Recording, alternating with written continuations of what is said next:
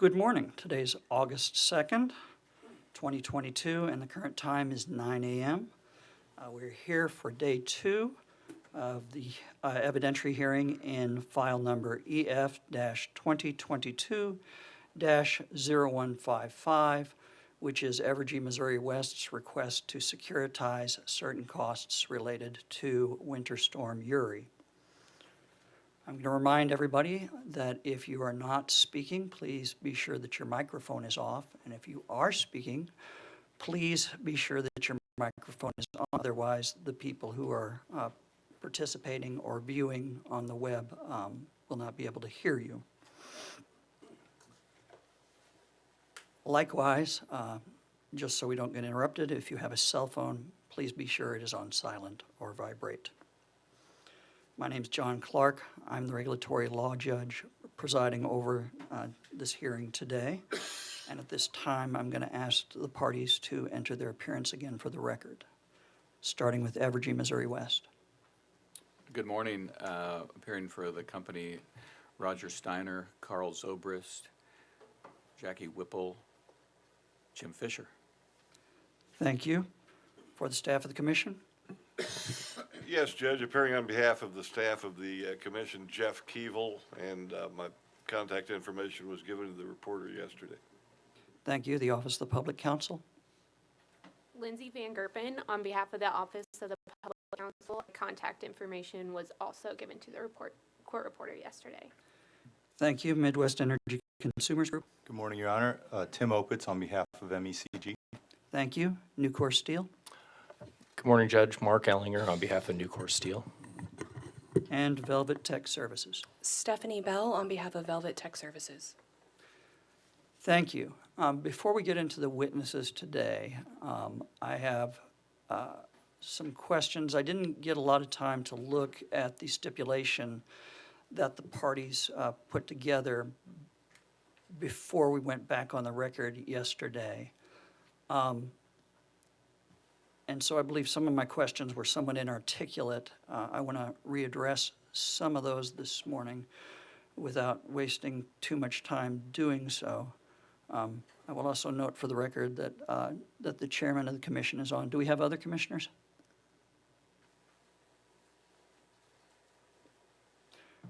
Not at this point, but I'm sure that others will be joining us. I guess I have some questions relating to things that, and therefore, these are primarily questions for Evergy. But if other people know the answer, they're welcome to chime in.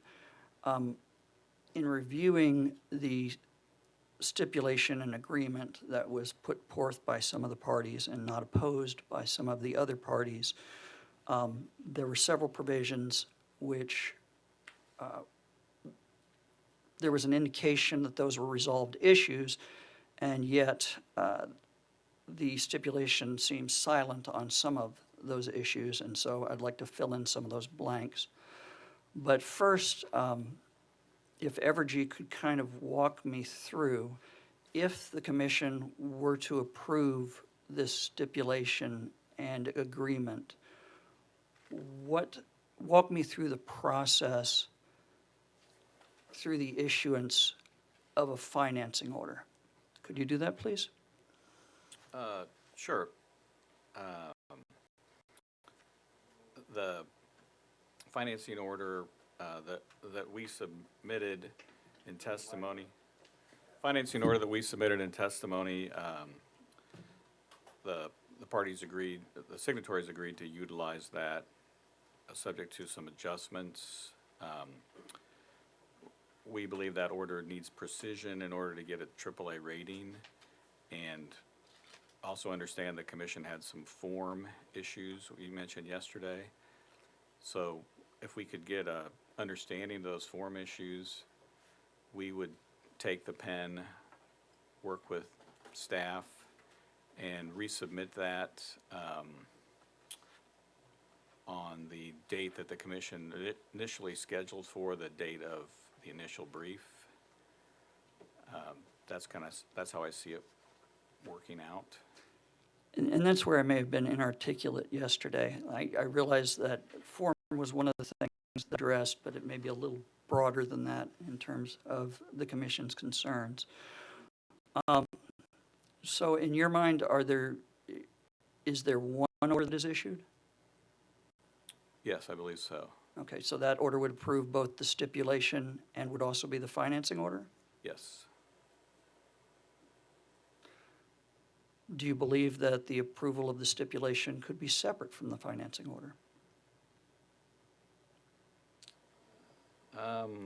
Could you give me a minute to confer? Absolutely.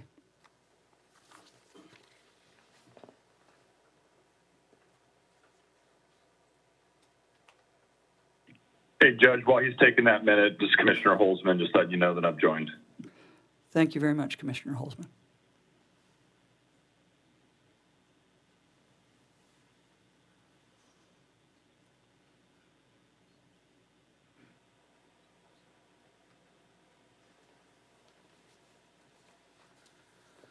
Your Honor, could I inquire of other company experts and get back to your question on orders? I'm not prepared to answer that. right Okay, now. and that's more of a curiosity of mine than anything else. I just was wondering whether it needed to be one order or whether it could be two. That's so. my initial reaction is it needs to be one, but I want to check with some experts. This is not an area of my expertise either. Okay, well, let's go for a second on the assumption that it would be one order. Given that the parties have agreed to utilize Evergy's order that was attached to Mr. Lundy's testimony, when you say utilize, what do you mean? Present it to the commission for its use. Judge, if I could jump in here, Keeble for staff. Mr. Steiner and I have spoken a little bit. We need to speak some more, but the way staff sees, I mean, we're using Mr. Lundy's order as a starting point, but staff and the company are going to need to get together between now and when we submit a updated, revised, whatever you want to call it, version of the Lundy order, with the briefs, I think, the initial briefs, I believe, as Mr. Steiner suggested. I mean, there will be revisions made to Mr. Lundy's order that is currently attached to his testimony. So I don't know where you're going with this focus of questioning, obviously, but I would caution you to, whatever gets submitted with the initial briefs may not look identical to what is currently attached to Mr. Lundy's testimony.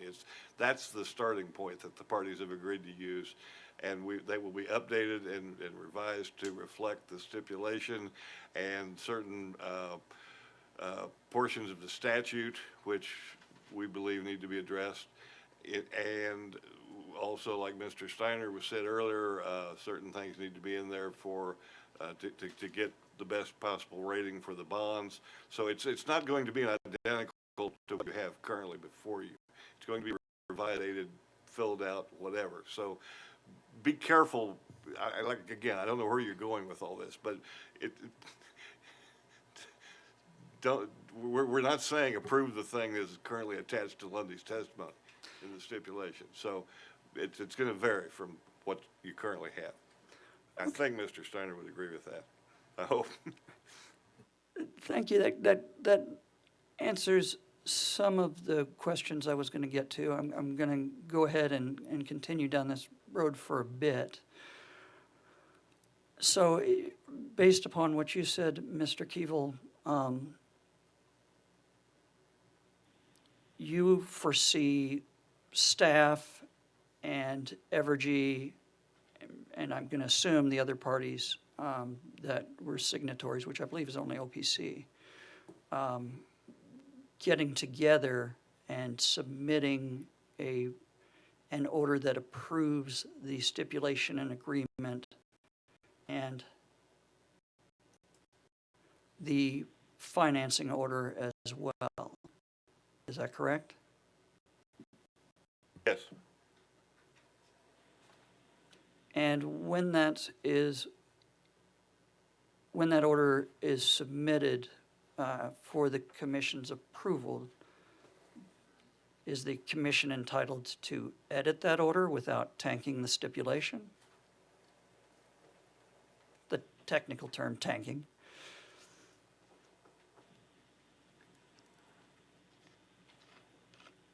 Well, keep in mind, there are going to be certain issues that aren't resolved by that order because certain issues are still going to hearing under the stipulation. The OPC issues and the rate design tariff issues are still going to hearing. So the commission's going to have to make decisions, and like it would in a normal case, on the contested issues. So those issues certainly won't even be, I don't know how we were planning to address them in the stipulation, frankly, but you're going to have to decide issues separate and apart from the draft orders provided to you. Yeah, I would agree with that, you'll have to do that portion of it for sure. Your question of whether you can do other edits, it is your order, so I think you can. We're just trying to, restructure it to address your form concerns, whatever, still have the precision that's needed that is sort of different than the order you would normally do because it's looked at by the rating agencies, by other entities to give opinions. There's certain things need to be in it that we would like to be in it so we can get the best possible rating, which helps the company, helps ratepayers, helps everyone. Okay, would it be fair to say, I'll just clarify, I'm trying to get some clarity, and the reason I'm trying to get some clarity is it's extraordinarily unusual, and I can't recall, since I've been here, certainly, any case in which the commission has not written its own order. And so this is extraordinarily unusual, this kind of request. Would it be fair to say that your concern is that if the commission were to draft its own order, that it might affect your ability to get a AAA rating? Yes. And is that staff's concern as well? Well, I mean, staff obviously wants to see them get the best rating possible.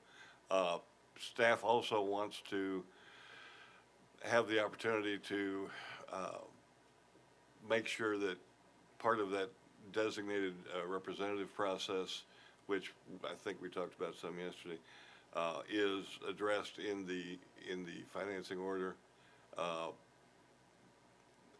in a way that staff believes is appropriate and statutorily compliant. So I'm not sure staff's concerns are critical to. I think they're somewhat similar. We're similar, but not perhaps wouldn't place the emphasis on the same issues as Evergy. But I think we do. I think share the same concerns. It's just maybe how we would rank them that would differ perhaps. But yeah, I mean, as far as the ultimate order, I mean, I'm not on behalf of staff. I'm not going to tell the commission it can't write its own order if it wants to. But I think the financing order process. I think there was some provision in the Empire case where the parties, I think staff and Empire provided proposed financing orders. So I don't think this is unusual in that regard, although I agree with you that this entire statute is, and the process and the procedure under this statute is, as I said yesterday, not completely traditional rate banking as it is in Missouri, because you have the financing order process, you have the go back to the staff designate, the staff representative involvement with the company prior to the issuance. There's lots of things in that statute that are not typically involved in Missouri utility rate making, and we're just, I think, all kind of stumbling through this the best we can, trying to comply with the statute and get the best result we can. Thank you. And it's not, I'm sure everybody's aware, it's not unusual in court cases for the parties to submit proposed orders. And I think that may have been kind of what was complicated. I think it's, as I said again, it's a little unusual. Well, I'm veering off. Let me take what you said so far and see if I can get some clarity on that. So based upon what you said, at least right now, it's contemplated that a financing order would, that is structured by the parties would be submitted with initial briefs, and that order would be somewhat incomplete in nature in that there would still be some contested issues for the commission to decide and draft. Is that correct? That's correct. Thank you. That's as much clarity as I believe I need right now on that. That may be as much clarity as possible, unfortunately. So Judge, you had a question about could there be one or two orders? Would you like me to find out an answer to that and get back to you? I am curious, so yes, if you could, I'd appreciate it. It doesn't have to be today. We will probably be here at, I don't know how long we will be here. Okay, I'll find out. My next question,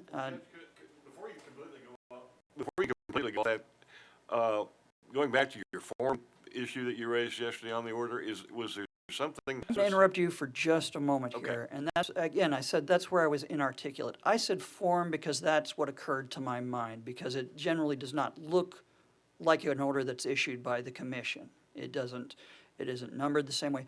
But I did not mean to express to the parties that form was the only commission concern with the proposed financing order. I'm just trying to get some clarity on just how much this order, as is going to be submitted by the parties, can be altered without, again, as I said, tanking the agreement between the parties. So that's kind of what I'm trying to get a sense of. And I think the parties have given me about as much as they can give me in that, unless they think of something else. Okay. My next question, in a similar vein, is to ask, I believe that's provision of the stipulation is regarding that financing order. And my question for the parties then is, if that provision were not there, do the parties still have an agreement?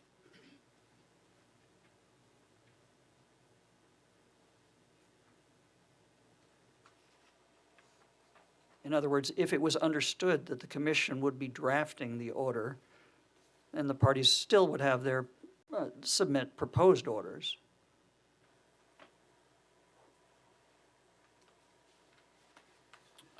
May I confer real quick? And Please take your time. This is an important issue.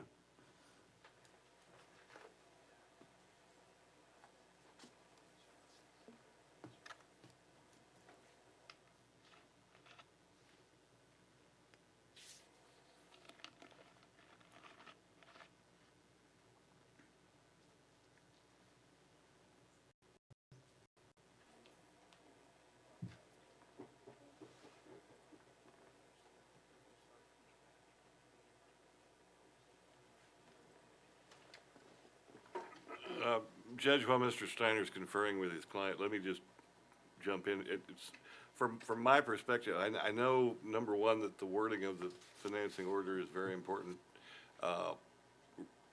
to achieve a AAA rating. And I would certainly want the opportunity on behalf of staff to submit at least staff's proposed. I guess at that point it would be staff's proposed rather than the joint thing that you're talking about, but at least a proposed financing order on behalf of staff with the initial briefs.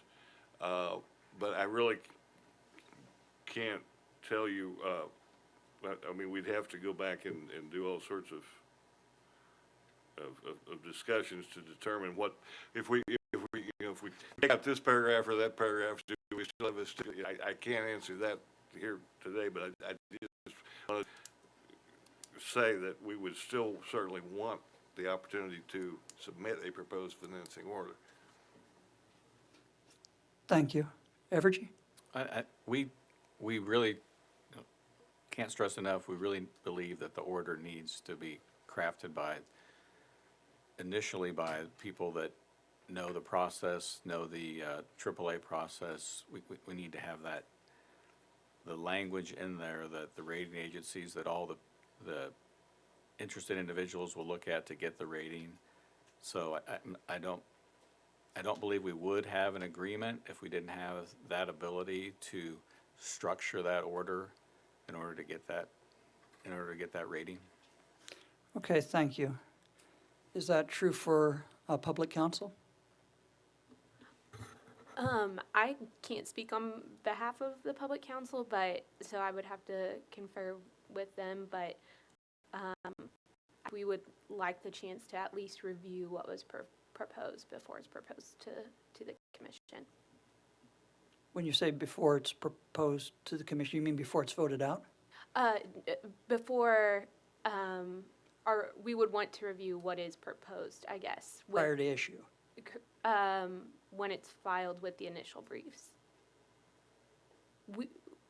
At this time, I do not believe that the public counsel plans to file a proposed financing order with their initial briefs.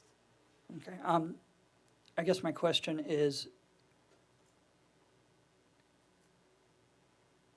public counsel still a participant and is still a signatory, or is still in agreement with the stipulation if you understood that it was to be a commission written and issued order and not necessarily the one that is submitted? I think, again, I can't speak on behalf of the public counsel to determine what the position would be there, but I do not believe that I think we probably would be, but I would have to verify that for sure. Okay, thank you. All right, I'm going to move off of that subject for a bit and go to what I said before, which is address some things that the commission has to make particular findings as to certain things required under the statute, and there were certain things which were not addressed in the stipulation, and yet it was represented that those were settled issues. And so I kind of want to go over those real quick and see if I can get a little more clarity on that. So in regard to issue 1B, which is what is the appropriate method of customary rate making absent securitization, that was not addressed in the stipulation I saw. So can somebody tell me how that was resolved between the signatories?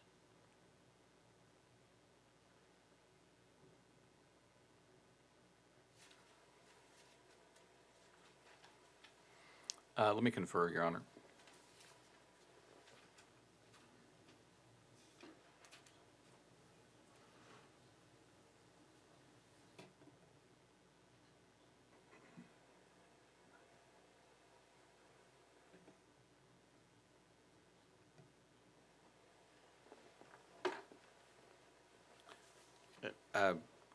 The agreement doesn't talk about that, but I believe it would be the position that was in our testimony, the AAO and the FAC. Those are the two customary ways of rate making absent securitization. Do the other parties agree with that?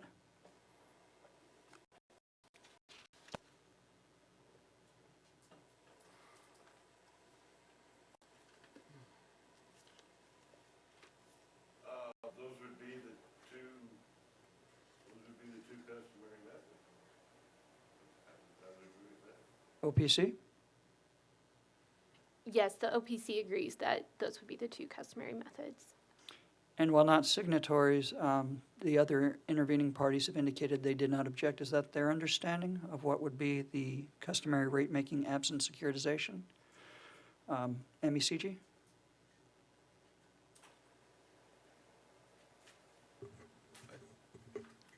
Customary rate-making absent securitization for extraordinary storm cost, I would agree, would either be an AAO or I don't think it would be customary to recover extraordinary storm costs through an FAC. But I think through an AAO would be the standard way in traditional rate making to recover extraordinary storm costs like this. And I assume you're referring to the vision of the FAC that allows for the removal of extraordinary costs.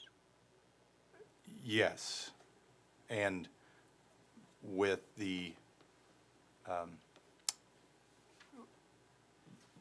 while not in this case, with the awareness that the company has sought or has filed an application for an AAO, I think before the securitization statute became effective related to these extraordinary storm costs. Nucor Steel?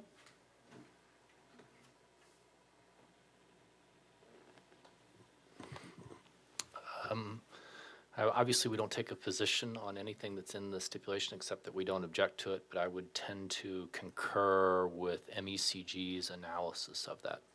Okay, if you don't take a position, that's fine. You don't have to. That's why I caveated Okay. it that way. All right.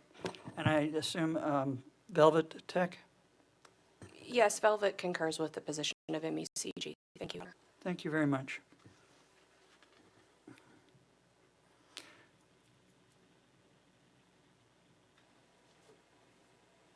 And I think along a similar vein, the stipulation doesn't address, and this is 1C, what is the customary method of financing? Yeah, let me confer on that one too. Okay, I'm not trying to be difficult. Oh, I'm no. just trying to fill in some blanks.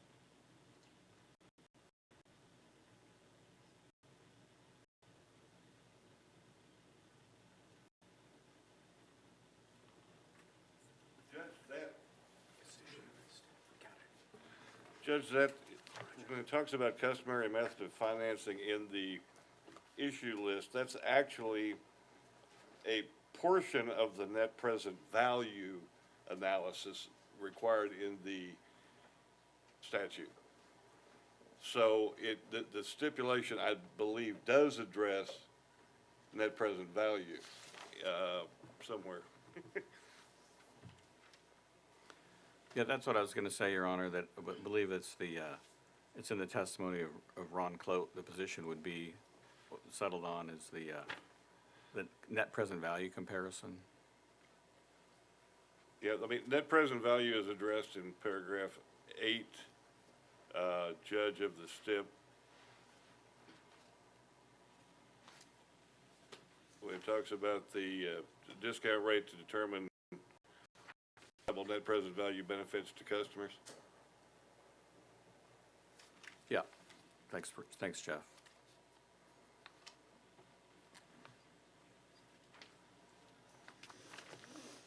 And you're saying that the customary method of financing is a component of that? Yeah, the customary method, if you look at the statute, the statute requires well, actually, that's a petition. The petition shall include, hang on just a second.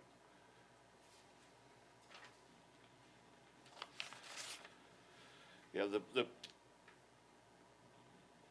petition is to include a comparison between the net present value of the costs that are estimated to result The comparison should demonstrate that the issuance of securitized utility tariff bonds and the imposition of securitized utility tariff charges are expected to provide quantifiable net present value benefits to retail customers. And that may answer my next question, but I'm going to go ahead anyway. What are the costs that would result from the application of the customary method of financing and reflecting the qualified extraordinary costs in retail customer rates?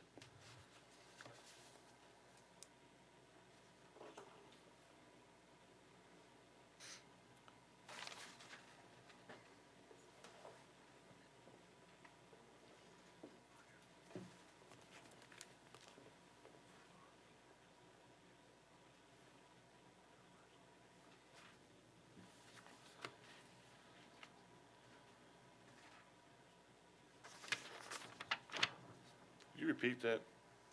Of course. What are the costs that would result from the application of the customary method of financing reflecting the qualified extraordinary costs in retail rates?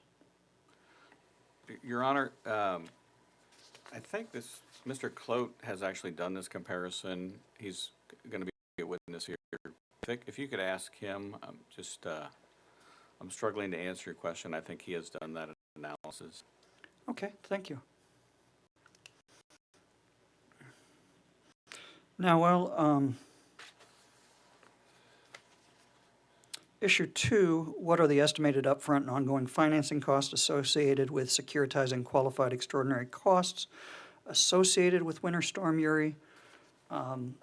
Ongoing financing costs are not listed in the stipulation. A financing order must include an estimate of financing costs where the financing cost is defined as a range of items. So I guess the question is, what are the ongoing financing costs?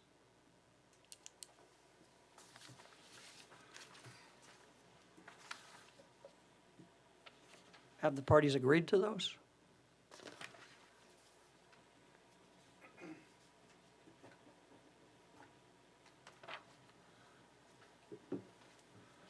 I'm going to have to confer.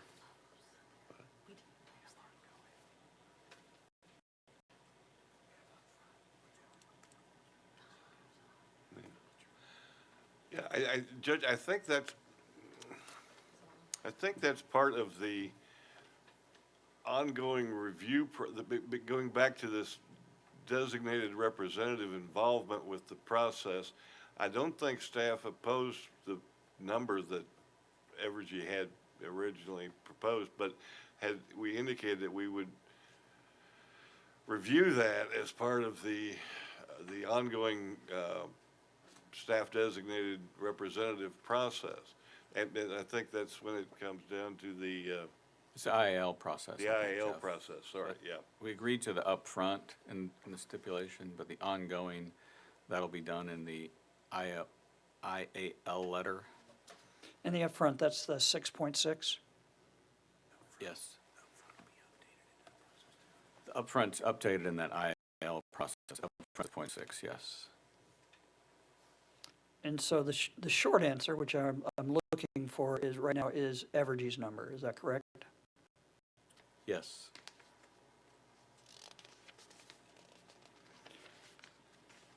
Issue 2A, what is the appropriate return on investment and treatment of earnings in the capital subaccount? That was not addressed in the stipulation either. Is there an agreement as to that? I'm going to have to confer. You may confer without asking me.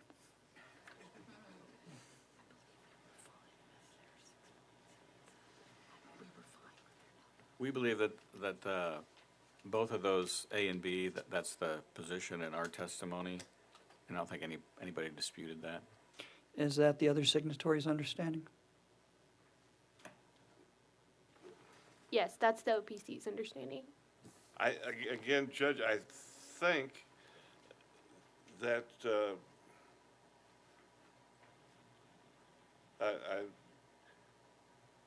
I was thinking that would be part of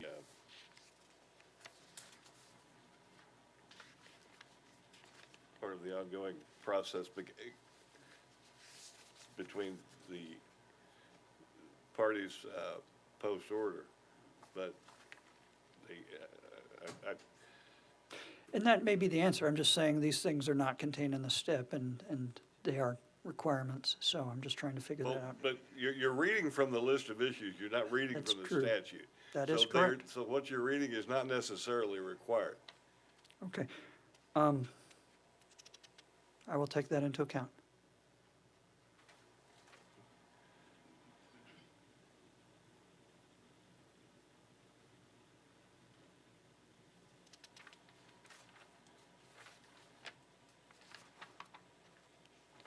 And as I indicated, these are issues that it had been indicated were settled, so I just want to know what the agreement was.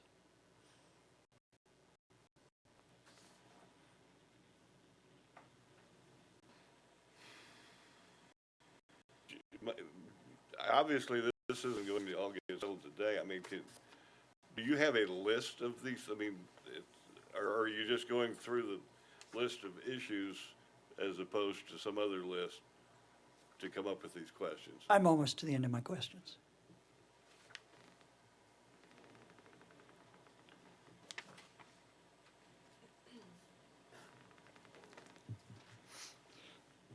Staff, you didn't answer. Do you believe that it's the Evergy's number in this case?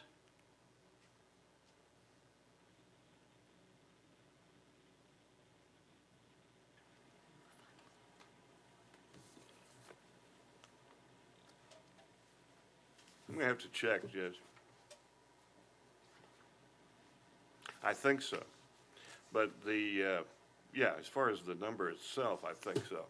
Okay, thank you. If that's the question, Yes, that is the question. okay, the number itself, I think we're okay with, yeah. And I think Evergy indicated that was for 2A and B, and I think OPC answered that. You also believe for 2A and 2B as well?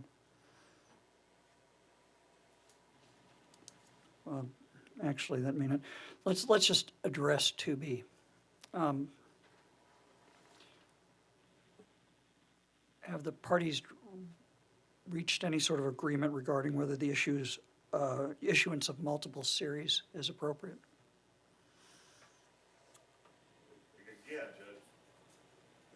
Again, Judge, that, to us, that is something that's going to be part of the discussion in the IAL process, which will take place later on between the parties. Okay, and I know I'm asking, that is an acceptable answer. Because I understand that the agreement, to at least an extent, is here's the agreement, and there's some details to be hashed out.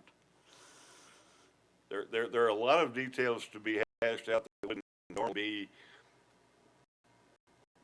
remaining to be hashed out because of the unique nature of this securitization statute process that has provisions in it that are unknown previously to the world of Missouri utility rate making, which is, like we've talked about, the ongoing collaborative process between the parties and the issuance advice letter, approval, disapproval process, and things that you don't normally have in Missouri.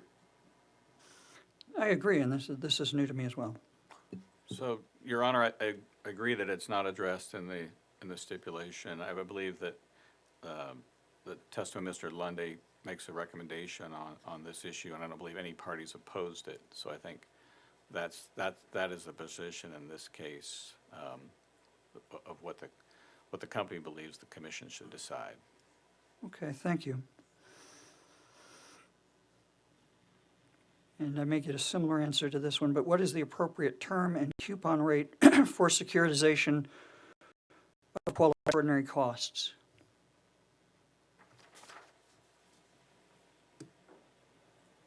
And that would be issue 3B.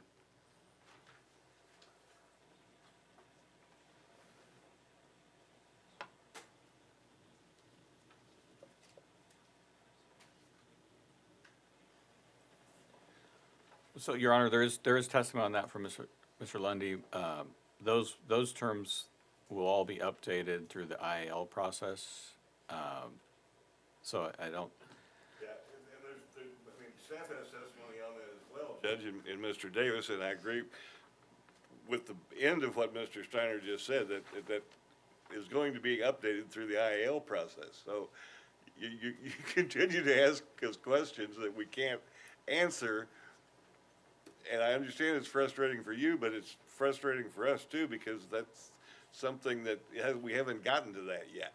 And because of not because we tried to duck it, but because of the way the process is set out in the statute. yeah, I mean, I think, as Mr. Keeble said, this is a new issue. I think we need the order to have the flexibility, which I think the proposed order does have, the financing order we submitted, so that those type of things can be changed as market demands dictate. We need the flexibility in that financing order so that that can be updated, and there's a process to do that with the IAL process. Thank you. And I can see the frustration level, and it's not my intent to frustrate.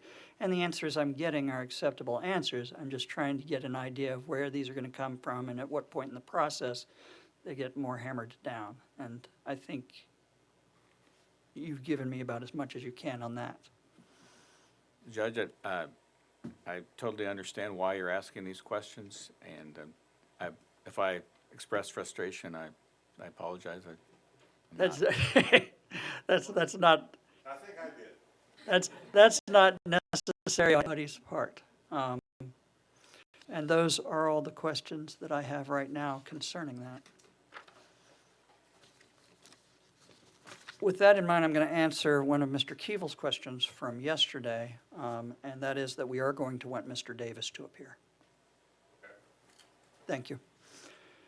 With that in mind, are there any preliminary matters before we get into witnesses that the commission needs to address? Your Honor, could I inquire of the other witnesses that we indicated the parties didn't have questions? If we could know who, if the commission has questions for any of those people. If they don't, we'd like to release those witnesses. I understand I don't have an answer for you at this time. I will get you an answer as soon as one has been made. Thank you. Any other preliminary matters that the commission needs to take up at this time? I hear none and see no hands. Therefore, Evergy, Missouri West, you may call your first witness. Evergy calls Ronald Clote.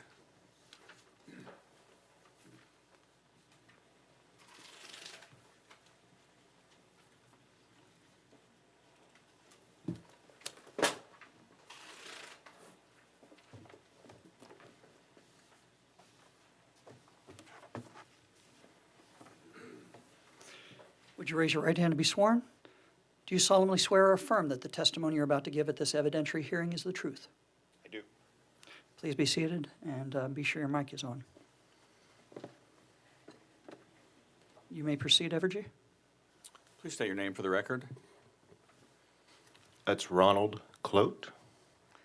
Mr. Clote, where do you work? At Evergy. What's your position there? I'm a Senior Director of Regulatory Affairs. Mr. Clote, did you cause to be filed direct testimony in this case? There is a confidential version marked 11 Exhibit 11C and a public version pre-marked as Exhibit 11P. I did. Did you also cause to be prepared surrebuttal testimony that's been pre-marked as Exhibit 12C for the confidential and 12P for the public? I did. Do you have any changes or corrections to that testimony? I do not. If I were to ask you the same question, 11. If I were to ask you the same questions in that direct and surrebuttal testimony, would your answers be the same? Yes, they would. Are your answers true and complete to the best of your knowledge and ability? Yes, they are. Your Honor, I'd like to offer into evidence Exhibits 11C, 11P, 12C, and 12P. Say that again, please. I'd like to offer into evidence Exhibits 11C, 11P, 12C, and 12P. Those are the direct and surrebuttal testimonies of Ronald A. Clote. Any objections?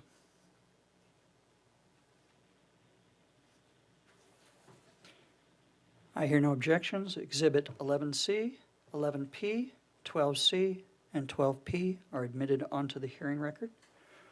I am going to say it this time because I don't believe I said it before, that there's a lot of confidential information in this case. If there's a need to go in camera, I may not immediately recognize it, so I'm relying to a large extent on the parties to let me know if we're getting into confidential information so I can go in camera. But those exhibits are admitted onto the hearing record. Go ahead. I tender the witness for cross. Okay, and going by the provided order of cross, I believe Velvet Tech, No questions, Your Honor. Nucor, No questions, Your Honor. MECG, No, thank you, Judge.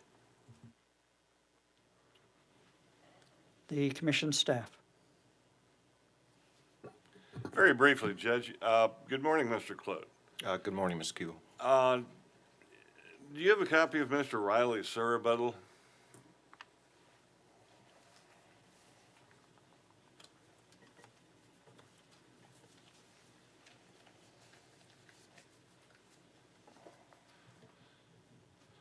Yes, I do. On page 3 of Mr. Riley's surrebuttal, I don't have a line reference, I apologize, but he begins, as company witness, Mr. Ron Clote, CPA, stated on page 23 of his direct testimony, and I stated, I being Mr. Riley there, stated in rebuttal testimony, there are no deferred income taxes associated with the Storm Uri securitization. Do you see that statement there by Mr. Riley on page 3? Yes, I do. Do you agree with that? No, that's not what I said in my direct testimony. In my direct testimony, I was simply pointing out that in the statutes there is a difference between the way deferred taxes are treated in regards to plants that are retired through securitization process and how qualified extraordinary costs are. There are deferred taxes associated with it. And in this case, we're dealing with qualified extraordinary costs. That's correct. And the statement in your testimony, was that in regard to the retirement of generating plants? That's correct. Okay, and you're saying there's a tax treatment difference between those two? There is. Could you briefly explain that? Sure. For a retired plant, there is an amount associated with the deferred tax net benefits and the net present value of the cash flows associated with that. That is not the total amount of deferred taxes. That is the net present value of that. That's associated with the retired plant.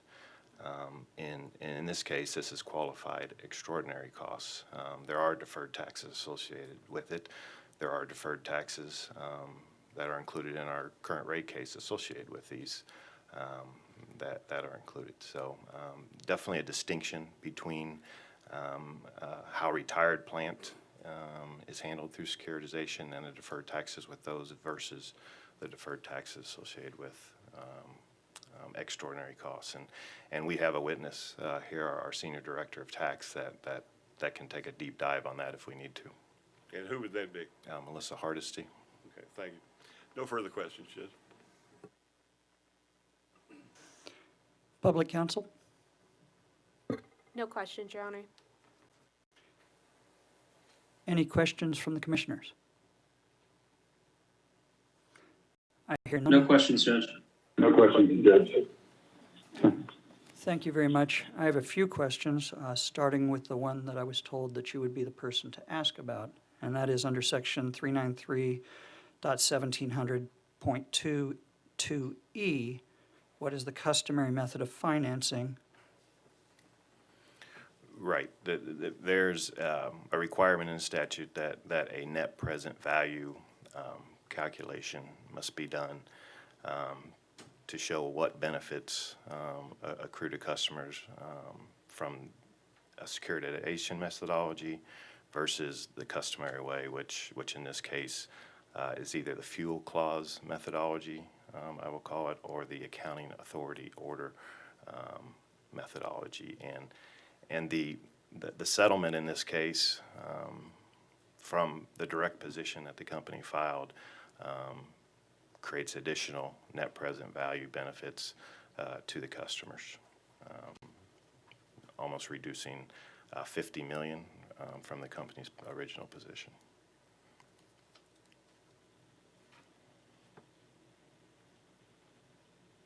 Okay, what costs result from the customary method of financing? Well, the customary method of financing, as disclosed before, are the fuel clause methodology or the AAO. Those would be the customary, and costs that would be embedded in there would be costs associated with the weighted average cost of capital. And in the securitization method, obviously there's a coupon rate that's associated with those.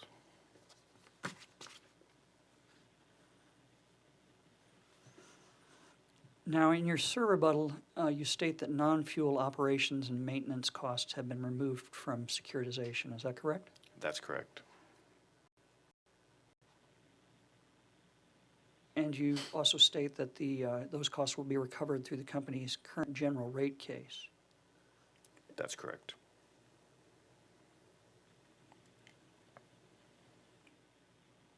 Is that true, assuming that staff's proposal is adopted? Yes, that they would either be recovered through securitization or through the general rate case, and we've removed them from the securitization calculation, and we'll request those in our true-up calculation in the general rate case.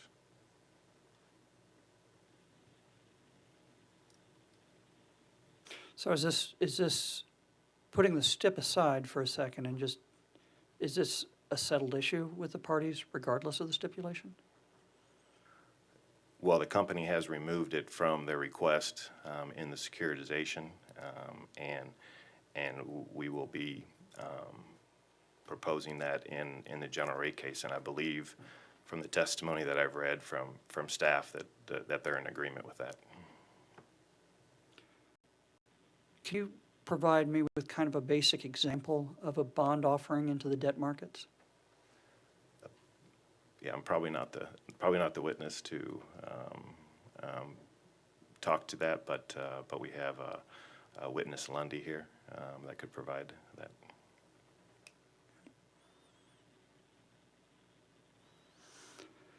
How does the pricing of the bonds correspond with the interest rate associated with the bonds that investors expect?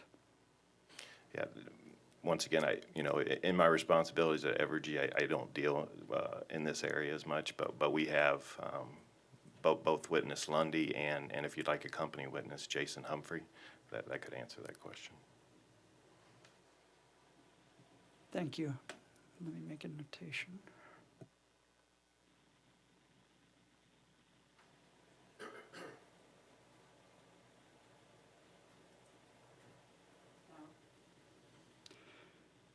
Your counsel in open yesterday said that Evergy still supported 100% recovery versus a 95-5 sharing that is proposed and I believe in the stipulation submitted.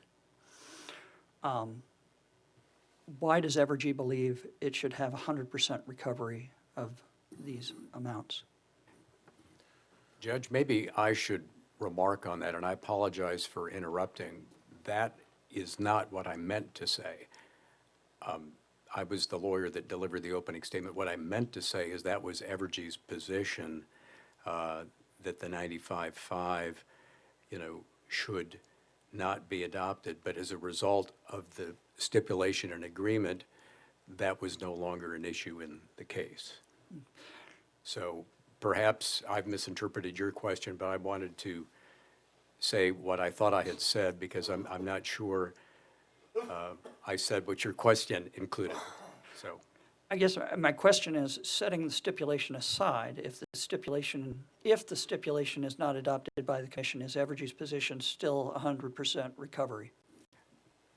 if that is the question, then that is the position of the company. Okay, I'm going to ask that of Mr. Clote because he's the witness. Absent the stipulation, why does Evergy support 100% recovery as opposed to the 95.5? Sure. As we stated in testimony, removing the storm costs out of the FAC and requesting an AAO. The 95.5 is a requirement of the FAC. It's not a requirement of the AAO.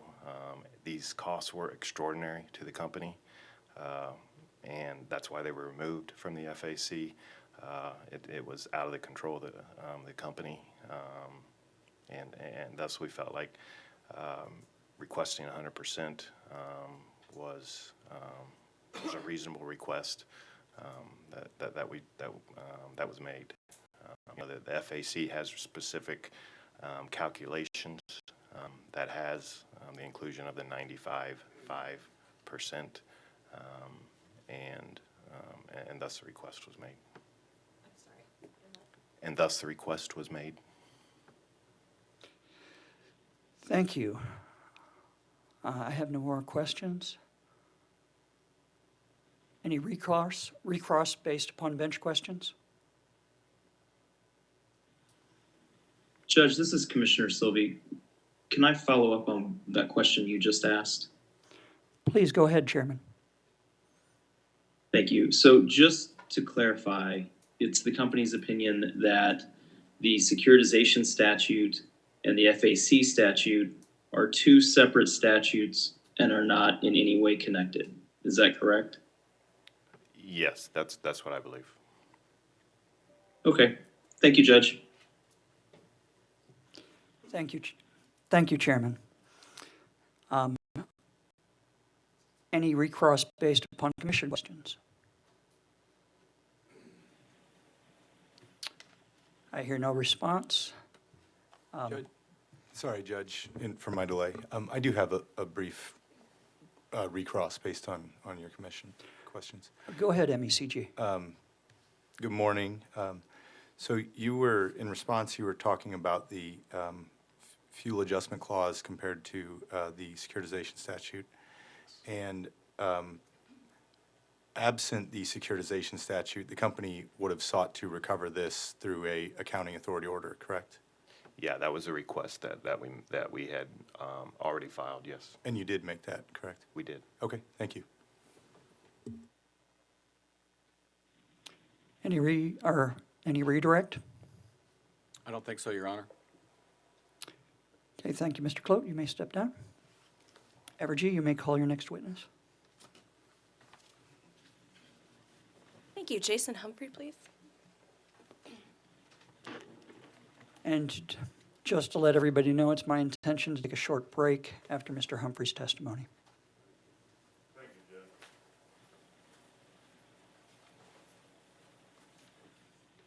Judge. Would you please raise your right hand to be sworn? Do you solemnly swear or affirm that the testimony you're about to give at this evidentiary hearing is the truth? I do. Please be seated. Evergy, go ahead. Please state your name for the record. Jason Humphrey, And who is your employer? Evergy. What's your position there? I'm the Senior Director of Renewables Development and Assistant Treasurer. Did you prepare direct testimony in this case on behalf of Evergy Missouri West, which has been marked as Exhibit C, 6C as in confidential and 6P as in public? I did. Did you also prepare rebuttal testimony on behalf of Evergy Missouri West, which has been marked as Exhibit 7C and 7P? I did. Do you have any corrections to your direct or rebuttal testimony today? I do not, thank you. If I were to ask you the questions from those testimonies, would your answers be the same? They would. And are those answers true and correct to the best of your knowledge and belief? They are. At this time, we would offer Exhibits 6C, 6P, 7C, and 7P into the record. Any objection to admitting those exhibits onto the hearing record? Exhibit 6C, 6P, 7C, and 7P are admitted onto the hearing record. Thank you, and we'll tender the witness for cross. Velvet Tech, No questions, Your Honor. Nucor, No questions, Judge. MECG, No, thank you, Your Honor. staff, None at this time, Judge. public counsel. No questions, Your Honor. Okay, I have a few questions for you. Well, let me ask first, any commission questions at this time? I hear none. No questions, Judge. Thank you very much, Commissioner Holzman. I have a few questions for you, and I'll start with the one that I was told that you would be the best person to answer, and that is, can you provide a basic example of a bond offering into the debt market? Yeah, a bond offering such as this will have a couple key components. The first of which will be the tenor of the offering. What I mean by that is the length of the offering. You could offer a 2-year bond, a 5-year bond, a 10-year bond, at which point you are anchoring in generally a risk-free rate of return or the U.S. Treasury for that period of time. So if you have a 10-year bond, we would anchor off of the 10-year Treasury, and then a spread would be applied to that Treasury relative to the rating of the bond which you are seeking. So in this case, we would contemplate a securitization transaction being AAA rated. So for ease of math, if the 10-year Treasury was at that day 1%, and you had an 100 basis points or 1% spread to that Treasury, we would then price our bond in this transaction at 2%, 1 plus 1. And generally, that is how a transaction is priced in the marketplace. Thank you, and that actually answered my second question regarding how the pricing of bonds corresponds to the interest rate. Now, in your SIR rebuttal, you state that no additional sensitivity analysis is needed due to interest rates increasing. Now, the Fed again recently increased rates by 75 basis points and has hinted that there could be more increases this year. Do you agree with that statement? I do agree with the statement I made in my SIR rebuttal testimony. In order to provide a range of rates that would provide net present value benefits to customers, Witness Lundy ran a break-even analysis that showed at what coupon rate securitization would still provide net present value benefits to customers relative to the two customary methods of recovery. What that showed was that even with the kind of conservative numbers that were used in our SIR rebuttal, which was a 4.5% coupon rate, that we still had, another couple percentage points of rate increase that would show that securitization is still the better net present value benefit option for customers. Given that we've removed $50 million from the request in the settlement agreement, we would actually create additional coupon sensitivity range where securitization would still be shown to have net present value benefits. So running a range of scenarios wasn't exactly the most efficient analysis to run, showing at what level those things would be equal and at what coupon you could withstand on securitization and still have net present value benefits was the analysis that we had Witness Lund run and showed that securitization up to very high coupon levels was still the best method of recovery. So, based upon what you just said, even though interest rates have increased and could increase again, you still believe that there is no need to provide any additional sensitivity analysis. Is that correct? Correct. The break-even analysis that Witness Lund runs shows the entire range of coupons, the entire sensitivity, as long as we're below that threshold.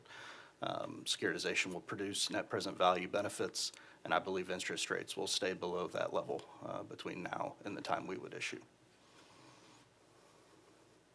Thank you. In question, or in Schedule JOH-1, and do you have that?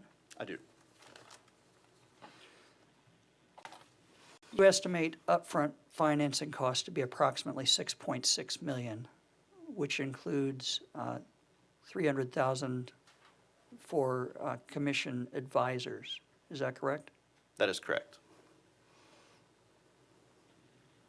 Does Evergy plan to update this amount to reflect all of the commission advisors? Yeah, this is one of the set of schedules that will be updated through the issuance advice letter process. So after a financing order is issued, we will go through updating the issuance advice letter right up until the actual issuing of the securitized utility tariff bonds. And so these numbers would be updated with actuals throughout that process. At what point are they finalized? The issuance advice letter is submitted to the commission within 5 days or less of the financing being done. We've had some discussion on making sure that language is pristine in the proposed financing order, but that's updated right up until we actually go and issue bonds and then provide the final IAL to the commission. Thank you. I don't have any other questions at this time for you, Mr. Humphrey. Any recross based upon commission questions? See none? Any redirect? None. Thank you. You may step down. Thank you.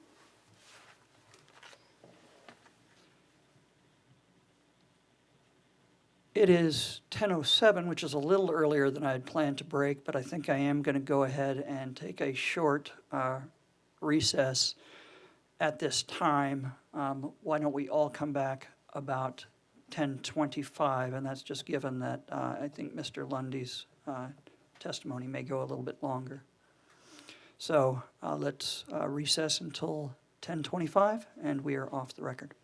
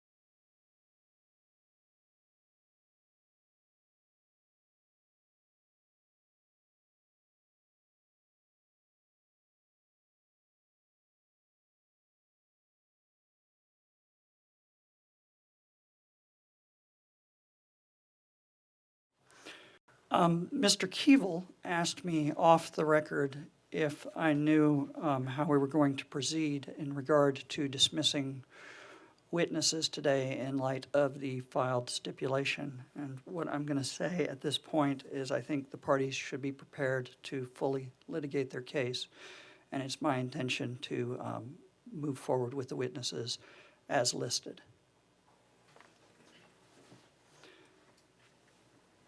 With that in mind, Evergy, you may call your next witness. Evergy calls Stefan Lund. Mr. Lund, would you raise your right hand to be sworn? Do you solemnly swear or affirm that the testimony you're about to give at this evidentiary hearing is the truth? I do. Please be seated. Evergy? Thank you, Judge. Please state your name Stefan Lund, and spell your last name, Lunde, and by whom are you employed? Citigroup Global Markets, Inc. Mr. Lund, can you please speak into the mic? Is that better? Yeah, you're going to want to move it closer to your mouth. It really doesn't pick up unless you're pretty close. So the answer was Citigroup Global Markets, Inc. Okay. And what is your position with Citigroup? I am a director in the securitized markets division. And did you cause to be prepared in this proceeding direct examination marked as Exhibit 13 and surrebuttal testimony examination marked as Exhibit 14? I did. And am I correct that there are not any confidential provisions within those exhibits? There's no confidential provisions, yeah. Do you have any corrections or changes to Exhibit 13 or Exhibit 14? I do not.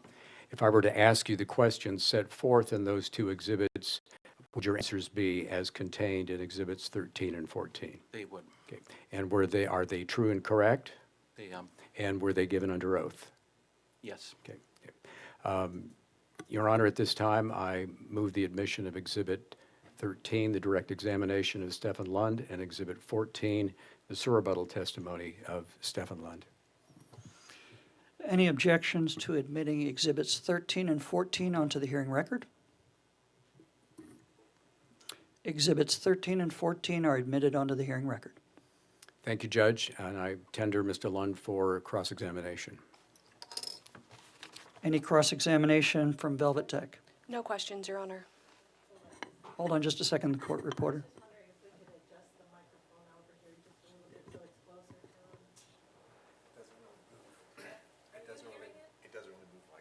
Or do I need to move Can we go closer? off the record for a moment?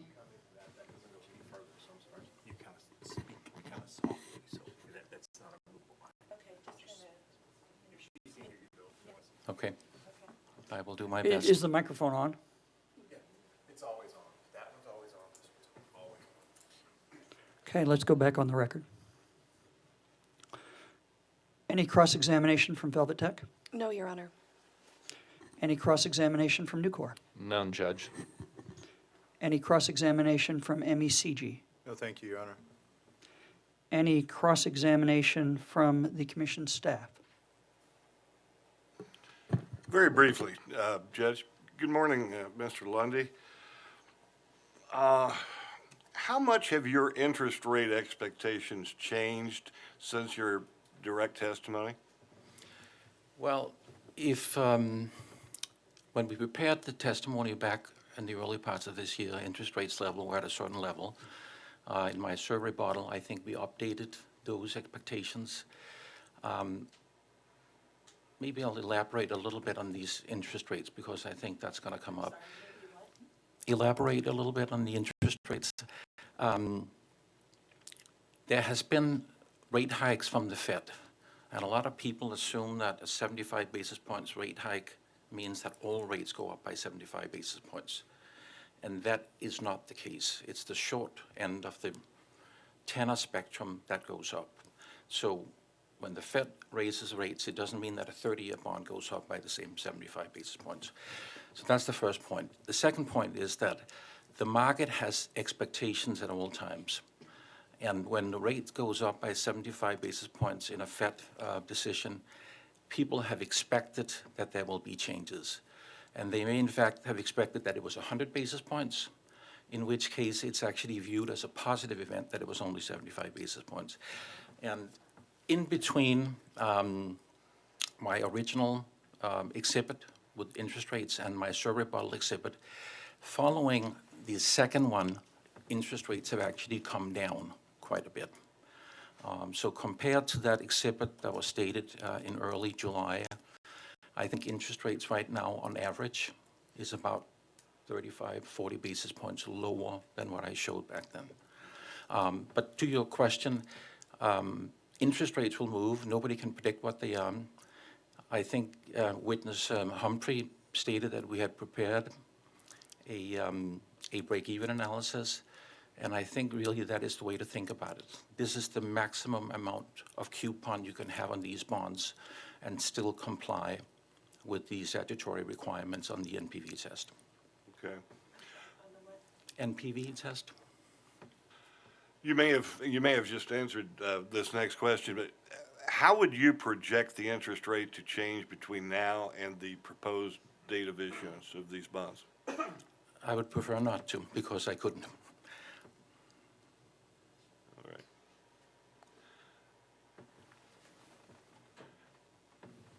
Let me ask, would your you mentioned the break-even analysis there. Would your break-even analysis change if you used staff's estimate of carrying costs of 5.06%? And when I say I'm not referring to the stipulation here. This is going back to the testimony. Using a different discount rate, is that what you are proposing? Different carrying cost percentage.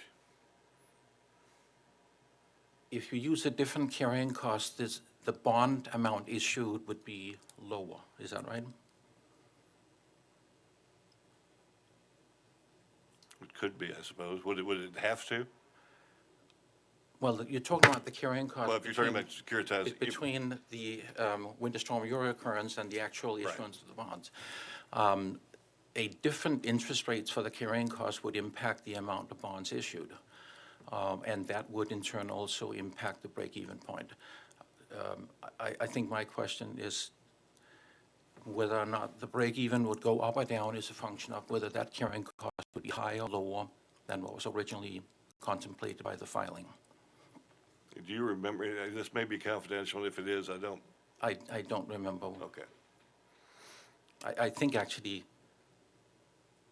I think it was at the 8.9 in the original filing, so a lower carrying cost would mean a lower securitizable amount, and therefore the break-even coupon would be higher. Okay. In your surrebuttal testimony, the term of and I wish I had that in front of the term of the FAC method you show as a 21-year term for under the break-even analysis. Why did you use 21 years instead of 20? I used that because that came from Witness Clote's testimony. Okay. Let's see here. Hopefully this never happens, at least in Missouri. But how would the capital markets react to the issuance advice letter being rejected or disapproved? I don't think that has ever happened in a rate reduction utility securitization bond transaction. And I think it would be very unfortunate for all parties involved, the utility, the banks, the underwriters, and probably most importantly for the state of Missouri, because I think any future attempts to do a securitization would be impacted negatively.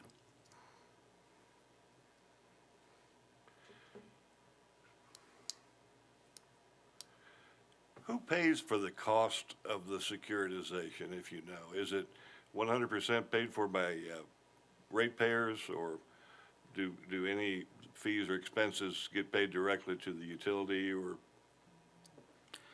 Well, the securitization utility tariff charges is a line item on the bill and therefore paid by the ratepayers. Paid by the ratepayers, okay.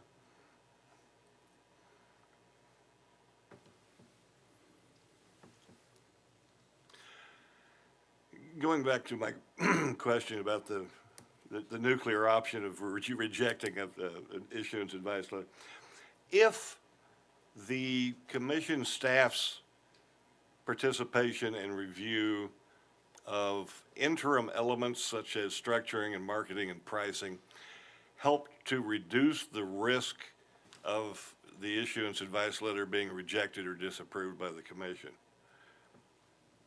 Would that help reduce investor risk or investor view of the risk of the marketability of the bonds? 2 points. The first point I want to make sure is clear is that the issuance advice letter is delivered to the commission sometimes actually on the day of pricing, but certainly no later than the day following pricing. So I want to make that clear. I think the second point to your specific question, I don't think the investor community thinks about the risk of a rejection of the issuance advice letter, and therefore, essentially a termination of the transaction. I think everybody anticipates that this is going to go forward, as it has been the case for $60, $70 billion of deals in the past. I think it's more a reaction if there ever was a scenario where it was rejected, where you would see investor concerns about future deals. Would you agree that it would certainly be preferable to take whatever steps necessary to reduce the likelihood of the issuance advice letter being rejected? Yes. Okay. I think that's all I have for Mr. Lundy. Thank you. Thank you. Any cross from public counsel? No, thank you, Your Honor. Any commission questions? No questions at this time, Judge. Thank you, Commissioner Holzman. No questions, Judge. Thank you, Chairman. I do have some bench questions for you. Can you explain to the commission the process to structure, market, and price bonds once the financing order is approved? Sure. And there are many aspects going into that. The first thing is to develop an offering document, a registration statement that is filed with the SEC that outlines the transaction. The second part of it is to engage with rating agencies to go through the process of getting ratings on the bonds that will be issued. The third step is really when you enter into active engagement with the investor community. And what we typically do is we prepare a investor presentation that in a summary form outlines how the transaction is going to work. We typically have the company do an audio recording for that presentation that is made available through a website where people can go in and see those pages and they can actually hear what the presentation is all about. You can skip pages, go back and forth. But we also, as part of that process, engage directly with investors. We have a sales force at Citi that would reach out to all the investors that we have on our, register.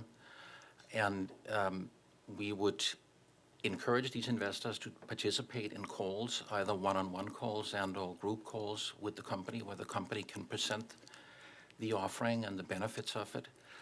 And that is really sort of leading us up to the point where we start talking about pricing with investors. That is done in various steps. The first one is that when we go out to the market and announce that we are planning on doing this transaction, we would provide initial price talks. This is what we think is price talks. Talks. This is what we think is a good starting point for engaging the investors in this transaction. We will start building up the book, i.e. getting orders in from investors. When we get to a level where we are confident that this transaction can move forward, we will announce the transaction, which really means officially we are now going forward with this transaction. At that point in time, we typically will provide what we call guidance, which is another set of price numbers. And usually when I say pricing, I'm talking about a spread over a benchmark. We will continue, hopefully, building up the book, the investor book. And once we hopefully sufficiently oversubscribe that we can see that this transaction can close, we may also take the step of do a test. And a test is a process whereby we may have provided guidance at a spread of 100 basis points. But if there's significant investor interest, we may actually be able to say, we think this deal can get done at 90. And we will go out and test with the market whether there is sufficient interest to get this deal at a lower price than what we originally provided guidance at. And that's really the steps that we are going through in order to deliver on one of the single most important statutory requirements here, i.e. getting the lowest possible cost to the ratepayers. Did that respond to your question? It did. Would meetings to select underwriters or other deal participants be a part of that process? That would be part of the process for the company. And you know, they ultimately will be making the decisions about who will be the underwriters. What about rating agency presentations or meetings? That is typically something that the lead bank would work together with the company on preparing. Typically, and just for clarification, typically there's one single bank that is doing most of the heavy lifting, putting together the presentations, working with the lawyers, and et cetera, et cetera. When it comes time to actually sell the bonds, you may supplement that bank with one or more other banks that will help in actually selling the bonds. Okay, would that process also include regularly scheduled meetings or calls with the financing team or working group? It would be very, very usual for us to have calls with the company, and if, depending on the state, there are different requirements with respect to what involvement the commission have. But, you know, we certainly welcome the commission involvement, and if there's a representative of the commissions that, you know, want to be part and listen to those, we have no problems with them. Would that process also include distribution of documents, including indentures, servicing agreements, offering document, purchase agreement, marketing materials, and rating materials? I think that, again, I'm speaking broadly now based on what I have seen in a number of different states. I think that the rating agency process is typically something that is done by the company and its lead bank. I think when it comes to investor interaction, that is something that very often involves commission representatives. Okay, so when you're talking about, when I asked you to describe the process of structuring, marketing, and pricing the bonds, you seem to indicate that a lot of that involved interactions between the company and somebody else, but not necessarily, this is not necessarily part of the overall process. Is that correct? I'm not sure I totally followed you. You seem to indicate that some of these activities took place between the company and other I hesitate to use the word parties. Entities. Would you consider those activities to be part of the process to structure and market those bonds? I think so, but I'm not 100% sure I follow your question. So I apologize. What has been your experience in other similar securitization transactions with how the commission may have the interest of the ratepayers represented during the marketing, pricing, and structuring phases of the bond issuance? It has been very varied. There are certain states where the commission is relatively uninvolved. They issue a financing order, and then they are pretty hands-off until that issuance advice letter comes in. And that's probably one end of the spectrum, and at the other end of the spectrum, you have significant involvement. And you know, California is an example of that has a very detailed set of requirements with respect to what is expected relative to the commission and representatives of the commissions and the advisors. But I think it ranges, and each state has its own procedures.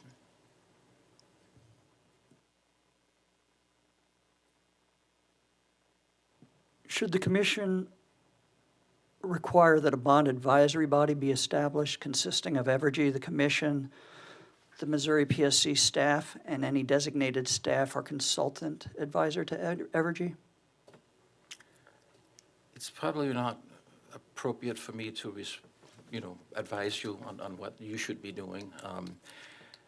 I think the legislation sort of lays out what the parameters are for the role of the various different parties, and maybe I'll leave it at that.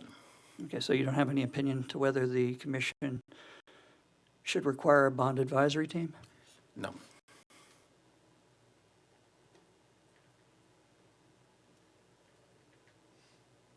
Well, Evergy has the responsibility regarding structuring, marketing, and pricing of the bonds.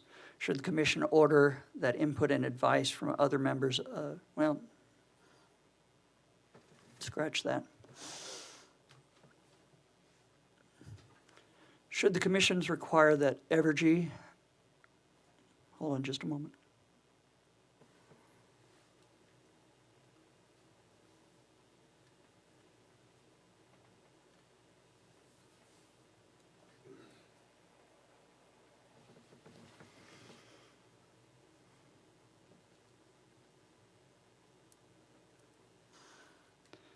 Should the commission require that Evergy and the underwriters and an independent financial advisor deliver to the commission independent written certifications without material qualifications confirming what they have done has in fact resulted in the lowest cost of funds and the lowest recovery charge consistent with the market conditions at the time of bond pricing? There are multiple states where that is part of the legislation and the requirements, and we at City have done that, and I think that we have no objection to doing that as long as it's done following the customary process procedures that we have seen in other states. And there are always certain assumptions that goes into those letters, and that's very, very common, and most law firms that are involved with this business are very familiar with the standards that's going into those letters. Do you believe that's appropriate? I do. What conditions or requirements are the underwriters typically willing to certify to? We are working within the constraints of a financing order and a legislation. And we, as an extreme example, we could say we would want a longer tenor or a shorter tenor. We would want to do this or we want to do that, but that may not be possible within the constraints of the financing order and legislation. And those are the kind of things that we would say that it's consistent, for instance, with the requirements of the legislation and the financing order. That would be one example. So you believe the underwriter would be able to certify that? Assuming that we are the underwriter, I think we would, yeah. Okay, let's look at this from another angle. What conditions or requirements would the underwriter not be willing to certify? I'm not a lawyer, and I will tell you that at the end of the day, any certificate like that would be subject to review by both our in-house and external lawyers, and they probably could respond much better to that question than I can.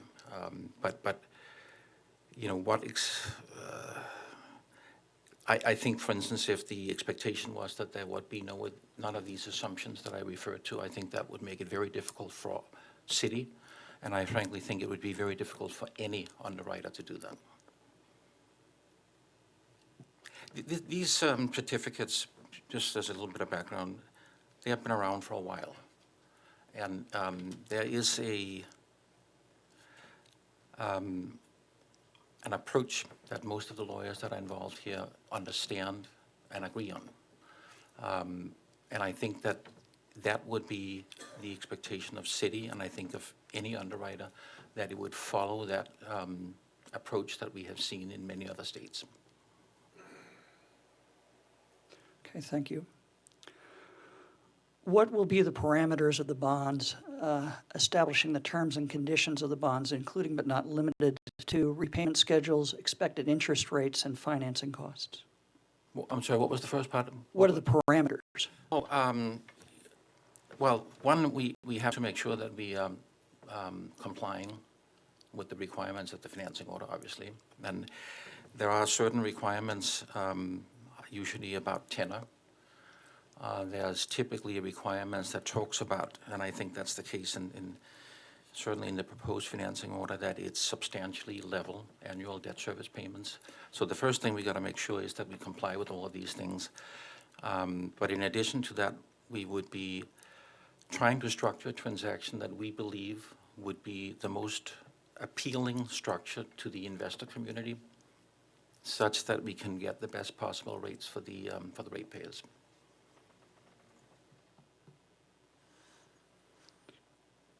Should a procedure be established that allows or requires the Commission's staff to audit the ongoing financing cost post-issuance of the bonds? And that'd be inclusive of costs such as servicing fees, return on invested capital, accounting fees, legal fees, rating agency surveillance fees, and indentured trustee fees?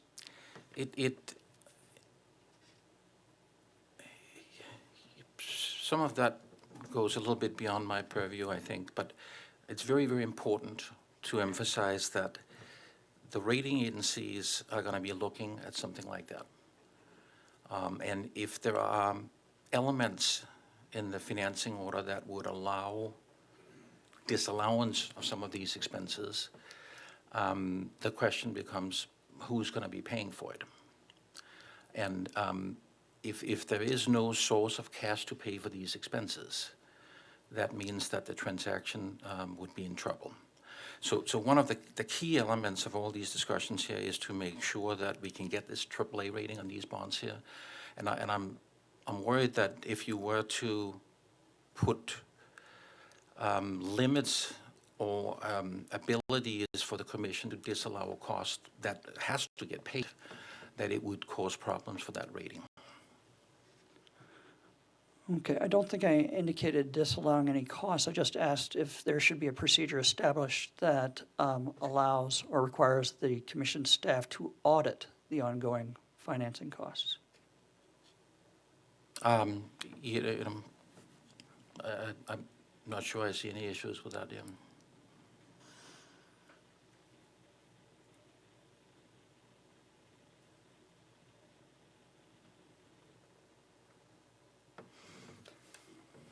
The proposed financing order allows for the issuance of securitization bonds in one or more series, with a financing order to be established at the issuance of each series of bonds. In your testimony, you state that you expect the bonds to be issued in 2 or 3 tranches to target specific investors, but you do not provide a similar expectation that the bonds would be issued in multiple series. Is there a potential that multiple series of bonds will be issued? It would certainly not be our base case expectation. I think when we prepare these financing orders, you know, we are sitting here today talking about it, and eventually there presumably will be a financing order. But once you have that financing order, it's almost impossible to deviate from that. So what we try to do is to, appropriately so, have flexibilities to address market disruptions. It could be that this is not the largest transaction that has ever been done, but it could be that for whatever reason we decide that doing the full $307 million is not advisable at this point in time, so we're going to do 150. That is possible. I don't think that's an expectation we have at this point in time, but we do like to have that flexibility because at the end of the day, Everybody is trying to make sure we get the best possible deal for the ratepayers, and that flexibility could be an element of achieving that objective. Okay, so would it be incorrect for me to say that your answer is that you don't at this point foresee multiple series, Don't. but that could happen? It could. Under what circumstances would the company need to issue more than one series? It would be if, for whatever reason, we could not place the full amount of bonds at the pricing we would like to do. Would that require the submission of a issuance and advice letter for each series? I believe the way it works, and I'm no lawyer, but I believe the way it works is that for each issuance, that would be a separate process. So if we do 2 series at different times, that would be issuance advice letters for each of those series. Now, if multiple series are possible, would there be increased costs from the issuance of bonds at different times in more than one series? There could be, yes. Under what circumstances? Some of the cost upfront and ongoing are sort of driven by volumes. Others are fixed in nature. But if you had 2 separate series, you probably need 2 separate ratings. And it's possible that that could end up in incremental rating agency fees, as one example. There's legal expenses associated with these transactions, while a second series presumably would be largely a copy or a clone of the first series. You still would have to prepare additional documents and what have you. So that could be incremental expenses, and I think these are all considerations that we would take into account if we, against all expectations, were to consider doing a second series. I don't think this is very likely. If that did occur, how would those costs be recovered? Through the securitization. So it would affect the pricing? It would affect the securitization utility tariff charges. Ideally, if we were to do 2 transactions, it is probably because we believe that doing the full amount in one deal would raise the price, the coupon on the bonds, and that it would be advisable to do a second series. And we would do that because, taking into account all the factors, coupons, incremental cost, that we think that would be a better result for the ratepayer.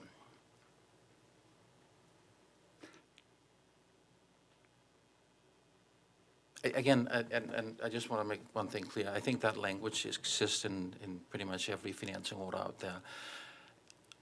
I can't remember a scenario where a second series was issued unless it was because incremental securitizable cost showed up. There has been a couple of cases like that, but it is very unlikely that this would happen. But I think, as I start out saying, I think we do that because we want to make sure that there is some flexibility to achieve the objectives of the statute. Thank you. Now, in your testimony, you indicated that you had structured a scheduled final payment date for securitization bonds around 15 years after the closing, with a legal final maturity rate around 17 years after closing, and that's subject to change based on market conditions at the time of issuance. Also, in your testimony, you indicate that the reason for the legal maturity date is to allow a period of time which securitization charges can be allocated to make up for any shortfall in collections during the 15 years before the scheduled final payment date. Can you explain the consequences if the securitization bonds are not fully paid by the legal final maturity date? That's a default. So, and let me elaborate. In your example of 15 and 17 years, if the bonds are not fully paid after 15 years, that is not a default in and of itself. You have the ability to defer principal payments, but you can only do that up till the legal final maturity date. And if you don't pay back the bonds in full by that date, it becomes a default. So the reason why we have that 2-year period is to, if the unexpected happens that we go beyond the scheduled maturity, we can, through the true-ups, and there are increased true-ups allowed at that point in time, we can make sure that we don't end up in a default scenario. Okay. Should a financing order be more explicit in requiring the company to seek, bill and collect the securitized utility charges as a servicer on behalf of the bankruptcy remote special purpose issuer until the securitization bonds issued pursuant to the financing order are paid in full and all ongoing financing costs of the bonds have been recovered in full? I'm sorry, that was a long sentence. Allow me to shorten it a little bit. It is a long sentence.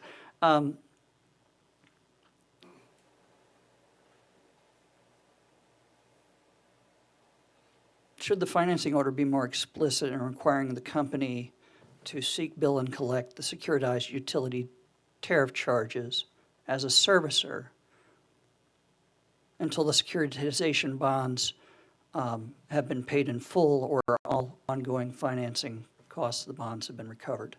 I think the financing order is pretty specific that that Evergy is obligated to act as servicer of this transaction. There are certain scenarios where there could be a replacement servicer. It could be that Evergy defaults in its obligation under the servicing agreement. That's very unlikely, but it's possible.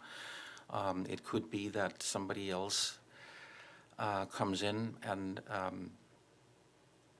assumes the delivery of electric services in that service territory. I think the financing order is very explicit that this new service provider would be obligated to collect and bill and pay over to the trustee account all securitization utility tariff charges that would be coming in. So I think it's pretty specific and certainly is consistent with other financing orders that has gone through both the process with the rating agencies and investors. Okay, so it sounds like your answer is, as to Evergy's proposed order, you believe that it is explicit in regards to that. Do you believe that any commission order, if the commission issues a financing order, should be explicit as to that? I think that the financing order as we proposed it, I think we are feeling comfortable with that.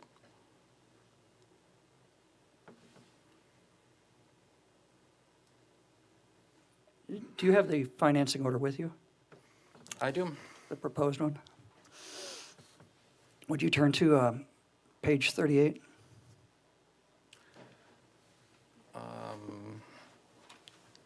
Just to make sure that I have the right page, is that the one that starts with number 69 at the top? Yes.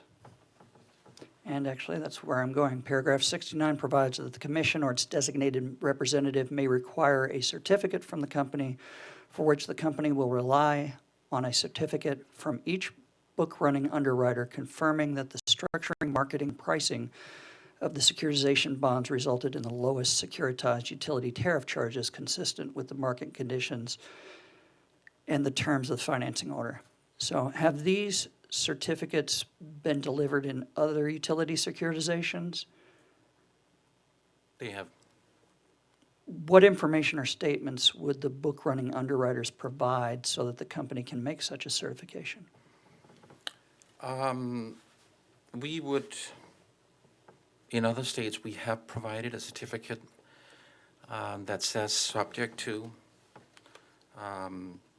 certain assumptions and carve-outs, that the transaction, to the best of our knowledge, would be consistent with the lowest possible price, subject to, and I think that as usually talks about, market conditions and the terms of the financing order. Those would be part of that sentence. Market conditions and the terms of the financing order. So that's pretty standard language. Should the financing order include a form of underwriter certification together with the form of the issuance advice letter?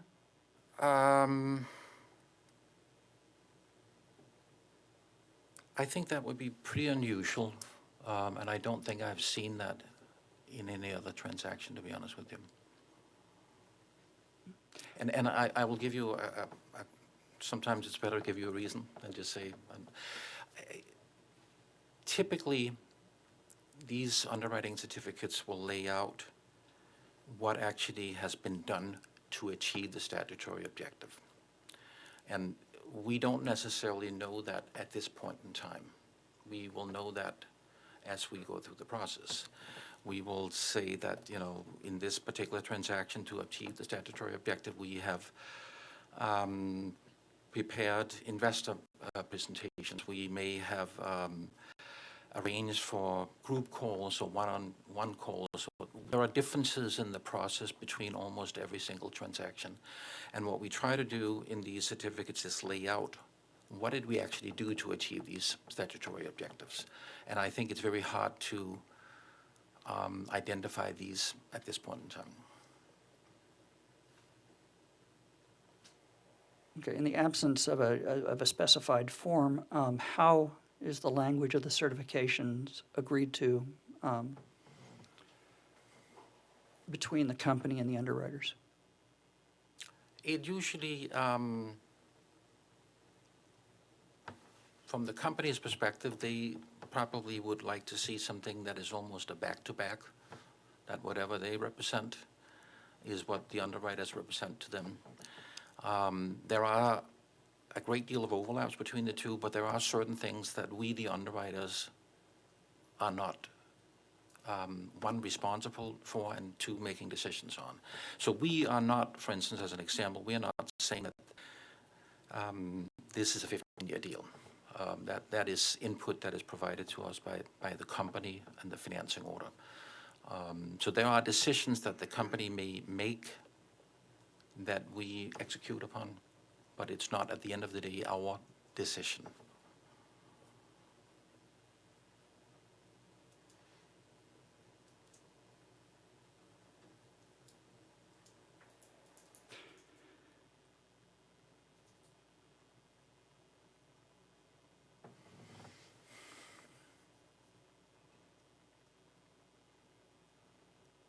So can you walk me through that process just a little bit? So the underwriter submits certifications to the company, and the company submits those to the commission? I think if I'm not mistaken, the legislation says that the company submits a certificate to the commission. I think it also says, based on what you just quoted, that it may be based on a certificate that the company receives from the underwriters. And that certificate from the underwriters will, to a large extent, be similar to what the company provides to the commission. But there may be differences, and those differences are driven by the fact that there may be things that we, the underwriters, are not the decision maker on. We are taking instructions from the company to do X, Y, and Z. In the extreme, while we make recommendations to the company, when it comes time to, I went through the different pricing steps, initial price talks, guidance, testing. We make recommendations to the company, and we say, this is what we think makes sense to do. But we are not making the decision to do this, because it's not us that's issuing the bonds.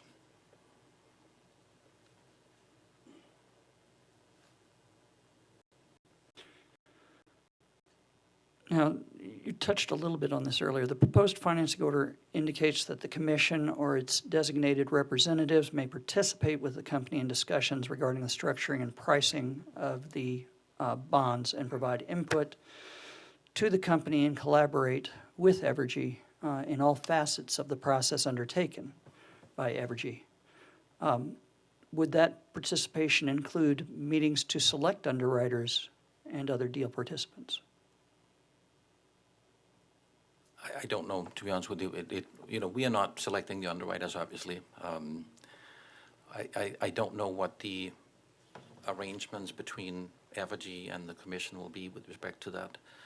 My understanding, again, I'm no lawyer, but just reading the legislation, I think that it says that input can be provided by the commission, but the decision ultimately is the company's. But again, I'm no lawyer, so what do I know? Do you know if that participation would include being present at rating agency presentations or meetings?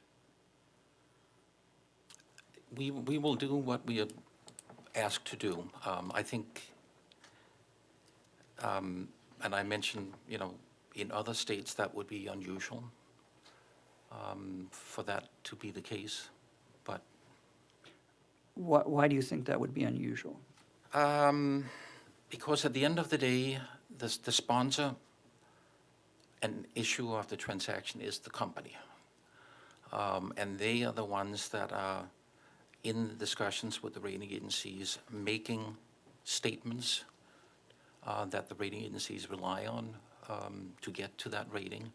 And I don't think that a third party can be part of that process.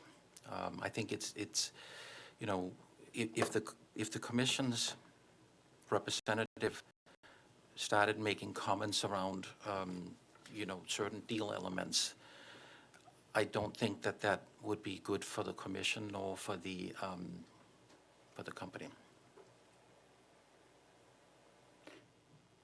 Do you believe it would be appropriate for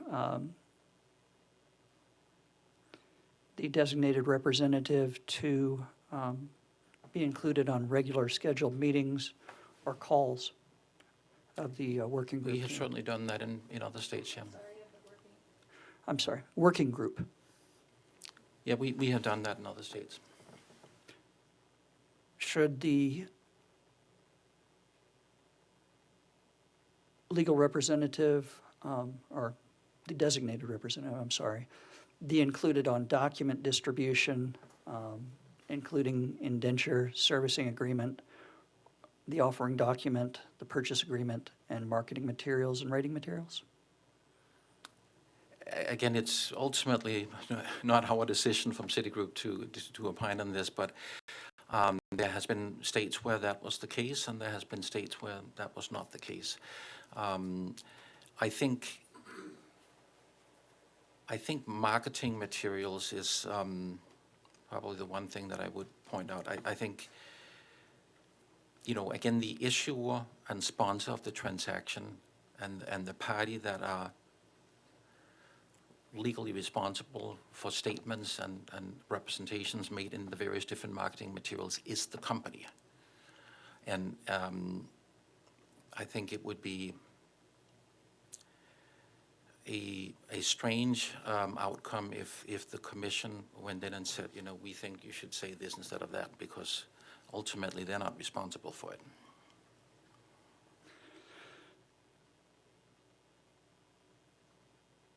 Thank you.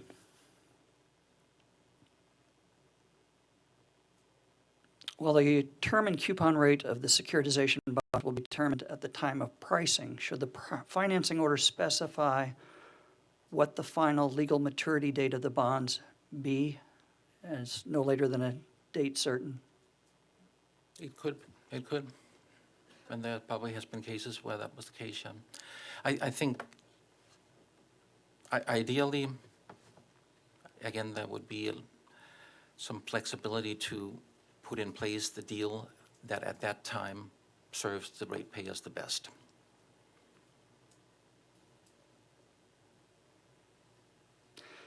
Based upon the company's proposed structure, at what interest rate for securitization bonds are the savings compared to conventional financing eliminated? I think that's that break-even analysis that we have provided. And I think that I have the numbers in front of me. I think my recollection is that it's, on the fuel adjustment clause, it's at 7%, and I think it's, I forget exactly what the number is, 9%, I believe, for the AAO. Okay, can you turn to the financing order at page 37? And number 62, paragraph 62. Yep.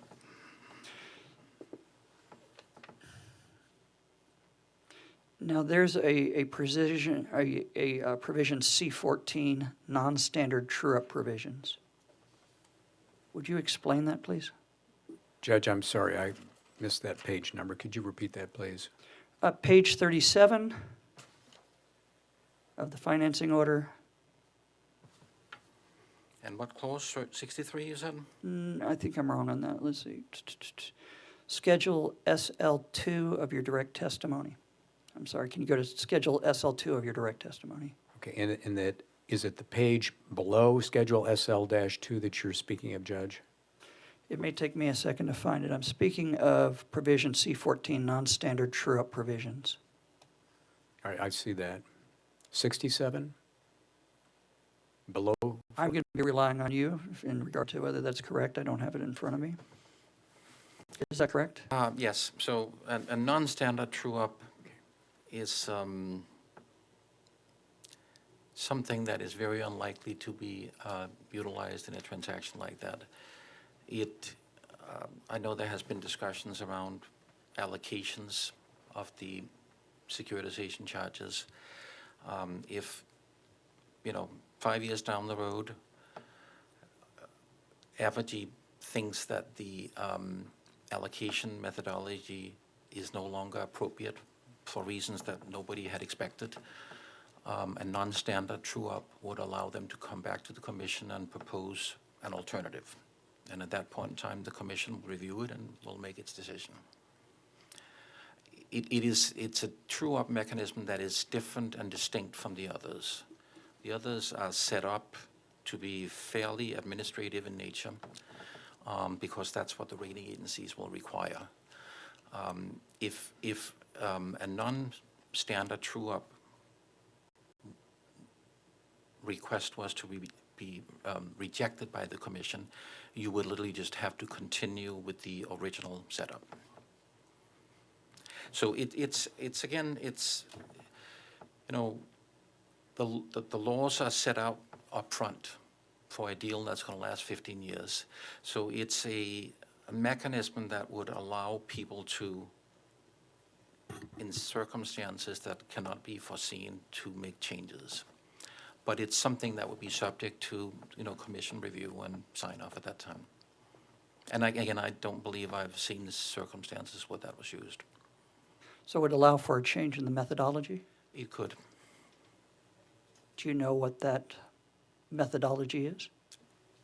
No, because I think there's no expectations at this point to use this provision. It's only there if something unexpected were to happen. Would it just change the allocation among the classes, or would it change how the charge is calculated in its entirety? I think it could be almost anything, and it could be not just relating to allocations. It's a way for people post-closing to make changes, but everybody has to agree to it. And obviously, the rating agencies would be very interested in something like that, pay a lot of attention to that. It's not something that anybody expect at this point in time to use. Is this provision typically used in securitization financing orders? It's typically in the financing orders, yes.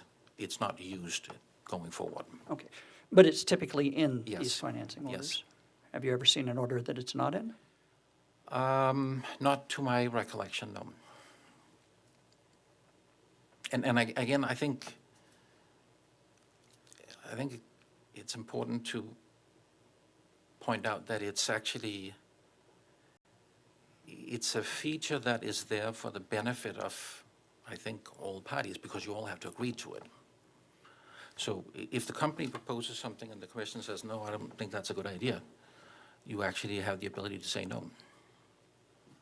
Can you give me an example of a situation where this provision might come into play? Aside from the one I mentioned where for some reason the allocation methodology agreed to day one turns out to have unintended consequences, I can't really think of anything. That's the only situation you can think of in which That's that the might only be one I can applied? think of at this point, yeah. I'm sorry, we talked over each other. I asked if that was the only situation he could think of in which that provision would apply.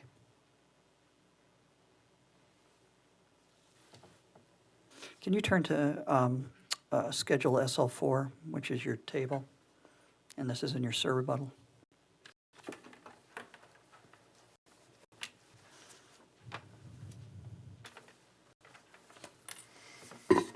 Yep.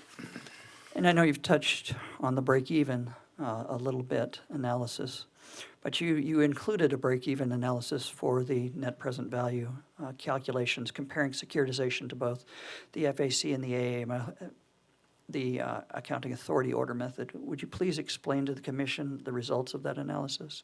And I know you've touched on it briefly. Yes, and the starting point for this analysis is the analysis that witness Claude prepared for the NPV calculations. And what we did was essentially you can see in the first two columns we are comparing securitization to the FAC method, and then the next two, securitization to the AAO method. What we were doing is we were saying, how much can we increase the coupon on the bonds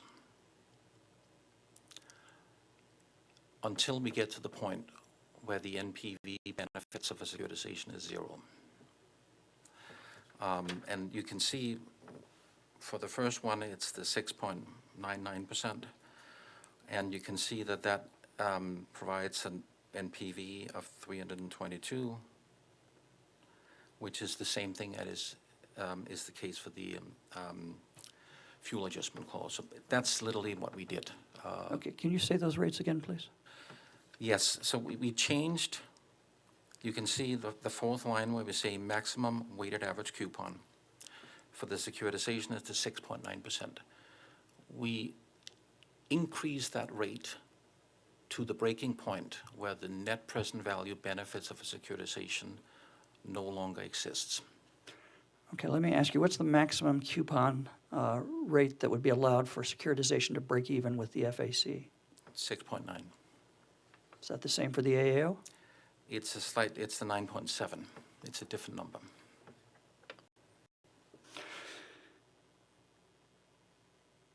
What happens if the bonds are issued at those break-even rates followed by a decline in interest rates?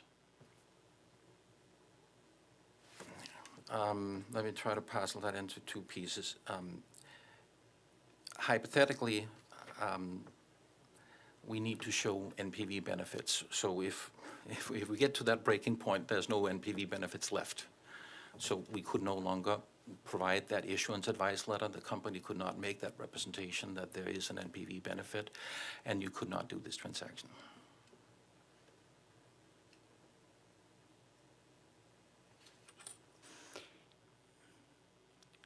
I think my question was if the bonds were issued at the break-even rate. So this is assuming that that's already happened, that the bonds are out there at the break-even interest rates, and then there's a subsequent decline in interest rates. What would happen at that point?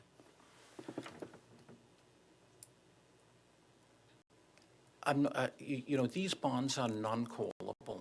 You cannot pay them off prior to the legal schedule and the amortization schedule that's put in place for these bonds. So you can't, unlike... Can you repeat that? I said these bonds cannot be called. In other words, they cannot be voluntarily redeemed ahead of the amortization schedule that's laid out in the documentation. So unlike perhaps a corporate bond where you can issue a bond today at 5% And there may be call provisions embedded in the documentation that says that you can redeem them after 5 years at par, and you could refinance it and maybe sell bonds at 3%. That is not a feature in these transactions, and has not been a feature in any of the prior bonds sold in this market that I'm aware of.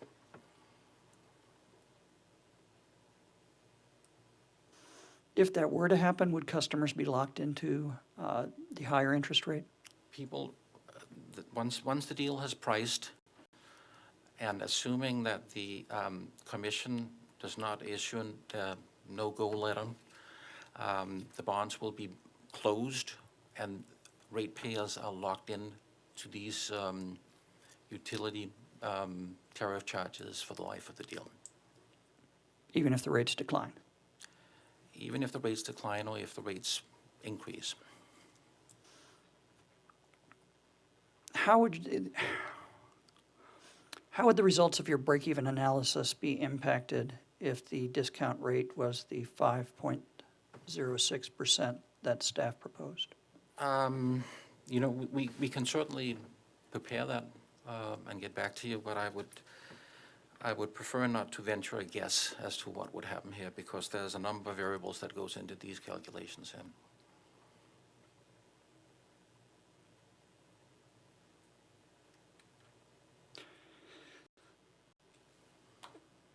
Does Citibank act as an underwriter in similar transactions? Yes. Now, the petition proposes for the bonds to be issued with a term of 15 years, and as we said, a legal maturity date of 17 years. What level of flexibility is being proposed around the term of the bonds in the financing order, in Evergy's proposed financing order included in your direct? I believe that, and I'm not 100% sure, to be honest with you. If you need time to look, that's fine.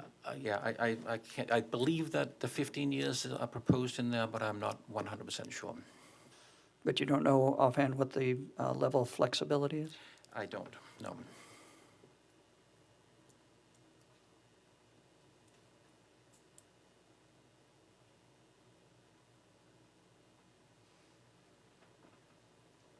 Is or could there be a request to have a greater than 17-year legal maturity date? From the company? Yes. Again, I don't know. I don't know if that flexibility is embedded in this financing order to be EFs. So I don't know. Once you've determined there's a 15-year rate, how do you determine the 17-year maturity rate? It's a. I mean, why 17 years? Yeah, it's a market convention that rating agencies and investors have seen. Sometimes it's 2 years, as is the case proposed here. Sometimes it's slightly less than that. But the intent is for there to be a sufficiently long period of time between the scheduled maturity and the legal final maturity, so that one has time to implement true-ups and collect the last remaining amount outstanding prior to the legal maturity. Do you base that determination on data, or is it just a kind of, we think 3 This- years is appropriate? You know, it should never take 2 years, is the real answer to that, because once you go beyond the scheduled maturity, there will be a true-up, and the true-up will intend to pay off the remaining amount within a quarter. But again, in order to give rating agencies and investors comfort, we have added an additional period of time beyond that. And again, you know, the financial markets oftentimes are driven by precedents.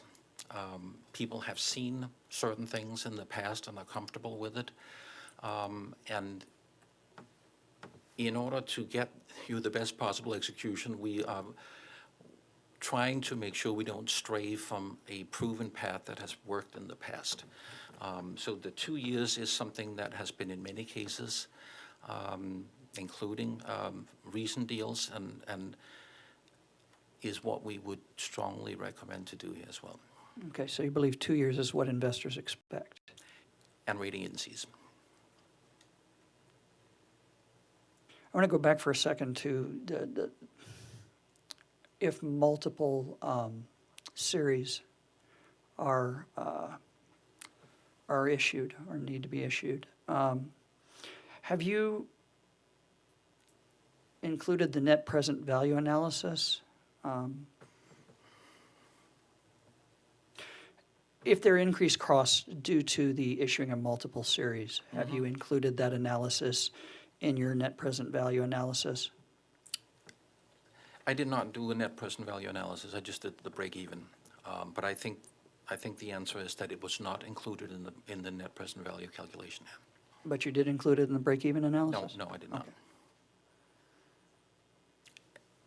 And I emphasize the point that it is very unlikely that we would be using this feature. Okay, thank you. Those are all the questions I have at this time. Is there any recross based upon bench questions?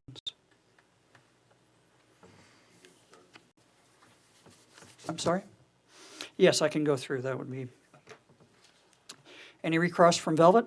No, Your Honor. Any recross from Nucor? No, Judge. Any recross from MECG? No, thank you, Judge. Any recross from staff? Very briefly, Judge. Mr. Lindy, the judge asked you several questions about the underwriter selection process, and I'd like to follow up just a little bit there. You said that Citigroup acts as an underwriter, correct? Yes. So could you briefly explain basically the underwriter selection process itself in a transaction such as this? I think ultimately, the company usually makes that decision, who they would like to do. I imagine that they do that on the basis of who has experience, who has a track record, and who's best positioned to deliver on the statutory objectives of the lowest possible cost. Do they put out bids or seek responses from various underwriters? Or Sometimes people do that, yeah. I mean, would you say that's common? It's done in some states and in others not. It varies. Okay. Has Citigroup been selected as the underwriter for this transaction? At this point in time, no. Okay. Do you expect Evergy, or has Evergy given you any indication as to what process they intend to use in this transaction to select an underwriter? We obviously,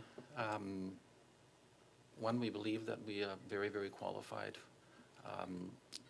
We have a dominant market share at this point in time. We have closed this year more than, I think it's about $10 billion of these type of bonds, which is, as lead bank, I should say, which is significantly more than any other bank has done. So we have, I think, a very strong track record in this business here. And I think that is one of the reasons why we are hired as the advisor here. The process is a continuum in the sense that, we have now been involved with the company and this process here for a number of months. And this will presumably continue for a period of time. And once we get to the execution stage of this, we will actually have accumulated quite a bit of knowledge about this transaction, the company, the legislation, the financing order, that is probably going to be a very important feature when it comes time to actually meet with rating agencies, meet with investors, that you have that history. So I think, in short, I think that one, our record is very strong, and two, this process is actually giving us a lot of insight to how best place these bonds. But has Evergy given you any indication of the? No, they have not. Okay.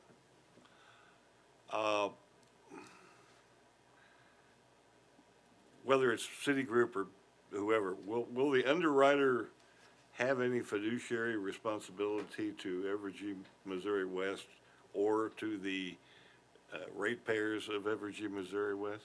No. Okay.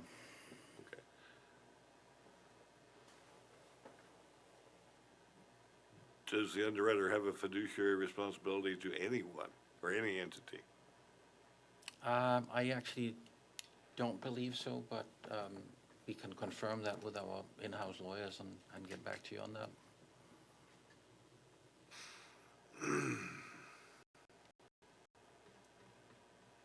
I think that's all I have. Thank you. Any recross from public counsel? No, thank you, Your Honor. Any redirect from the company? Just briefly, Judge. Mr. Lunda, is it fair to say that it is the Missouri securitization statute that determines the rules regarding the Public Service Commission's designated representatives and advisors in a detailed manner? I believe that's correct, yeah. I think that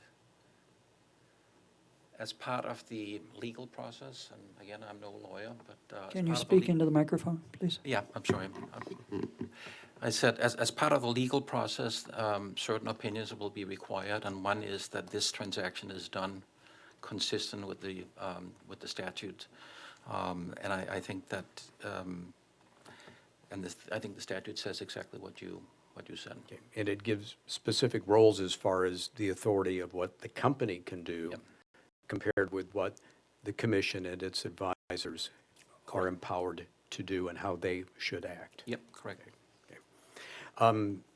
The judge asked you early in his questions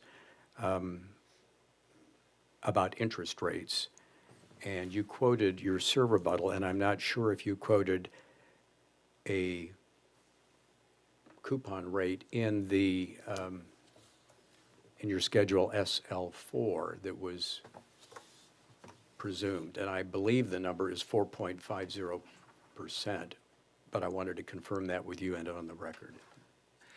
You're talking about the break-even analysis? Correct, schedule SL4 to your serve rebuttal. Yes. So in the break-even analysis, the 4.5% is no longer relevant.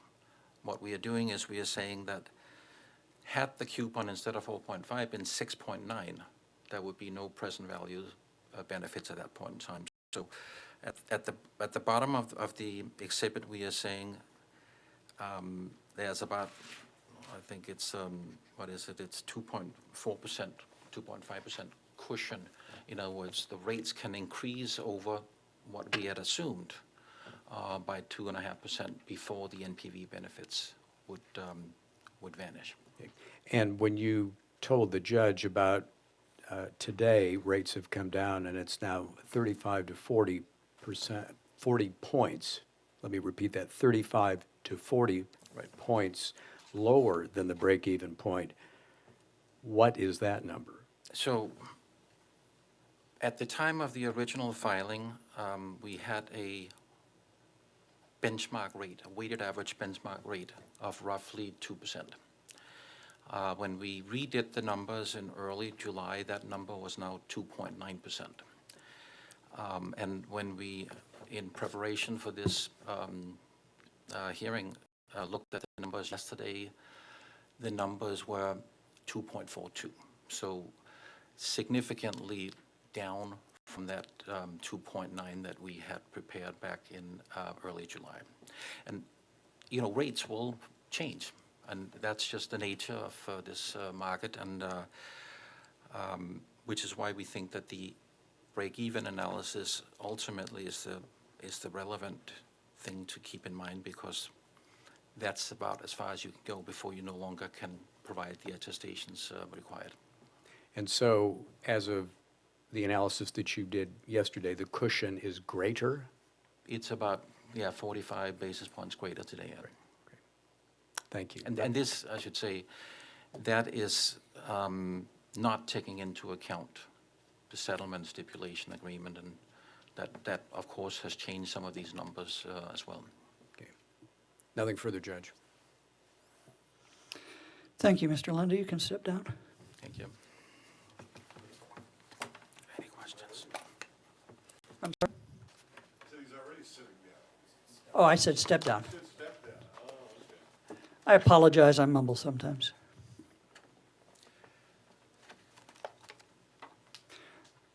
Are you ready for our next witness, Judge? I am. Okay, call John Bridson to the stand.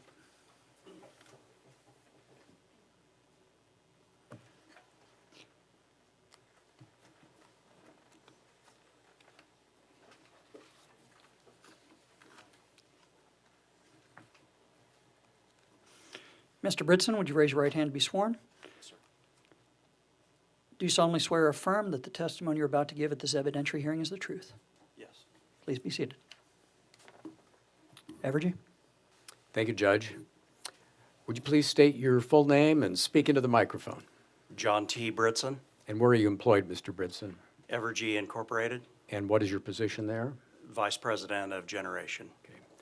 And Mr. Britson, did you cause to be prepared direct testimony which has been marked as Exhibit 1C for the confidential version and 1P for the public version in this case? Yes. Okay. And do you have any corrections or changes to that testimony? No, sir. Okay. And just for the record, you did not submit rebuttal testimony, correct? I did not. Okay. If I were to ask you those questions, would your answers be as set forth in Exhibit 1C and 1P? Yes, sir. Okay. And are those answers true and correct today? Yes, sir. And were they given under oath? Yes, sir. Okay. Judge, I offer at this time Exhibits 1C and 1P, the direct testimony of John Bridson, both confidential and public versions.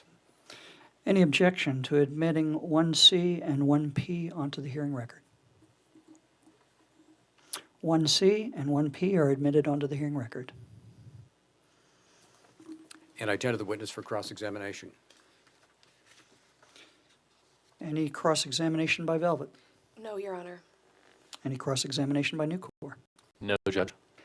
Any cross-examination by MCG? No, thank you, Judge. Any cross-examination by the commission staff? No questions, Judge. Any cross-examination by public counsel? No, thank you, Your Honor.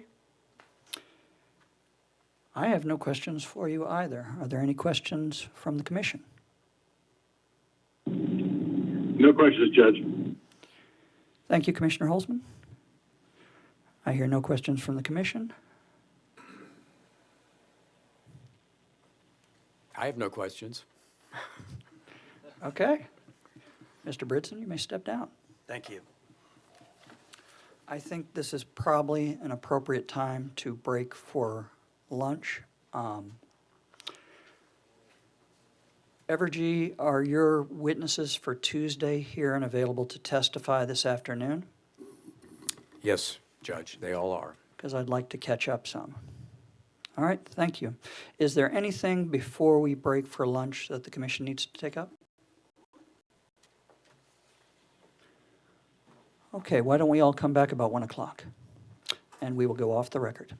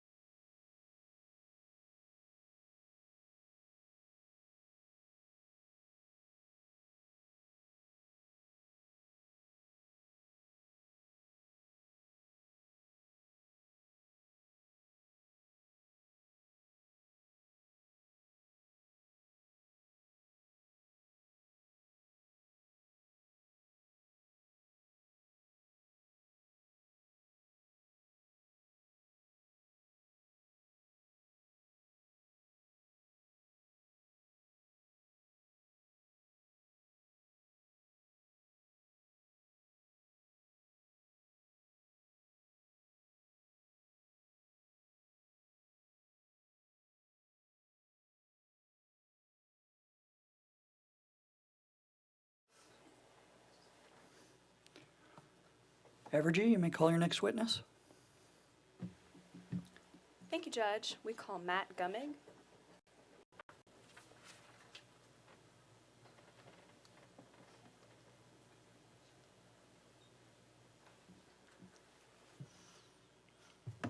Mr. Gummig, would you raise your right hand to be sworn? Do you solemnly swear or affirm that the testimony you're about to give at this evidentiary hearing is the truth? I do. Please be seated. Evergy? Please state your name for the record. Matt Gummig, And who is your employer? Evergy, What is your position there? is the Senior Manager of External Reporting. Did you prepare direct testimony in this case that has been marked as Exhibit 3? I did. Did you also prepare surrebuttal testimony in this case, which has been marked as Exhibit 4? I did. Do you have any corrections to your direct or surrebuttal testimony? I do not. If I were to ask you the questions in those testimonies, would your answers be as set forth in Exhibits 3 and 4? They would. Are those answers true and correct to the best of your knowledge and belief? They are. Judge, we would move to admit Exhibits 3 and 4 into the record. Any objection to admitting Exhibits 3 and 4 onto the hearing record? Exhibits 3 and 4 will be admitted onto the hearing record. Thank you, and we will tender the witness for cross-examination. Any cross-examination from Velvet Tech? No, Your Honor. Any cross-examination from Nucor? No questions, Your Honor. Any cross-examination from MECG? No, thank you, Your Honor. Any cross-examination from the Commission's staff? No questions, Judge. Any cross-examination from the Office of the Public Counsel? No questions, Your Honor.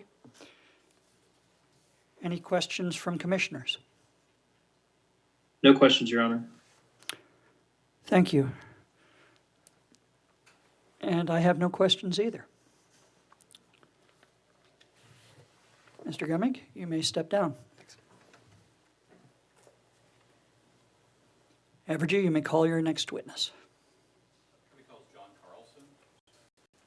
Company calls John Carlson.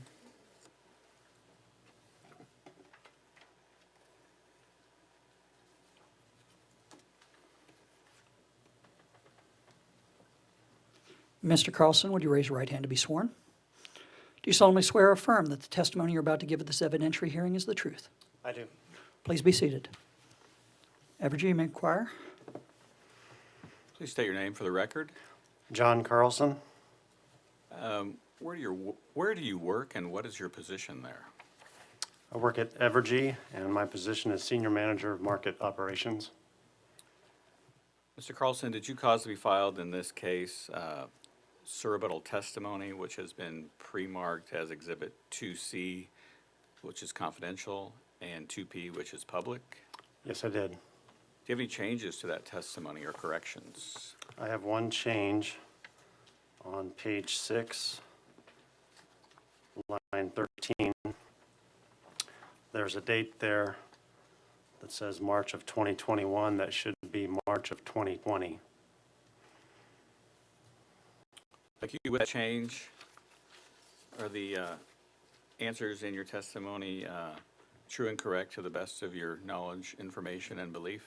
Yes, they are. Your Honor, at this time, I would request the admission of Exhibits 2C and 2P into the record.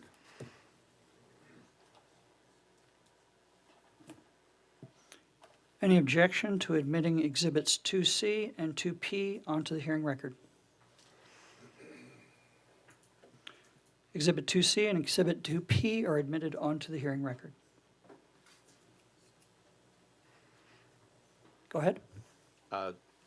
Would tender Mr. Carlson for cross-examination. I'm sorry, you already said that. Any cross-examination from Velvet? No, Your Honor. Any cross-examination from Nucor? Not at this time, Judge. Any cross-examination from MECG? No, thank you, Your Honor. Any cross-examination from the Commission's staff? No questions, Judge. Any cross-examination from Public Counsel? No questions, Your Honor. Any Commission questions for Mr. Carlson? I hear none. I have no questions for you, Mr. Carlson, so you may step down.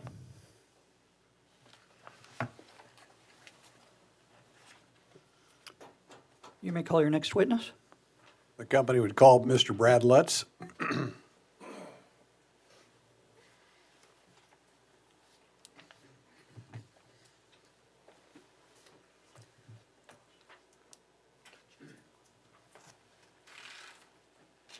Mr. Lutz, would you raise your right hand to be sworn, please? Do you solemnly swear or affirm that the testimony you're about to give at this evidentiary hearing is the truth? I do. Evergy? Please state your name and address for the record. My name is Brad Lutz, and my address is 1200 Main in Kansas City. Okay. And did you cause to be filed in this proceeding certain direct testimony that's been marked as Exhibit 15 and surrebuttal testimony which has been marked 16C and 16P? Yes, I did. Did you have any corrections or changes that need to be made to those pieces of testimony? I do not.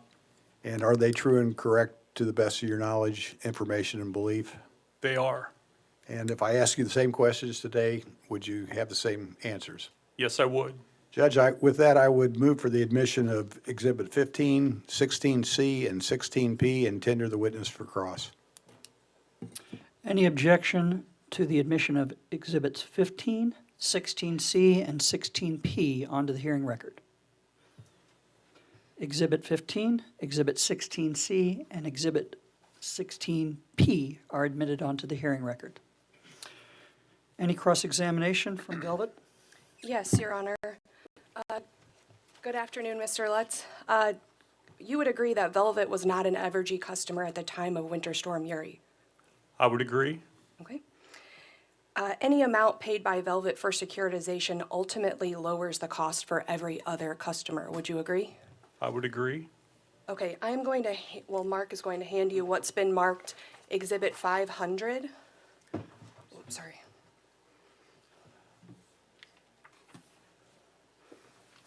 Thank you.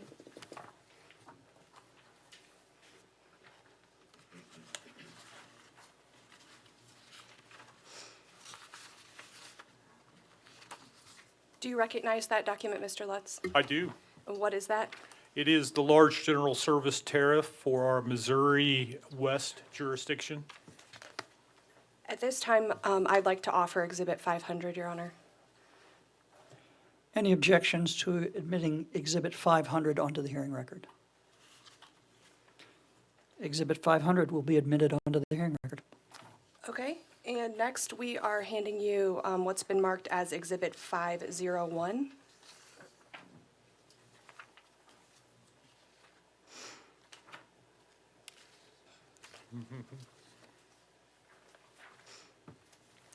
Thank you.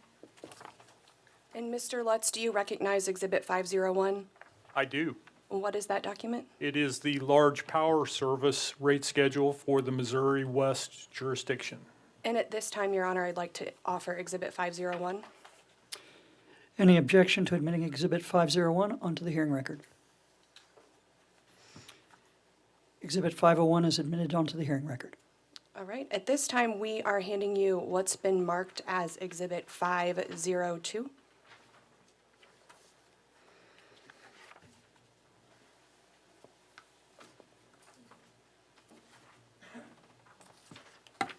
Thank you. Do you recognize this document, Mr. Lutz? I do. And can you identify it for the record? It is our special rate for incremental load service schedule for the Missouri West jurisdiction. And is that also known as the SIL tariff? Correct. At this time, Your Honor, I'd like to offer Exhibit 502. Any objections to the admission of Exhibit 502 onto the hearing record? Exhibit 502 is admitted onto the hearing record. At this time, we are handing you what has been marked Exhibit 503.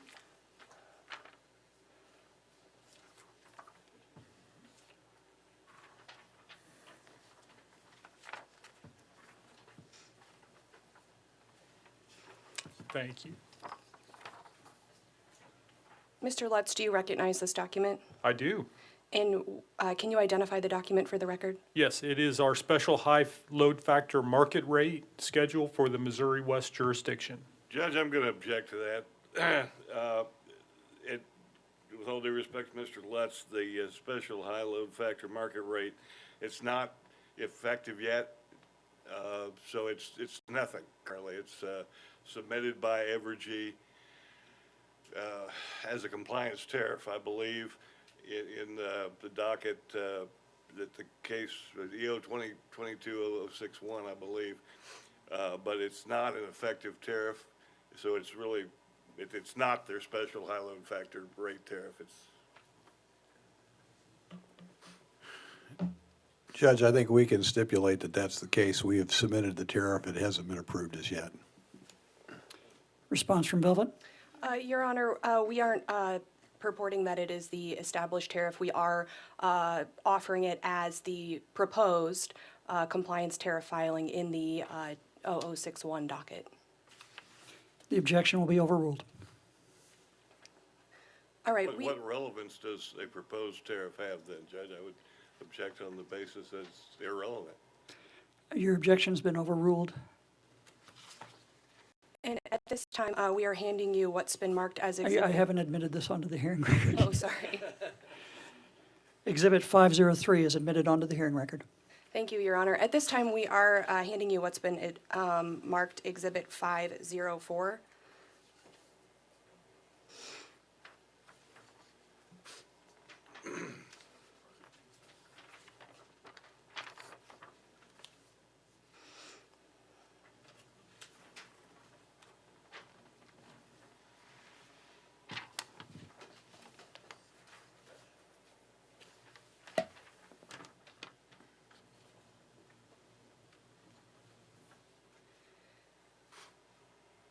Mr. Lutz, I'm going to ask that you follow along with me for a moment on this demonstrative chart. You just identified exhibits 500 through 503, and you would agree with me that for each of those tariffs, there's a threshold by which a customer has to meet for usage in order to be on one of those tariffs. Would you agree? I would modify that only to say that those thresholds set for minimum billing, but customers can exist in any of those rates currently. There is no restriction on their participation in those rates. Okay, and so under customer threshold for this chart, you would agree that that minimum billing that's reflected in each of those tariffs is accurately reflected on this chart? I believe so, yes. Okay, and then do you see the second column marked Lutz Direct? If I could turn your attention to Exhibit 15, Schedule BDL1, page 2, would you agree that this chart accurately reflects your direct testimony as to what would be charged to LGS and LPS customers? Okay, allow me a moment.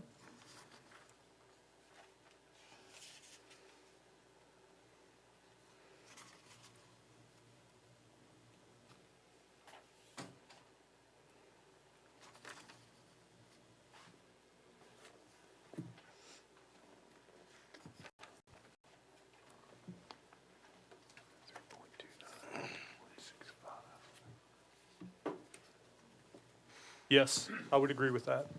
Okay, and skipping the next column, but going to the column titled Staff's FAC Method, you calculated a rate in Exhibit 16, which is your SIR rebuttal, and that is reflected on page 4, line 1, with the caveat that, this is marked in the chart, that this assumes transmission level service. Would you agree that that is the rate that you calculated? Okay. Yes, I would.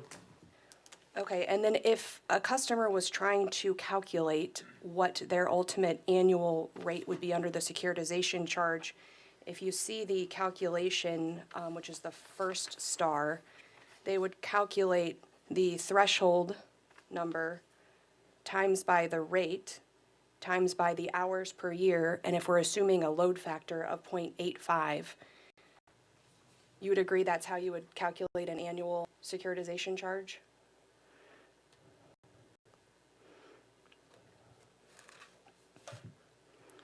Yes, I would accept that.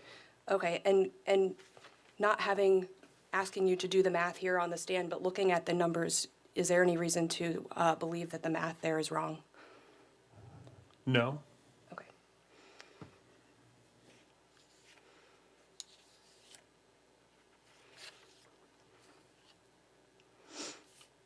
As far as the load factor, the 0.85, do you know where that number might have come from? Calls for speculation. Are you aware that for the proposed NKT tariff, which... Hold on just a second. There's been an objection offered. I'll strike my question and re-ask it. Go ahead. Are you aware that in the proposed NKT tariff, in order to be on that tariff, it assumes, or it requires a load factor of 0.85? Correct.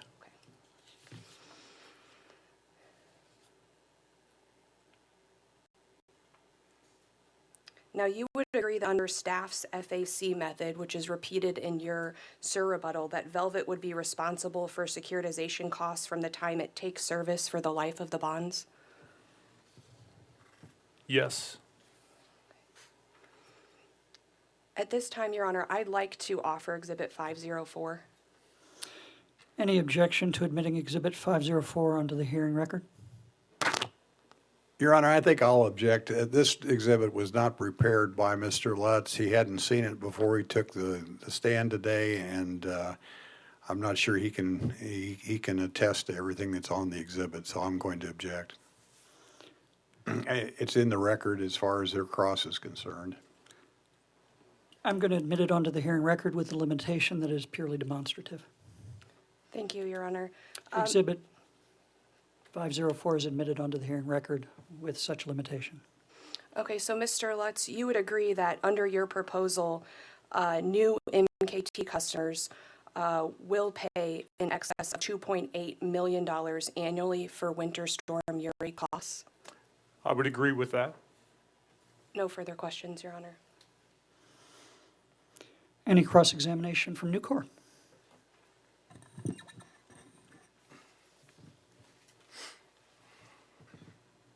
Just a couple of questions very quickly. Mr. Lutz, my name's Mark Ellinger, I represent Nucor.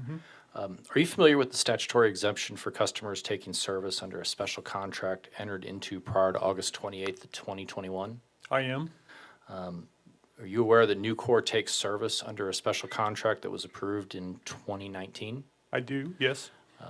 And the tariff SIL, which I don't recall what exhibit number that was now. 502? 502 applies to Nucor currently, correct? Correct. In your direct or in your rebuttal, you are not proposing to apply the securitized utility tariff charge to the SIL tariff, are you? Correct. And as a result, you're not proposing to apply the securitized utility tariff to Nucor, correct? Correct. And then with respect to the statutory exemption for special contract customers, do you believe that Evergy's proposal complies with that exemption? I do. And with respect to the statutory exemption for special contract customers, do you believe that the non-unanimous stipulation proposal complies with that exemption? I do.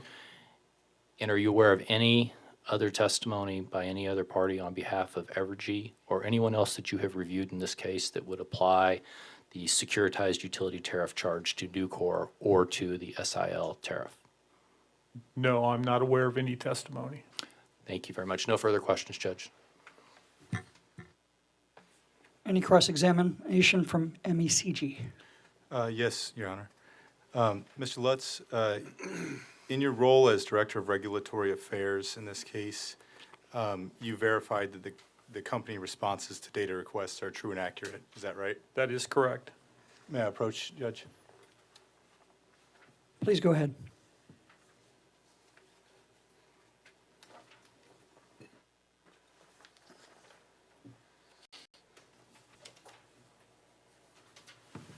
Thank you, sir.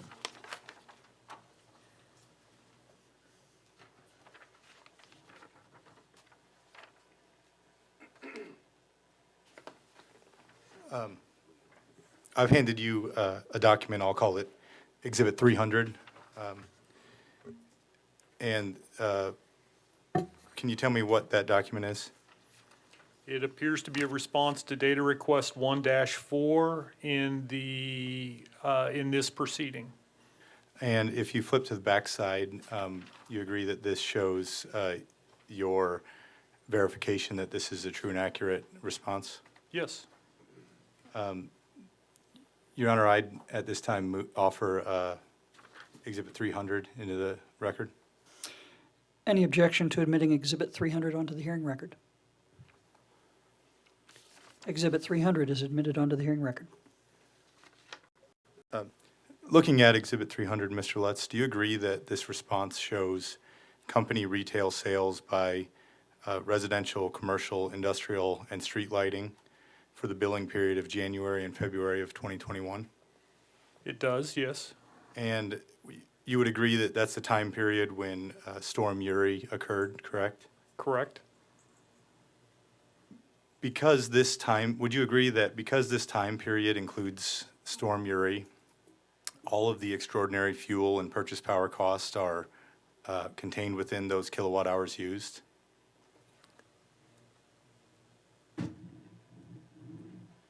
I would agree that this is representative of the kilowatt hour sales. Your statement said something of costs. Kilowatt hour sales, so this represents the kilowatt hour sales during that time period, correct? That I would agree to, yes. And the extraordinary fuel and purchase power costs incurred during Storm Uri would be reflected in these sales? They would have occurred at the same time. Okay. Is that what?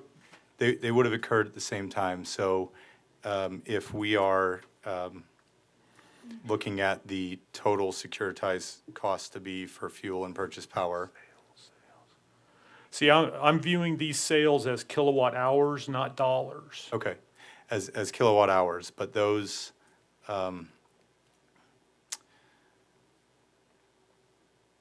there are dollars associated with those kilowatt hours that the company had to pay to procure that power and provide it to customers, correct? Right, and identified outside of this request or this response somewhere.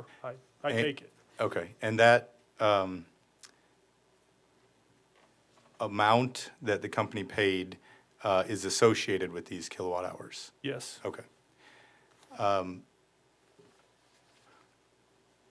Do you agree if I divided the kilowatt hour for each class listed by the total retail sales listed on that response, that would give me an idea of the percent of the overall energy usage for each class during that time period?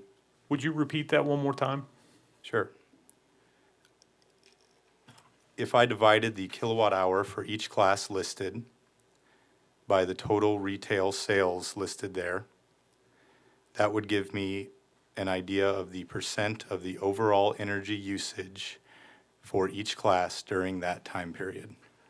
In my interpretation, the sales are kilowatt hours. So in your example, it would have been kilowatt hours divided by kilowatt hours. I think you're trying to identify dollars versus kilowatt hours. Okay. And I think if I'm interpreting your question correctly, you're referencing kilowatt hours on both sides of that equation under my interpretation of sales.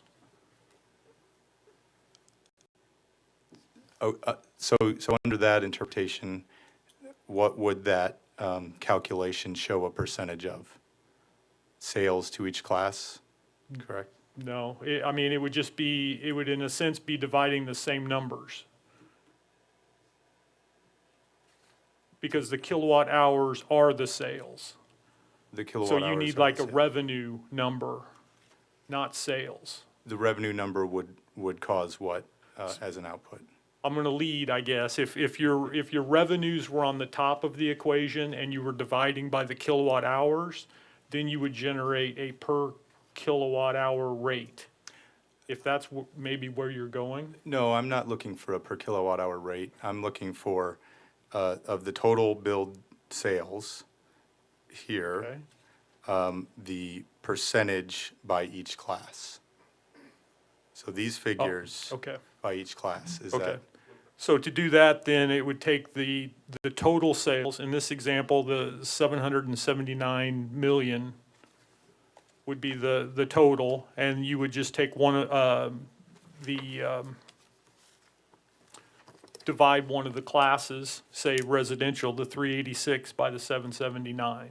Is that what you're, And that would show you how much of the kilowatt hour sales for for residential? that class Correct. during Storm Uri, correct? Correct, correct, And right. may I approach again, Your Honor? Yes.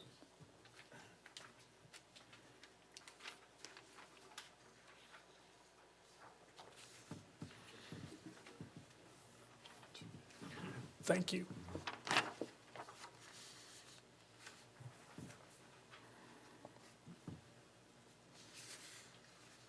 Yep. I'll call this 301.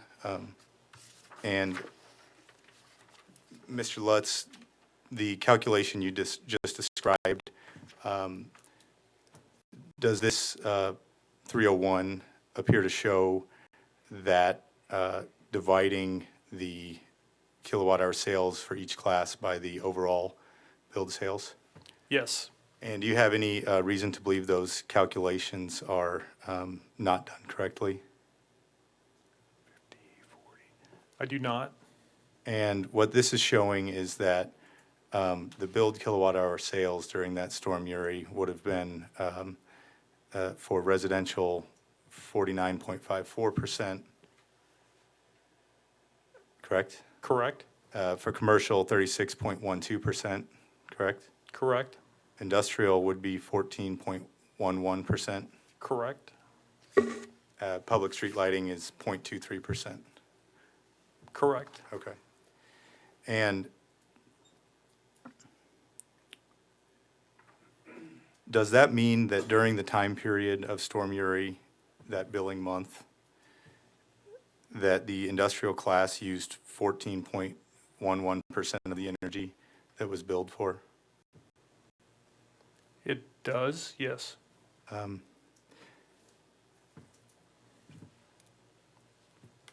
And would you agree that that percentage is the best information we have about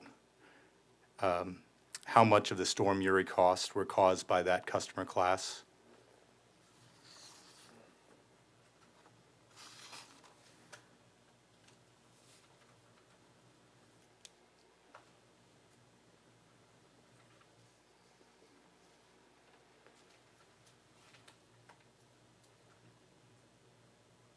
I'm just reviewing the data request to make sure. Sure.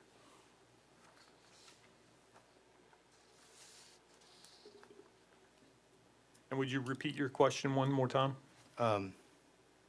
So that those percentages that we just read would be the best information that we have about how much of the Storm Uri costs were caused by that customer class. If you accept that sales are the primary factor for the causation of those costs, yes.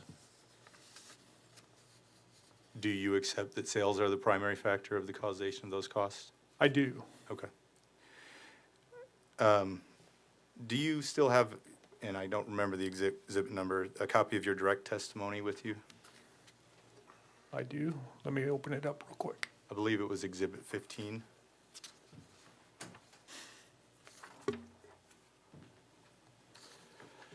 Okay, I have it. And can you turn to page 9?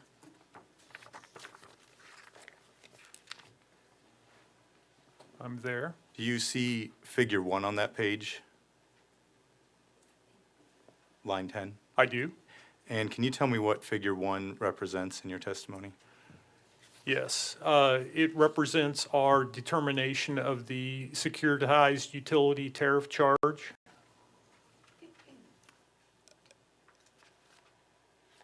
And within that chart is a revenue allocation that was how the company initially proposed to allocate these securitized charges among the different customer classes, correct? That is correct.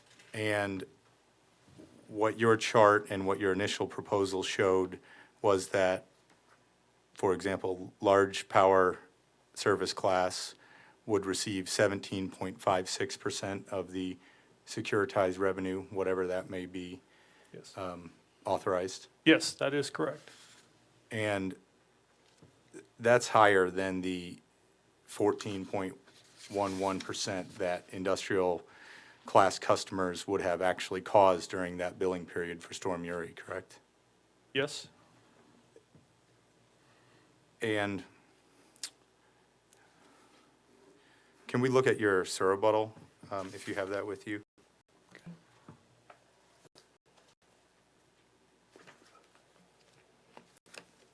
And specifically turn to page 3, Okay. lines 13 through 12. Are you there? I'm there. And you testify that staff's method is consistent with the FAC, correct, for allocation? Yes. And under the FAC method, the revenue is recovered through loss-adjusted energy sales. Would you agree? I agree. Can you tell me the percent of the annual securitized revenue requirement that would be recovered from each class using the staff's FAC approach? I cannot at this point because of the relationship between the voltages and the classes is not delineated in my schedules. So I would have to determine that elsewhere. Would dividing the class kilowatt-hour sales by the total kilowatt-hour sales give me an estimate of that percentage, setting aside the voltage adjustment?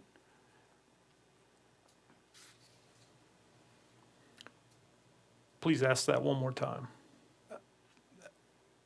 Setting aside that you would need to make voltage adjustments to get a precise percentage, would dividing the class kilowatt-hour sales established in the most recent rate case by the total kilowatt-hour sales, would that give me an estimate of the percentage to be collected from each class? An estimate, yes. An estimate? Yes. Would it be a reasonably close estimate? I could accept that. Okay. And Your Honor, I've lost track of what number I'm on. Is it 303, I think? 301. 302. Oh, have you moved for the omission of 301? I have not, Your Honor. I did move.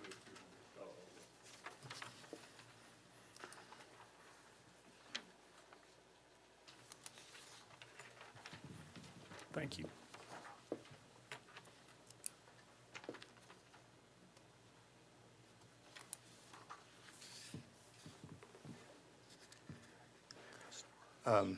So 302, Mr. Lutz, if you would turn back to your direct testimony, page 9.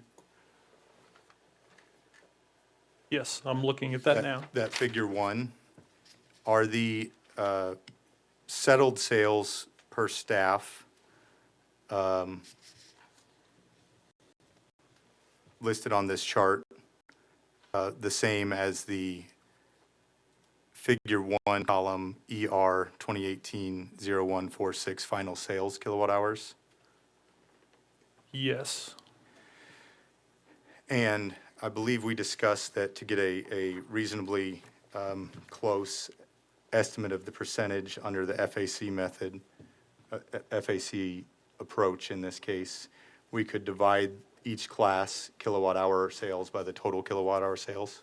Yeah, and this is where I need to insert some clarification, is that the sales that are on 302 are from the rate case and therefore are normalized and adjusted for the rate making in a rate case, where the sales that I saw from the data request Exhibit 300 Okay, are actuals. okay, So there is a adjustment made to the numbers that are on 302 that has not occurred to those numbers that are on 300. but the numbers on 302 are the same as in your company's initial allocation proposal, so that's apples to apples. Correct, correct. And under the, I guess on Exhibit 302, I've done a column that shows class kilowatt hour divided by the total kilowatt hour. Do you see that? Yeah, I do. Do you have any reason to believe that calculation was done incorrectly? Okay, I'm just checking the percentage totals real quick. Sure. 43, 47. I do not. Okay. And under, there's another column there, do you see that, that just has the percentages? Yes, Under the large power service, the allocation percentage there would be 25.64%. correct. And so would you agree that this would show reasonably accurately the amount of the securitized revenue requirement that would be collected from the large power class under the staff's FAC approach? With some consideration of that loss adjustment not being factored in, but yeah, generally as an estimate, I would agree. Okay, so would you agree that that is significantly higher than the percentage that would be allocated under the approach in your direct testimony? Sure, yes. And it's, well, it's certainly higher than what would have been shown under Exhibit 301, the, under the data from the MECG's data request 1-4. That's correct? Correct.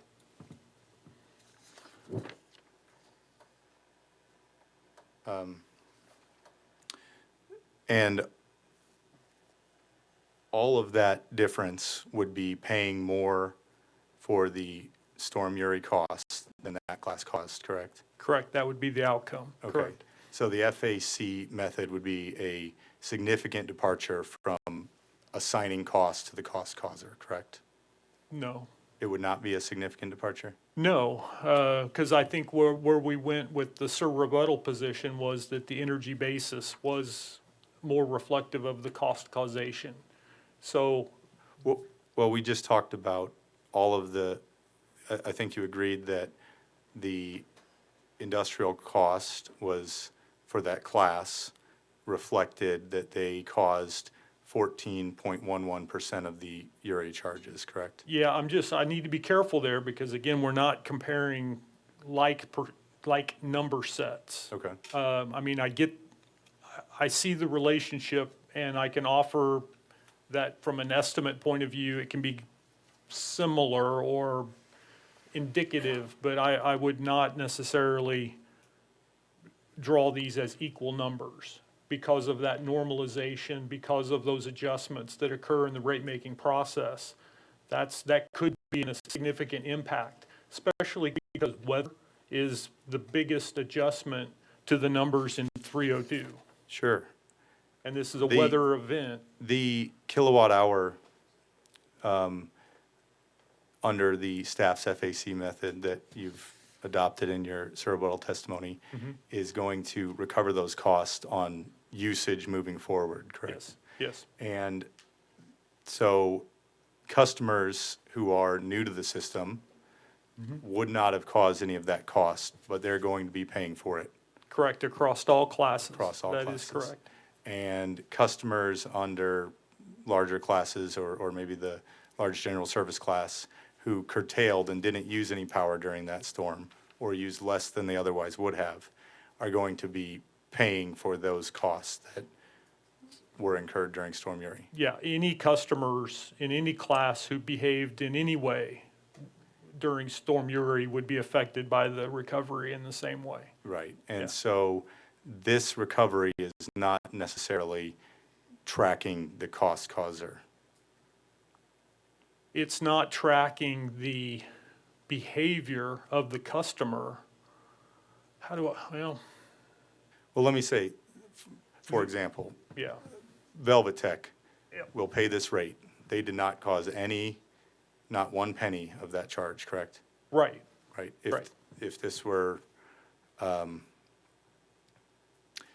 are customers who curtailed, they did not cause additional costs related to fuel or purchase power during Storm Uri, correct? correct. The securitization statutes don't take into account any of those factors. Does not take that into account. So the closest we can get, given the statute that we have, to allocating cost, would you agree that would be to determine it on a class basis? I don't think that a class basis is required. Is that the closest we can get to allocating the costs to the cost causer? No, I think the method that we have in my SIR rebuttal also does that. It does it based on voltage, but it's a similar, How can that be when it's charging that cost to customers who did not incur those costs? well, same thing would have happened on my allocation of direct. Either method would have treated those customers in the same way. But it would be closer to the cost that they caused, right? It's not allocating them the full amount or assigning them the full amount. But that's not my mandate from the statute, I'm not there to take into account potential behaviors of the customer. Instead, I'm supposed to look at allocations that are closest to what I believe are the costs or causations of that cost. Among the customer classes, correct? Correct. And in my position, I believe that the energy gets closest to that causation. Even though you've said that those classes caused less of the Storm Uri? Well, again, with some liberties in the numbers, yes. In your comparison, you have a delta here, but I'm saying that those normalizations shouldn't be ignored that are in 302. Those normalizations in comparing 302 to the ones in your direct testimony are the same, though? Right. Right. Right, And but so- you're trying to So com- you're assigning, Sorry. sorry about that. So you're assigning, moving from your direct to your SIR rebuttal, you're assigning more costs to people who did not cause those costs. That is the effect. That is the effect. But my decision to move was based on an evaluation of the causation. And to me, the charges that the company is seeking to recover in this securitization are directly related to energy-based actions, which is a refinement on where we were in the direct testimony. Energy-based actions that have already occurred, though. That's fair? But you're going to be recovering moving forward. Yes. And so the cost is not tracking how they're using energy in the future. The future.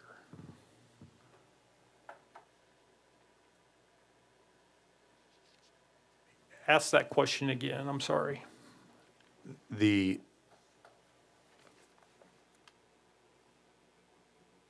part about the future.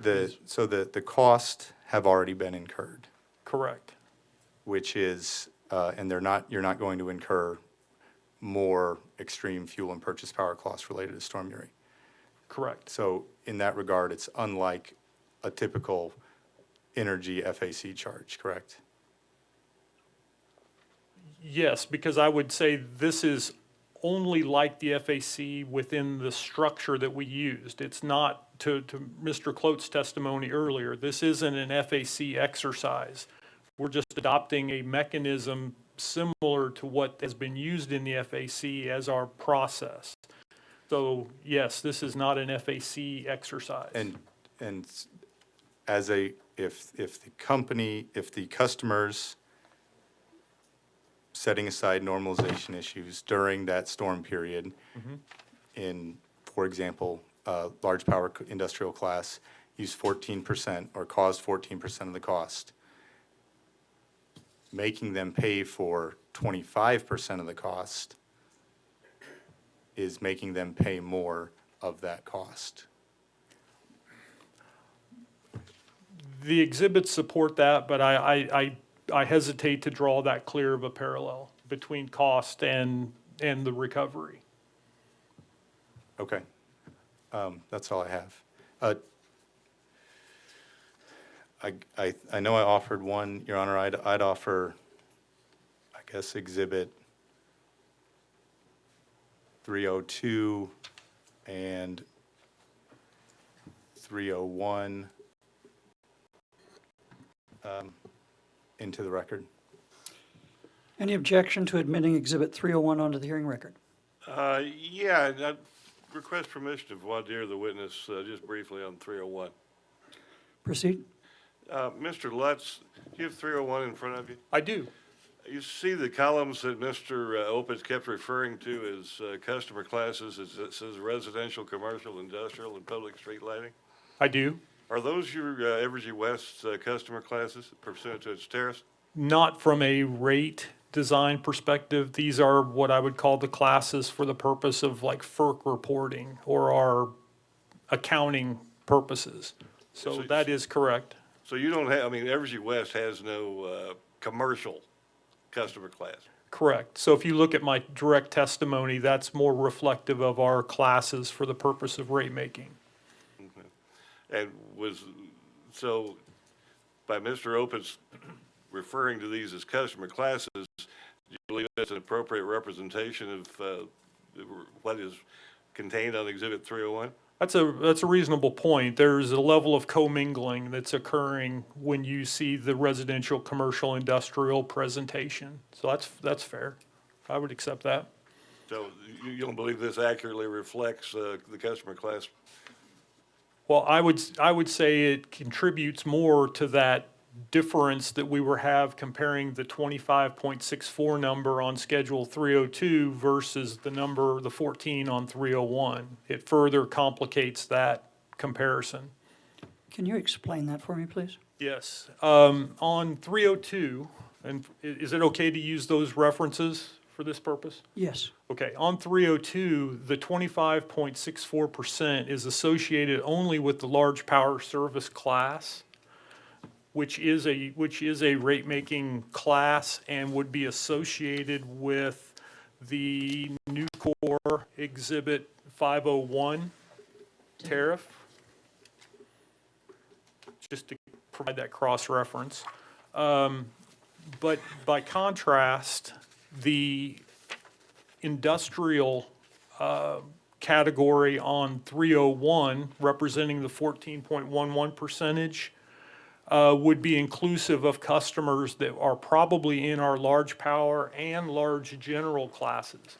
Both of those rate classes would contribute to the numbers represented by the industrial row on 301. We have multiple classes, rate classes, that contribute to the industrial category. In fact, there's probably some in our smaller, like medium classes that are also called industrial. It's possible.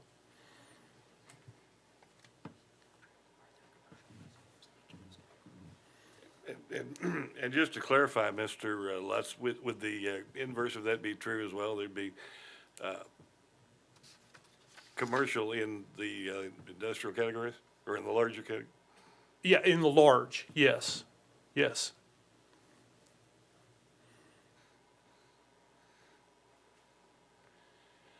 So yeah, Judge, I would object to 301. I don't think I think it was misrepresented by Mr. Opitz as to what it shows, and I don't believe a proper foundation has been set for 301.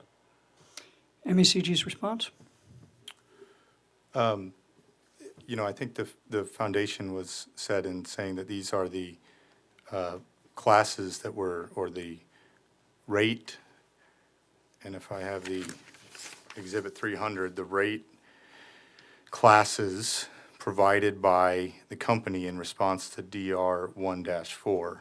And I believe Mr. Lutz said that those accurately on Exhibit 301 were accurately reflected of the information provided in that data request response. And Mr. Lutz testified, and also on the verification of that exhibit, that these were true and accurate, this was true and accurate information.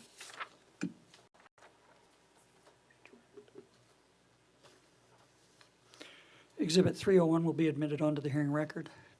Objections overruled. Thank you, Your Honor.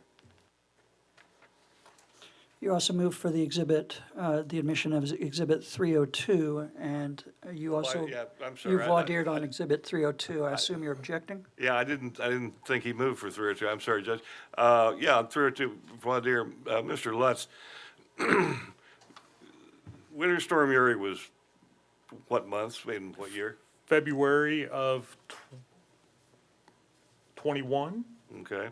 When is the information contained on, or what period does the information contained on Exhibit 302 cover? It was the test year for the 2018 rate case, so it was probably about the 12 months ending mid-year 2017, maybe? So it's 4.5 years prior to Winter Storm Uri. Correct. Okay.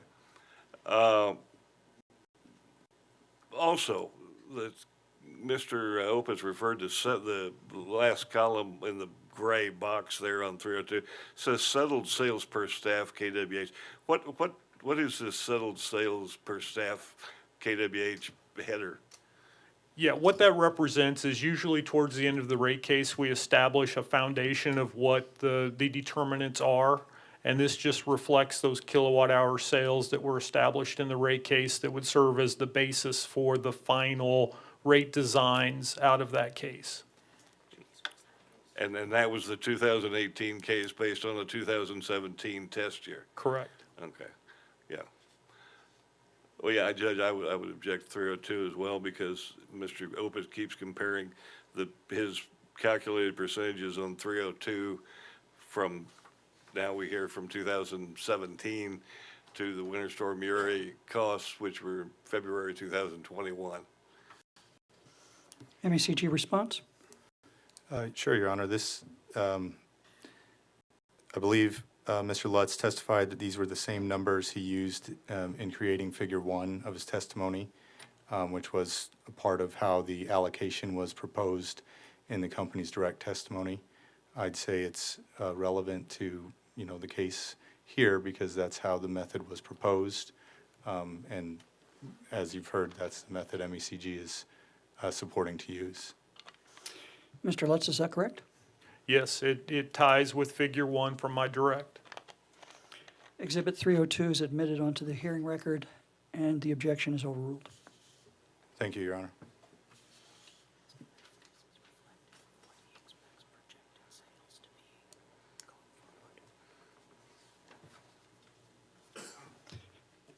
Do you have any further questions? I do not. Any cross-examination from the commission staff? Yes. Hang on just a second, if you would, Judge.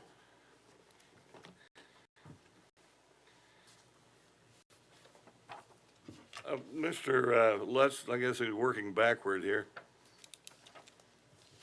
Looking at Exhibit 302 from MECG, that first column with numbers says average number of WNEECG current customers. I notice there's one large power service customer. Is that correct?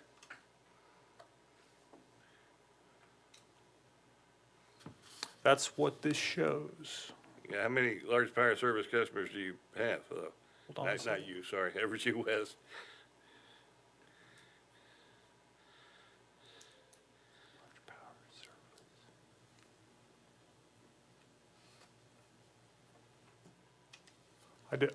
It's what the schedule reflects. I don't know that number offhand. Are those numbers in that column, you said that these are from what time period? Also from the end of the 2008, or excuse me, the test year ending for the 2018 rate case? Actually, these are a different role. These numbers are not utilized in the final rate designs of the case. So they don't really play the same role that the settled sales do. So these numbers were just taken from our direct filing in the case. In this case? Of the 2018 Of the rate case. 2018 rate case, okay, Yeah. so all those average number of customers, and that would be from 2018 rate case? Correct. Okay. And again, those aren't really utilized in any of the calculations. Those were just there from the data that we used. Going to that next column, the settled sales column on Exhibit 302, Yes. Mr. Opitz referred you to the, what he calls the total KWH and the class KWH shown in that column. Are the KWH numbers reflected in that column what you would expect for projected sales going forward? No. Bear any relationship at all to projected sales going forward? Maybe only a loose representation, order of magnitude potentially. Would the residential class be larger or smaller? Not the number of customers, the KWH sales. Would it be larger or smaller going forward? You would have to presume that there's growth involved, so any movement forward in time would cause these to increase. Which one? Would the LPS be larger or smaller? I would apply the same logic to all of these numbers, that there would be growth expected in all of these.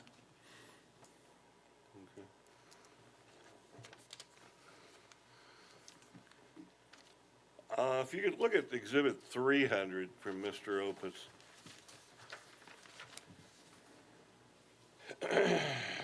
He's got, well, you said those are not those four categorizations are not customer classes. What should we call those? Well, yeah, I'm glad you asked that question because it does highlight a naming convention issue, and class is something that we've used for representing both these and the rate-making classes. These numbers are just used for different purposes, and they seldom are commingled. So we've traditionally been able to just refer to them as classes in both respects. But this is more for an accounting perspective. This is used for our FERC reporting and other accounting level purposes.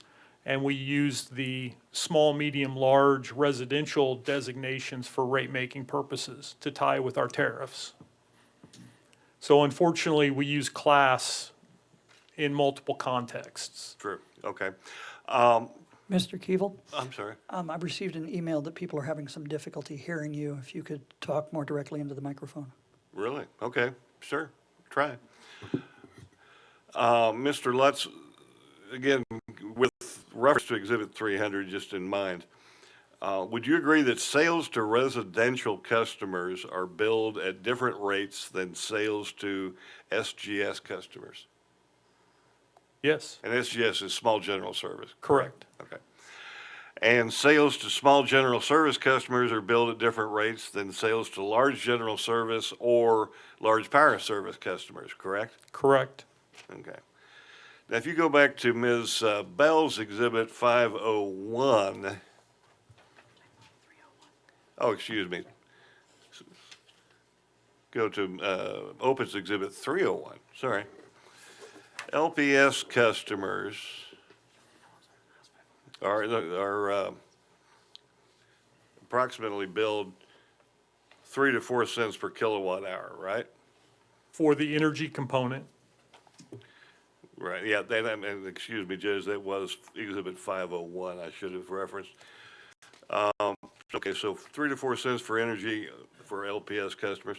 What are residential and small general service customers billed per kilowatt hours in February? I don't have those schedules in front of me, but I would estimate around 10 to 11 cents. Okay, so it's quite a bit more than the LPS. Yes, and that's due to the rate design structures. Okay.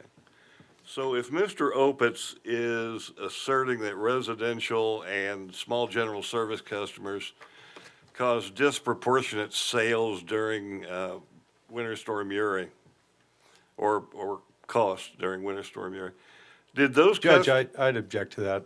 I never said that they were causing, residential or SGS were causing disproportionate sales. Can you rephrase, Mr. Keevil? He was comparing one to the other, talking about costs throughout his cross-examination, cross of Mr. Lutz.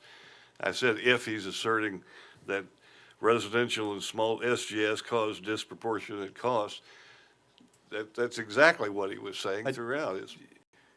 Your Honor, I didn't say disproportionate. The costs that they caused are the costs that they caused, and that's what I was getting at throughout my testimony. I don't think I ever said disproportionate. Mr. Keevil, can you use a different word? Sure. Comparatively large sales during Uri. Did those customers, the small general service and residential again, did those customers contribute more or less revenue than LPS and LGS customers per kilowatt hour? Per kilowatt hour.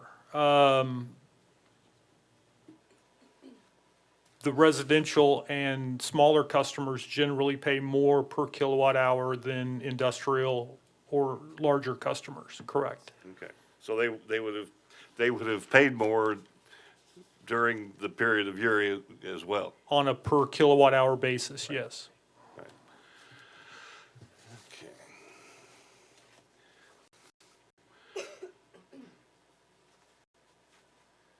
Now, Mr. Lutz, do you understand, or is it your understanding that MECG believes that the costs at issue in this case should be allocated to customers as the cost would be allocated in a general rate case? I'm hesitating at the word cost. I think they're asking about revenue or recovery. The recovery be allocated. Is that a fair? Well, let me try this. Would you agree that, or is it fair to generally characterize the costs at issue in this case as fuel expense and net purchase power expense? Yes, I would agree with that. Okay. In your experience, how would fuel expense and net purchase power expense be allocated in a general rate case? On an energy basis? Okay. Are the costs at issue, the fuel expense and net purchase power, are those costs what a class cost of service expert would call capacity costs when doing a class cost of service study? Ask that one more time for me, please. Sure. Are the costs at issue what a class cost of service expert would call capacity costs when doing a class cost of service study? No, I would not agree with that. Okay. In the pending rate case, I believe it's ER 2022-0130. Correct. How did Evergy Missouri West allocate fuel expense and net purchase power expense? On an energy basis? In that rate case, did MECG's witness, Maney, adopt the same allocation of fuel expense and net purchase power expense on loss adjusted energy sales? I think she accepted the study more holistically, but in effect, yes.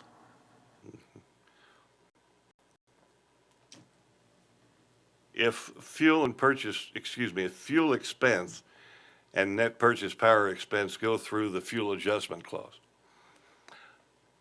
they're going to go to customers on the basis of loss adjusted energy sales, correct? Correct. Okay. And I think you just testified that it's your experience that if they go through a general rate case, they're going to get allocated to the classes on the basis of loss adjusted energy sales. On an energy basis, yes. Yes.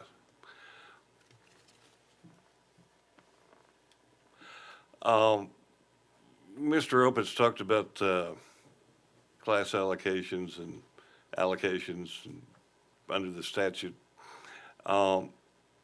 Would you agree that under the company and staff approach, the securitized balance and associated costs are implicitly being allocated to the classes on the basis of projected loss adjusted energy consumption? Yes. Okay.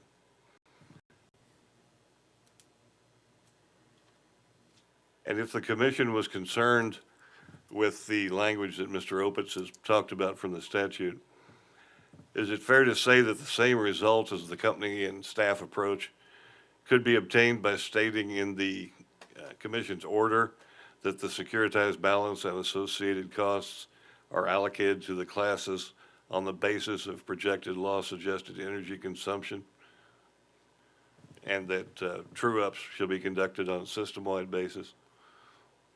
Sorry, could you read that one more time? Sure. Is it fair to say that the same result, let me back up. If the commission is concerned about the language from the statute that Mr. Opitz has discussed, is it fair to say that the same result as the company and staff approach could be obtained by stating in the commission's order that the securitized balance and associated costs are allocated to the classes on the basis of projected loss-adjusted energy consumption, and that the true-ups shall be conducted on a system-wide basis? Yes, I would agree with that.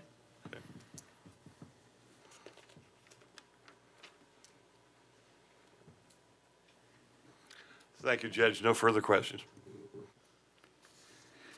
Any cross from public counsel?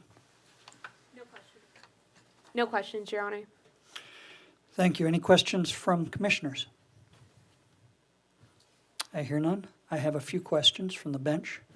In your SIR rebuttal, you indicate that Evergy is not in complete agreement with staff witness Sarah Lange on how to treat late and partial payments. Yes. Would you briefly, to the best of your knowledge, explain to me how staff is proposing to treat late and partial payments?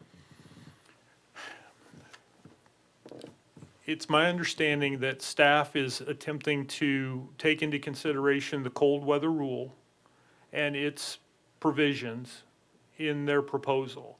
And in doing so, it established a variation in the approach depending on whether or not the customer was affected by that statute or that rule. So it set up a situation where we had to determine the condition of the customer, the relationship to the time, and the cold weather rule in applying the payment algorithms. Now, you said you're not in complete agreement. What part of staff's proposal do you agree with? Well, we're comfortable with establishing a process to accommodate the cold weather rule, but it's the act of changing and introducing a variation throughout the year that we're trying to avoid. We would like to stay with a consistent process throughout the periods so that we do not introduce that complexity of recovery that might fluctuate from month to month. So in our settlement language, that's where we came to, was language that established a fixed process for the entire year. And you've kind of covered this a little bit. What parts, and it sounds like a part, what parts of staff's proposal for late and partial payments do you disagree with? Maybe I misanswered the first question. I think that they're intertwined. I think that it's that element of changing the payment through the year that we disagreed with. And so we sought to establish a fixed approach for the entire calendar year. So forgive me, I may have misanswered on one of those. No, I think you did. I just was Okay. trying to see if there was more there. No, not really. I mean, it's a fair point around the treatment of the cold weather rule, and in our view, it was not a significant concern, but certainly something we needed to address. And so finding a settlement point that allowed us that consistency, but also addressed the concerns around cold weather was kind of a win-win in the settlement. Okay, outside of the settlement, does Evergy have a proposal with how to address the parts of staff's proposal it doesn't agree with? Yeah, and it was offered in my SIR rebuttal. Let me see if I can give you a reference on that.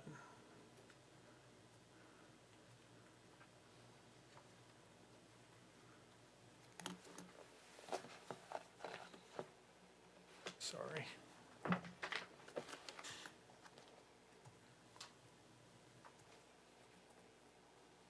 It would have been on page 5 of my SIR rebuttal.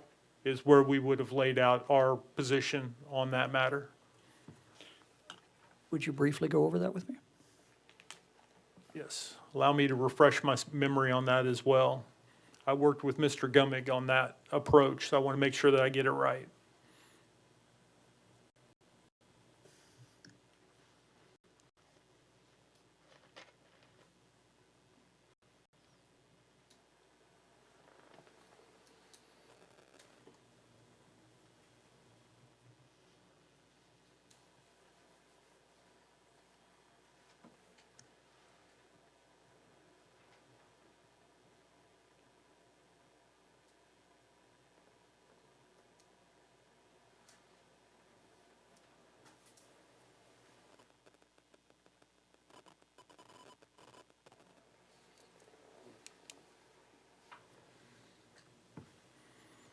Let's see, I'm struggling to figure out exactly how to express this.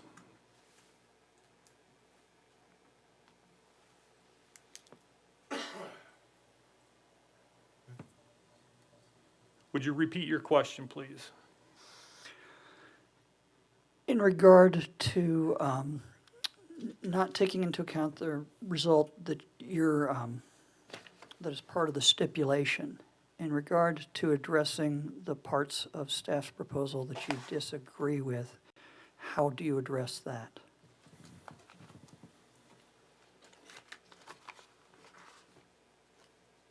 I believe that our proposal is just around fixing the approach for that calendar year, back to that point. That, again, our position was not necessarily against the application of a cold weather rule into the process, but just that we did not want it to vary. And so our position, absent the stipulation, was similar to where we ended up in the stipulation, which is to fix the process for the calendar year.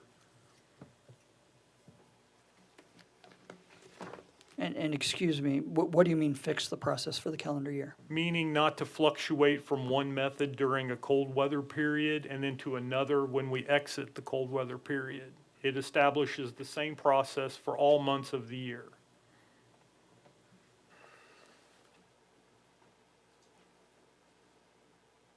And how does that consider the cold weather rule? By adopting the cold weather rule approach for all months of the year.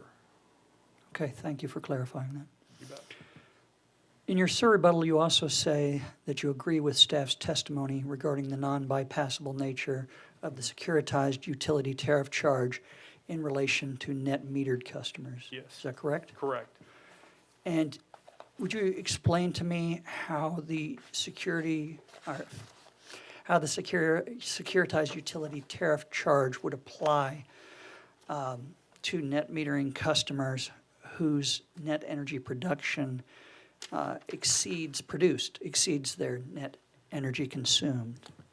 I believe in that example, we've both in the testimony of Sarah Lange and in my testimony in the tariff that we provided for that, I think that we identified that the charge would not apply, or it would not be well, let me talk on it. Let me double check that.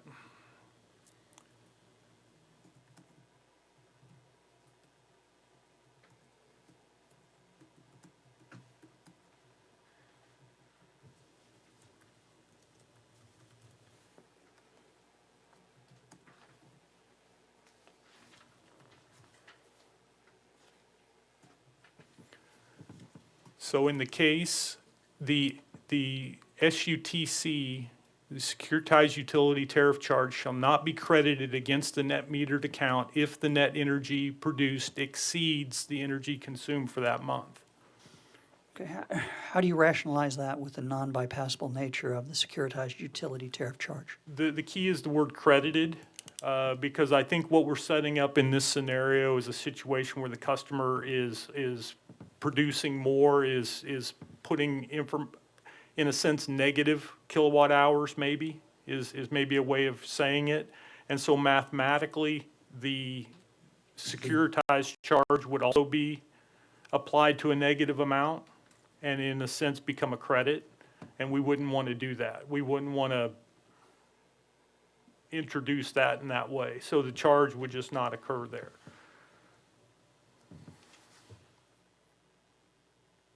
So in actuality, the result would be that it is a bypassable. If they're not being charged that and you're not collecting it from them. Is that correct?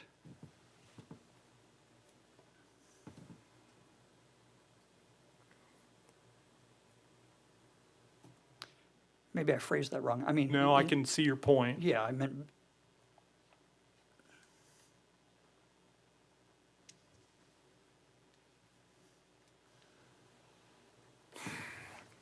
Because of the way the charge is applied on a kilowatt hour basis, these customers are not in effect consuming kilowatt hours.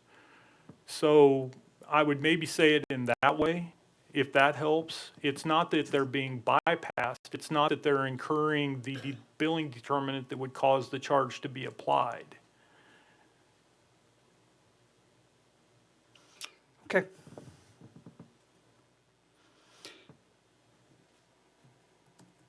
Now, as we've kind of gone over in your SIR rebuttal, you switched positions from your direct testimony to agree with staff's application. Correct. Or proposal to use loss-adjusted energy sales to calculate the securitized utility tariff charge. How do you address the arguments made by MECG and Velvet that the allocation of the SUUTC charge through loss-adjusted energy sales disproportionately affects larger customers? When considering the Maybe I should not use the word disproportionately.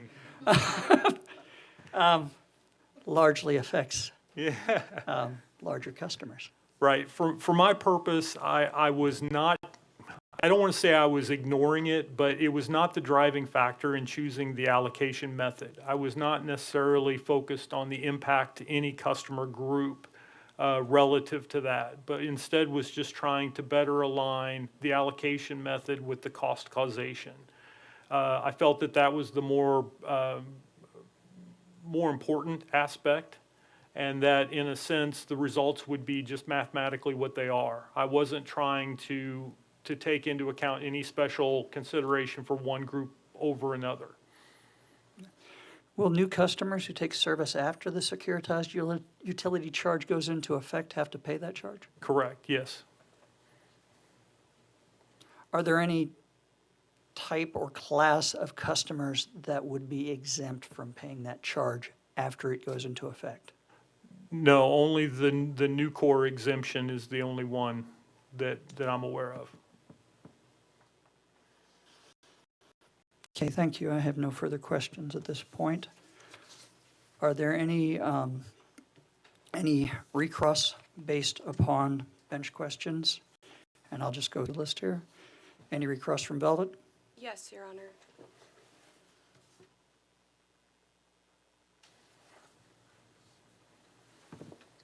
Thank you. Okay.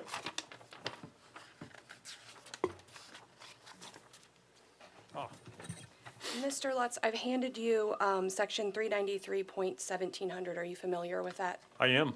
And that's the securitization statute, correct? It is. And I've highlighted subsection 23CH. Do you see that section? I do. Can you read it? How securitized utility tariff charges will be allocated among retail customer classes. The initial allocation shall remain in effect until the electrical corporation completes a general rate proceeding, and once the commission order from that general rate proceeding becomes final, all subsequent applications of an adjustment mechanism regarding securitized utility tariff charges shall incorporate changes in the allocation of costs to customers as detailed in the commission's order from the electrical corporation's most recent general rate proceeding. You would agree that this section requires allocation by class, correct? No. Okay. You would agree then that the statute requires that the allocation be adjusted in future cases, correct? Yeah. Ask that one more time. I'm sorry. You would agree that the statute requires the allocation to be adjusted in future cases, correct?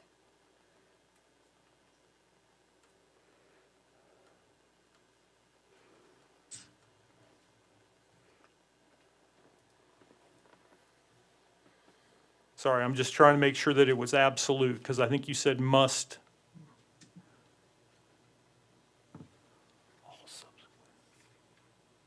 Shall incorporate, yes, I would agree.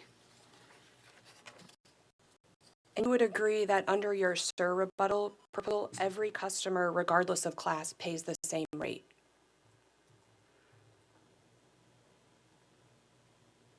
Regardless of class. No. Every customer, regardless of class, pays the same SUTC rate? Correct. No, I would not. Ignoring the loss adjustment factor. I'm not sure how to do that. How, If I am a customer in LPS versus LGS and I take service at the same level, I'd be paying the same rate.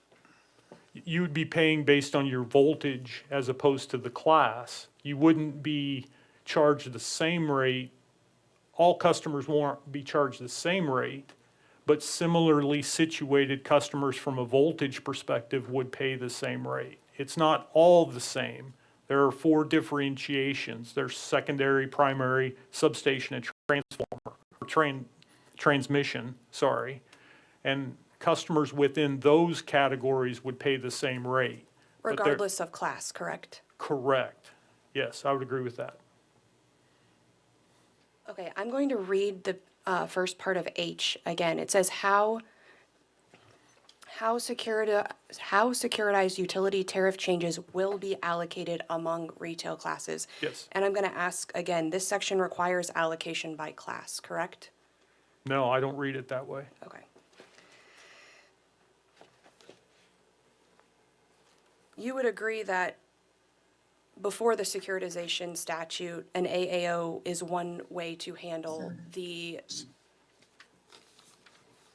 winter storm costs, correct? Judge, I'm going to object. I think this is way beyond the scope of bench questions.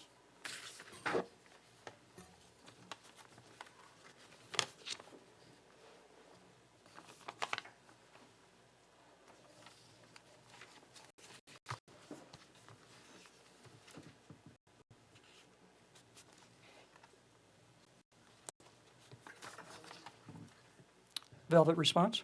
Your Honor, if I could continue my line of questioning, it gets to how Mr. Lutz interprets the statute and what's required under the statute and the comparison of the AAO statute versus how his proposal complies with the statute here. Say that again, please. You want to draw a comparison between how an AAO, how charges will be applied under an AAO? Correct.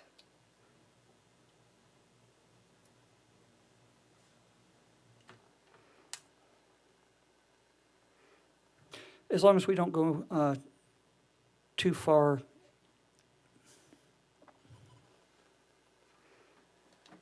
I'm going to go ahead and allow you to ask the question. It will That'll be overruled. It will be quick, Your Honor. So an AAO follows cost causation principles, correct, Mr. Lutz? No, I'm going to object to that. That's just a mischaracterization of an AAO. AAO is not even a rate design method. AAO is merely a deferral, an accounting deferral. That'll be sustained. Would you agree that Section 393.17 should also follow cost causation principles?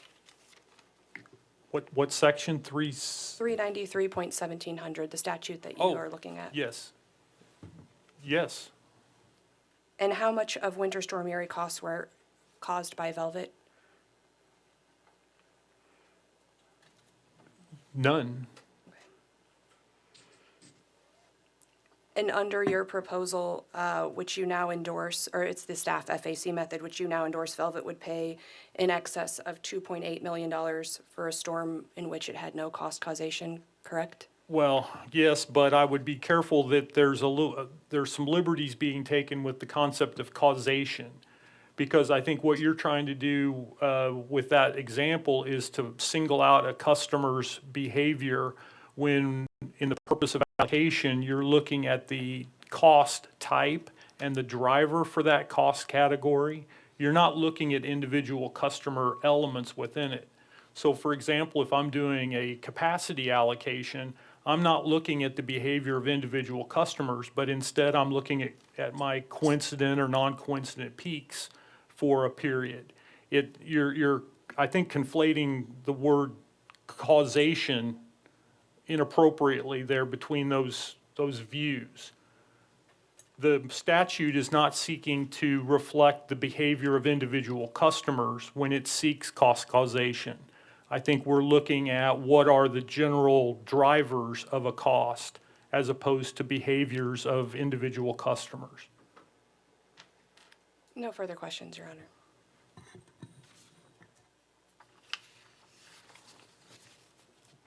Any recross from Nucor? No questions, Judge. Any recross from MECG?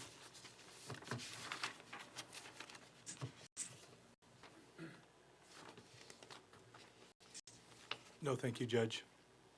Any recross from the commission staff? No questions, Judge. Any recross from the Office of the Public Counsel, No questions, Your Honor. which I don't believe had a cross initially.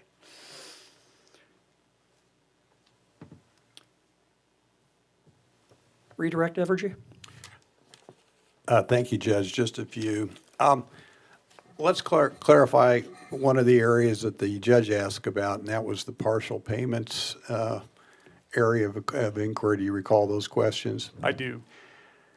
Just to make it clear, is it your understanding that our stipulation that we have filed with the staff and public counsel addresses that issue?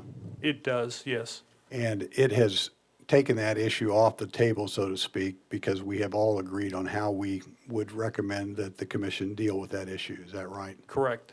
And to your knowledge, has any other party opposed that position? Not to my knowledge. Okay, thanks.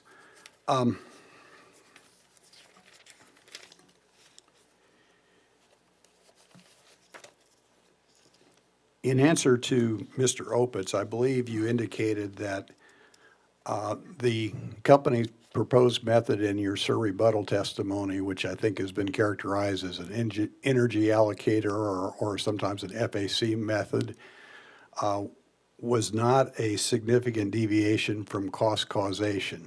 Or he suggested, I believe, that it was, and I believe you may have indicated otherwise. Is that right? Yes. Why do you believe that? If you look at the original allocation that we used in our direct, it's based on revenue. And that revenue is inclusive of energy, but in retrospect and after further consideration, it's also inclusive of other costs. And so in our view, my view, the energy allocation is a cleaner delineation of that causation. And I believe staff counsel asked you about how allocation of purchase power or net purchase power expense would typically be done in a rate or class cost of service study. Yes, I You recall that. I do. And did you indicate that that would typically be done on a sales or energy basis? Energy basis, yes. Does that go to your point about cost causation? Yes, I mean, the choices that are made in a class cost of service study process are seeking to identify that cost causation for that cost category and allocating costs, yes. And I believe in answer to his questions, you indicated that many of the Storm Uri costs were in effect purchase power costs that we're dealing with in this case. Yes. Now, if you were dealing with some other kind of cost in some other securitization situation, would you might propose a different method of allocating those costs? Absolutely, absolutely. You would want to examine what it is that's being sought and look for indicators of what its causation would be. So, you know, if it were maybe a generating plant, there could be, you know, consideration of an allocation method around capacity. That could be part of it, because that generation plant provides capacity in its operations. So that's just an example. Would that also reflect causer principles? Yes. Okay. And I believe there was some questions regarding Section 393-1700 and whether that, that statute, in your opinion, required that costs be allocated to customer classes, or do you recall those questions? I recall that, yes. I believe you indicated that you did not agree with that. Why did you not agree with that? Right. The step of requiring it to be two classes, to me, would require much more direct language in statute. As I read this section, it refers to the customer classes, but in almost a way that it's referring to just the customers.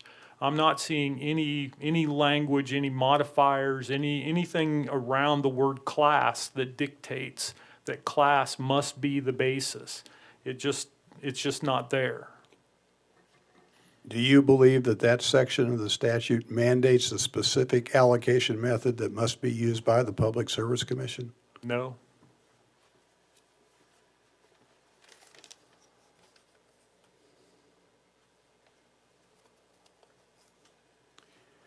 I believe Mr. Opitz also pointed out that you have changed your position in your surrebuttal testimony to agree with the staff's position. Is that correct? Correct. Would you explain to the commission why you decided that was appropriate? Yeah. Part of it, I've spoken to it a little bit before in the earlier redirect here, is that the energy allocation is more precise than the revenue allocation that we used in the direct, which maybe in some manner could have been considered more of a generic allocation. Revenue allocation is used frequently for purposes in riders and such, but as you examine the URI costs, to me it's clearly related to energy. So I support the position that Witness Lange took on that matter. Have you also reviewed the position statement of the Public Counsel's Office? Yes. Are you aware that, are you aware what position they take on this issue? I believe so. Would you explain what your understanding is? On the Public Counsel position? Yes. Let me see, I might have to retract that. I can make it easy. Please do. I was thinking of MECG when I answered. I'm sorry. Go ahead. I was conflating. I'm handing you the Office of Public Counsel's position statement, and I've highlighted that area. Okay. Yeah, it appears that it's in line with the staff method as well on loss-adjusted energy-based sales. Forgive me for forgetting that.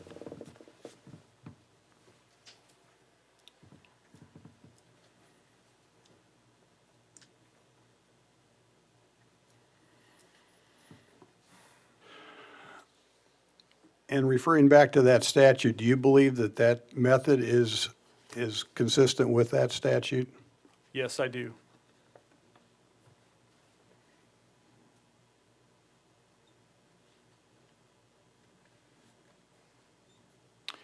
There was also a question about, I think, Velvet Tech not having been on the system during Storm Uri. Yes. Does that statute, in your mind, dictate how a customer like that would be handled going forward? Yeah, I mean, yes, I think that the non-bypassable elements and the recovery language is pretty clear that all customers, after the charge is established, will see that appear on their bill on the basis that is set, by the financing order and by the commission.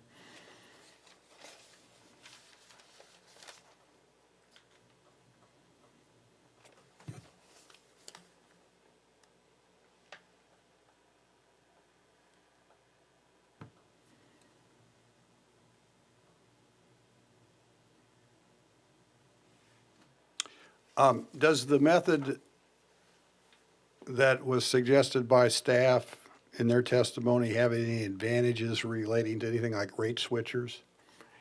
Yes, both rate switchers and another instance that staff brought up about new rates that might be introduced between general rate proceedings. By using the voltage method, it alleviates those problems. Customers that either move or move within the rate classes or are introduced as a new rate would fit in one of those voltage levels. So it does make future administration more easy than using a traditional class approach. And is it your understanding the commission in a future rate case could change the allocation methods? Yes. Judge, that's all the questions I have. Thank you very much. Mr. Lutz, you can step down. Thank you. It's now 2:36. I'm just going to ask right now, our next witness is Hardesty, right? Does anyone have substantial questioning or lengthy questioning for Mr. Hardesty? The OPC does. Okay, then I think that this is probably as good a time to take a short break as we're going to get. So,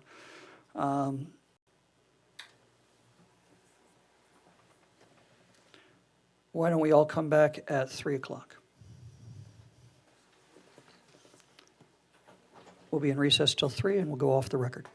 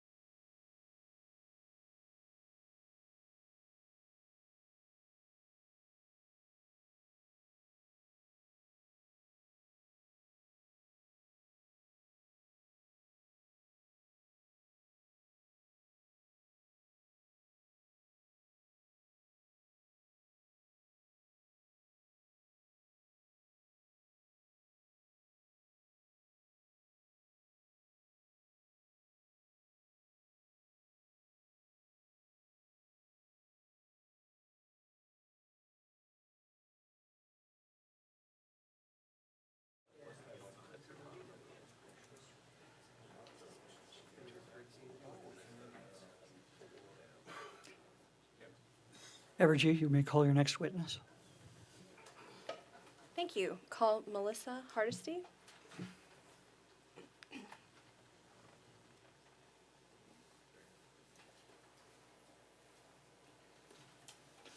Will you raise your right hand to be sworn? Do you solemnly swear or affirm that the testimony you're about to give in this evidentiary hearing is the truth? I do. Please be seated. Evergy? Please state your name for the record. Melissa Hardesty, And who is your employer? Evergy, What is your position there? Senior Director of Taxes. Did you prepare sir rebuttal testimony in this case, which has been marked as Exhibit 5? I did. Do you have any corrections to your sir rebuttal testimony? No. If I were to ask you the questions in that sir rebuttal testimony, would your answers be the same? Yes. And are those answers true and correct to the best of your knowledge and belief? Yes. Judge would offer Exhibit 5 to be admitted, please. Any objection to admitting Exhibit 5 onto the hearing record? Exhibit 5 is admitted onto the hearing record. And we will tender the witness for cross-examination. Any cross-examination by Velvet? No, Your Honor. Any cross-examination by Nucor? No questions, Judge. Any cross-examination by MECG? No, thank you, Your Honor. Any cross-examination by the commission staff? Yeah, just very briefly, Judge. Ms. Hardesty, were you in the hearing room or watching on the internet for the opening statements? I was in the room. You were in the room. So did you see page 1 of Office of Public Counsel's opening statement presentation on what they called true cost determination? I did. Do you agree with that presentation? There are many aspects of it which I did agree with. However, there appears to be several factors that are missing on the schedule. I did agree that that the financing would not be considered a gain on the transfer of the asset to the special purpose entity. However, they appear to be missing the purpose entity. Sorry. It appears to be missing the fact that when the revenues are collected in order to pay back that bond financing, the utility will pick up that income and pay taxes on it at that time under the IRS revenue procedures. It states both portions of that in Revenue Procedure 2005-62. Okay. And basically, what can you summarize that for a dumb attorney? Does that mean the securitization charge revenue received by Evergy West will be taxed or will not be taxed? So when the costs were incurred, it was able to take a tax deduction. So it got a tax deduction on the return. We did not take a deduction for book purposes, so it created a timing difference, which created deferred taxes, which are sitting on Missouri West's books. It's a deferred tax liability. When the financing occurs and we transfer that deferral over to the special purpose entity, the IRS revenue procedure says that sale of that asset to the special purpose entity is not taxed. So we do not have to pay any taxes when it receives cash from the financing or the sale to the special purpose entity. However, when the revenues are collected at the special purpose entity, the non-bypassable charge, those revenues, the company has to pick up that revenue on Missouri West taxable income and pay the deferred tax liability as it's collected back to the IRS, so that those deferred taxes reverse as those revenues are collected. Okay. Thank you. That's all I have, Judge. Any cross-examination from the Office of Public Counsel? Yes, Your Honor. Ms. Hardesty, would you do you have a copy of your sir rebuttal testimony? I do. Excellent. Could you look at that?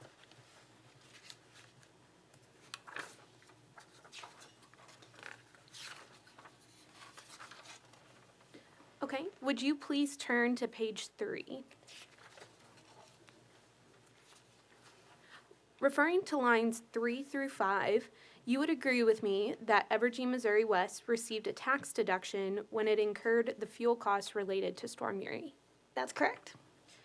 If we assume that those costs are securitized, and no one here is arguing that they shouldn't be, Evergy Missouri West will recover the fuel costs related to Storm Uri through the proceeds from the securitized bonds. That's correct. So now I'd like to turn your attention to line 4 of your testimony there on page 3. You would agree with me that Evergy Missouri West will not pay taxes on those bond proceeds, is that correct? When the bonds are issued, it will not pay taxes at that time. Okay. Ms. Hardesty, would you agree with me that Evergy Missouri West will not repay the tax deduction that it received for the Storm Uri fuel costs? It does not have to repay the tax deduction. It will have to pay taxes when the proceed or the non-bypassable charges are collected.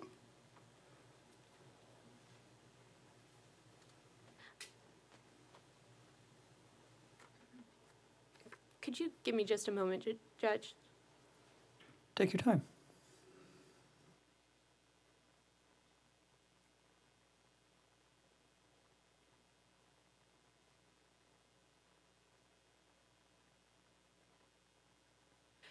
And Ms. Hardesty, I just want to clarify what you just said there.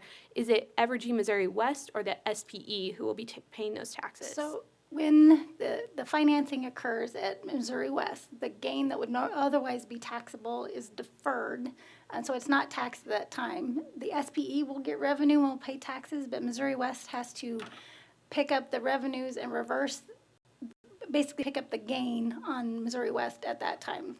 So the IRS revenue procedure is favorable to the taxpayer because it does not have to pick up the income upon the financing or upon the bond issues, but it does have to pick up the revenues. It doesn't pick up the revenues per se, but it has to reverse that deferred tax liability as the revenues are collected on its tax returns in accordance with Revenue Procedure 2005-62.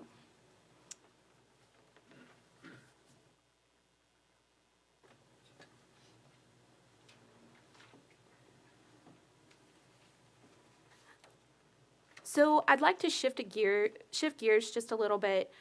Ms. Hardesty, you talked about the SPE.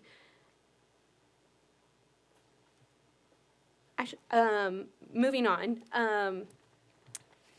Your Honor, I plan to discuss 393-1700, the statute.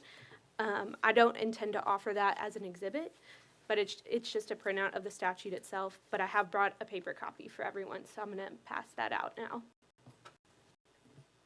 Go ahead.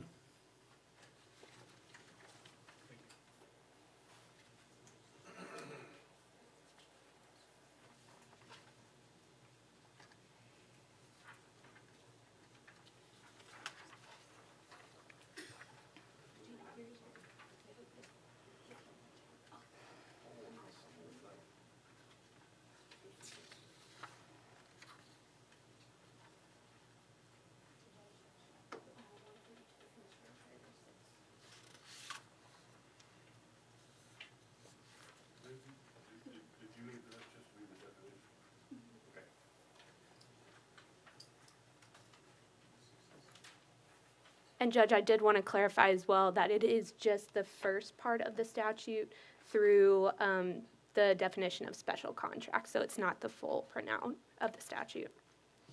Okay, thank you.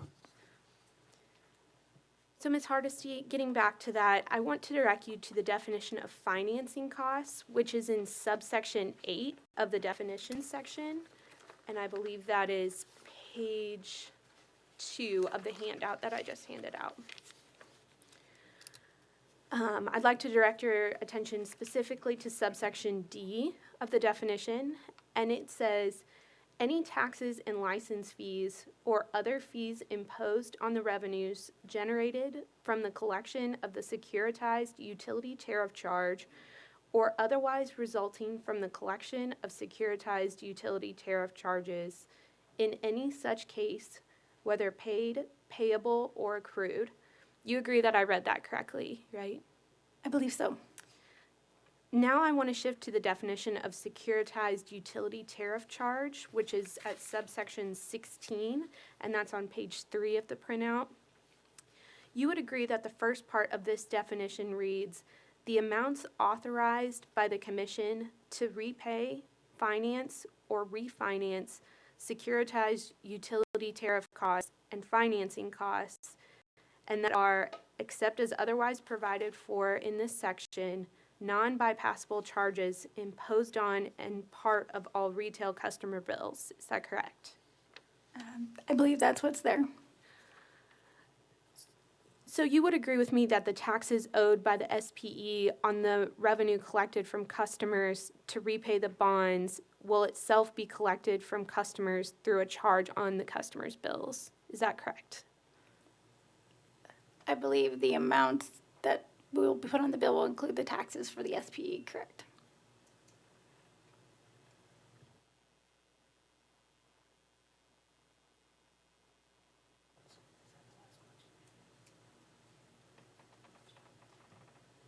No further questions, Your Honor.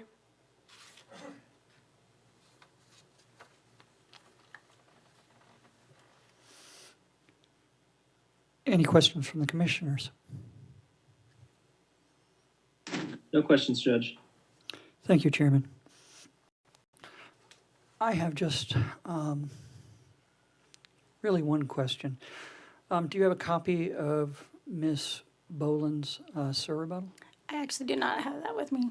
Okay, well, I think we can do it without it. In response to data request 96 regarding special purpose entity income taxes,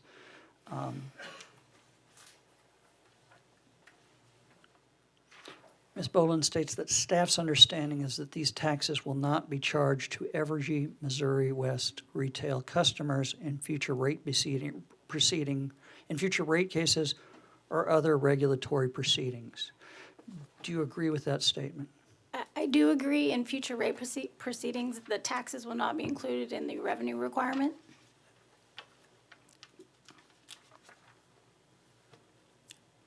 But the reason we've included them here is because the costs will be repaid by the company, and those deferred taxes will remain in rate base as a reduction to rate base until they're ultimately paid back to the government.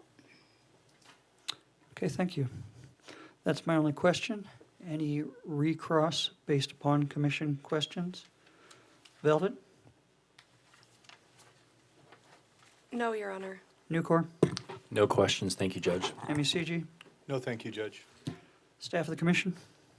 Ms. Hardesty, in response to a question from Ms. Van Gerping, you said that the company, or I believe Evergy Missouri West, maybe the special purpose entity, but would be putting something on the bills of the customers that reflected the taxes? The amount that's securitized needs to include, so if the revenue comes in and you have a tax amount, the taxes in that revenue requirement is included in the amount that's securitized to ensure we can pay back the bonds.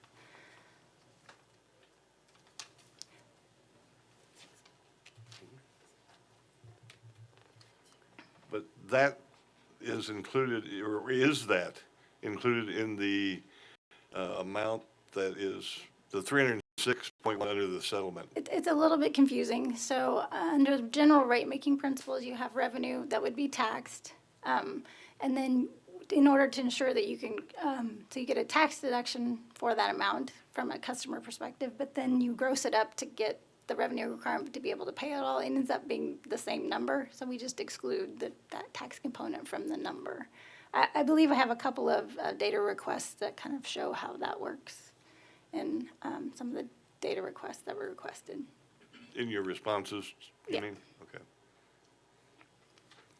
Okay. The company will be able to, if it gets the full securitized cost without a reduction for taxes, it will be able to pay all of the charges all the taxes at the SPE. And that, when you say gets all the full amount or whatever, Yeah. Going off the settlement, I don't remember. Correct. That would be roughly 306.1 million. Correct. Okay. And so that's in there. It's in there, yes. Okay, thank you. Yes. We don't need additional amounts for that, yes. But we can't reduce the amount, otherwise we will not be able to. We'll have a large write-off on the financial statements if we don't collect the full amount. Nothing further. Any recross from public counsel? Could you give me just one moment, Judge? Of course.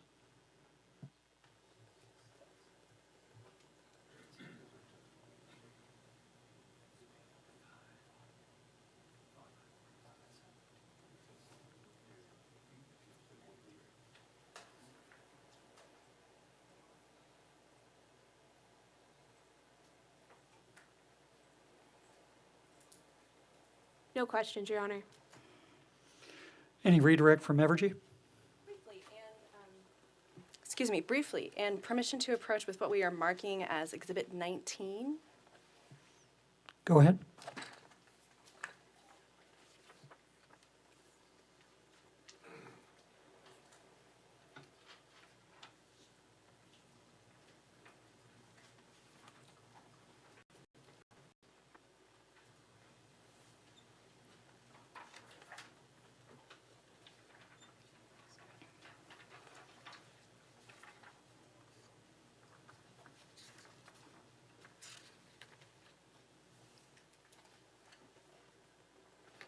Ms. Hardesty, do you recognize Exhibit 19? I do. Can you please tell us what it is? Yes, this document is the IRS Revenue Procedure 2005-62, which talks about how the taxability of securitized funds are done from an IRS perspective. And is this the revenue procedure that you referred to in your testimony, I believe, in response to staff's and OPC's questions? It is. At this time, we would move to admit Exhibit 19, Your Honor. Any objection to admitting Exhibit 19 onto the hearing record?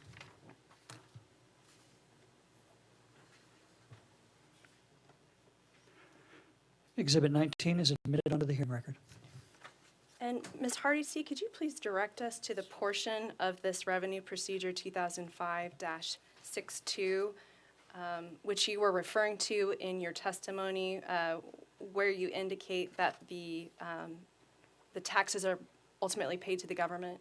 So in sections 6, where it says application, the .01 is where it states that the utility will be treated as not recognizing gross income upon the receipt of a financing order in Part 1. In Part 2, it won't recognize gain in based on the receipt of cash or other valuable consideration.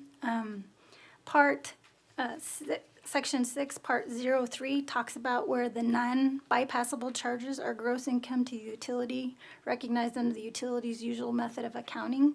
Basically, it states we don't have to pick up the income upon the issuance of the bonds or the receipt of the cash, but we do have to pick up the income as the non-bypassable charges are incurred or are put on the customer's bills. And so do you agree that through securitization, the company is experiencing a permanent tax benefit? No. And that's because of this revenue procedure, is that Correct. right? Thank you. No further questions?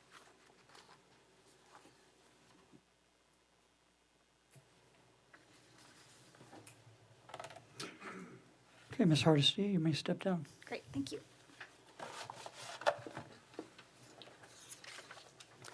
Judge Evergy would call Larry Kennedy to the stand.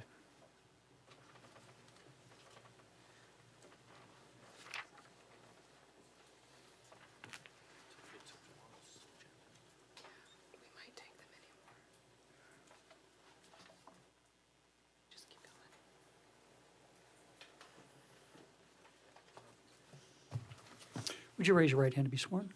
Do you solemnly swear and affirm that the testimony you're about to give at this evidentiary hearing is the truth? I do. Please be seated. Evergy, you may proceed. Thank you, Judge. Mr. Kennedy, please state your name. Larry Edwin Kennedy, And by whom are you employed? Concentric Energy Advisors, And what is your position there? Senior Vice President.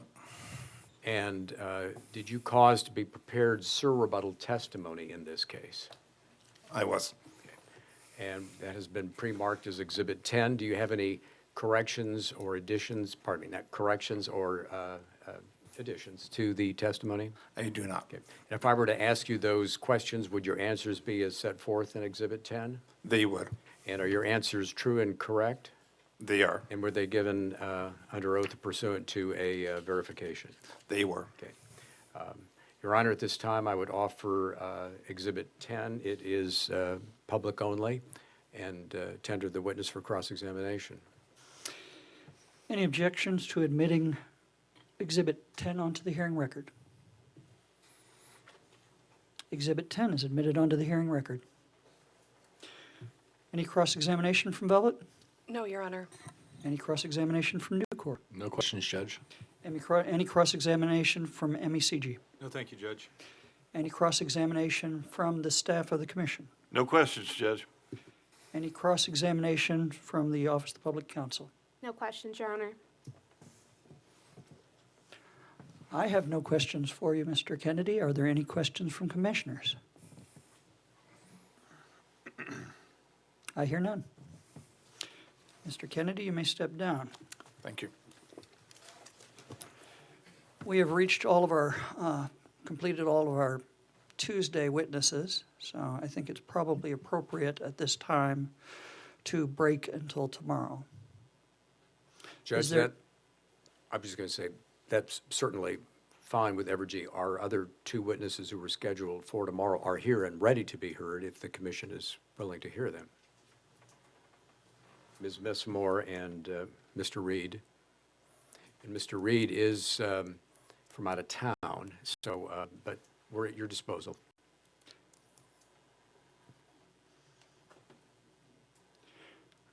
Hold on just a moment.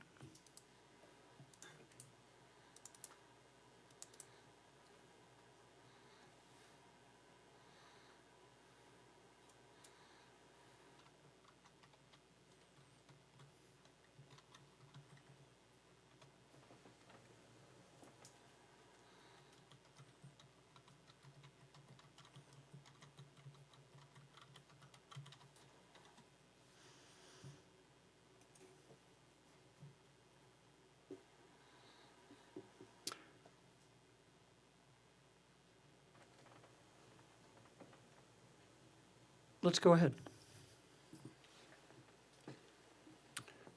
At this time, then, the company would call Kayla Messmore to the stand. Well, I'm going to ask, because I didn't ask, are there any objections to proceeding on with Evergy's Ms. Messmore and Mr. Reed? I see no objections.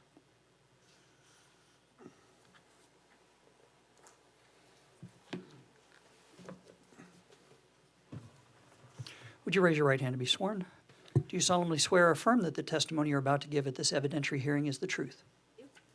Please be seated. Evergy? Please state your name and address for the record. Kayla Messmore, 1200 Main Street, Kansas City. And for whom are you employed and in what capacity? Evergy, and I'm the Vice President of Strategy and Long-Term Planning. Did you happen to be caused to be filed in this case surrebuttal testimony which we have marked as Exhibit 17C and 17P? I did. Do you have any changes or corrections that you need to make to those exhibits at this time? I do not. If I were to ask you the questions that are contained in those exhibits, would your answers be the same, and are they true and correct to the best of your knowledge and information and belief? Yes. Judge, at this time, then, I would move for the admission of Exhibit 17C and 17P and tender the witness for cross-examination. Are there any objections to admitting Exhibits 17C and 17P onto the hearing record? Exhibits 17C and 17P are admitted onto the hearing record. Any cross-examination from Velvet? No, Your Honor. Any cross-examination from Nucor? No questions, Judge. Any cross-examination from MECG? No, thank you, Judge. Any cross-examination from the commission staff? No questions, Judge. Any cross-examination from the Office of the Public Counsel? No questions, Your Honor. Are there any commission questions for this witness? I hear none, and I have no questions for this witness. Ms. Messmore, you may step down. Evergy, you may call your next witness. We call John Reed to the stand.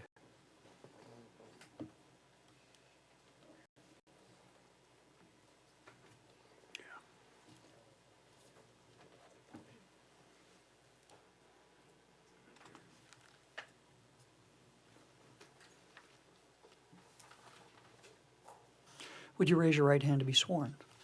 Do you solemnly swear or affirm that the testimony you're about to give at this evidentiary hearing is the truth? I do. Please be seated. Evergy, you may inquire. Thank you, Judge. Please state your name My name is John J. Reed. and by whom are you employed? I am employed as the Chairman and Chief Executive Officer of Concentric Energy Advisors. Mr. Reed, did you cause to be prepared rebuttal testimony in this case, which has been marked as Exhibit 18? I did? Do you have any changes or corrections to your testimony? No, I do not. And if I were to ask you the questions that are set forth in Exhibit 18, would your answers be as set forth in Exhibit 18? Yes, they would. And are they true and correct, and were they provided pursuant to verification or under oath? Yes, they are. Okay. Judge, at this time, I would offer Exhibit 18 into evidence. Any objections to admitting Exhibit 18 onto the hearing record? Exhibit 18 is admitted onto the hearing record. Thank you, Judge, and we tender Mr. Reed for cross-examination. Any cross-examination from Velvet? No, Your Honor. Any cross-examination from Nucor? No questions, Judge. Any cross-examinations from MECG? No, thank you, Judge. Any cross-examination from the commission staff? No questions. Any cross-examination from the Office of the Public Counsel? We do have some questions. Please go right ahead. Thank you. Good afternoon, Mr. Reed. Good afternoon. Mr. Reed, do you have a copy of your rebuttal testimony? I believe it was marked as Exhibit 18. I do. On page 14, at line 21, and continuing to page 15, line 4, you cite excerpts from the guidelines proffered by the National Regulatory Research Institute. Do you see that? I do. Your Honor, I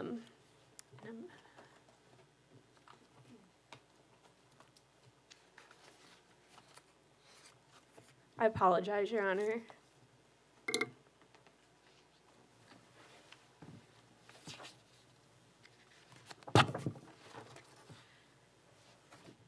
Your Honor, I would like to mark as exhibit, and I think this is our first exhibit, so Exhibit 200, the National Regulatory Research Institute report entitled The Prudent Investment Test in the 1980s. And I'll hand those out now. And before I hand those out, I did want to let you know, Your Honor, this is a report that's approximately 200 pages long. So what I have printed for everyone today is the cover page through the executive summary, and that is what we'll be asking for to be admitted into the record. We do have a full copy available if the commission would like to see that. Now, your questions are only going to be in reference to the parts you're offering, right? That is correct, Your Honor. Okay, thank you.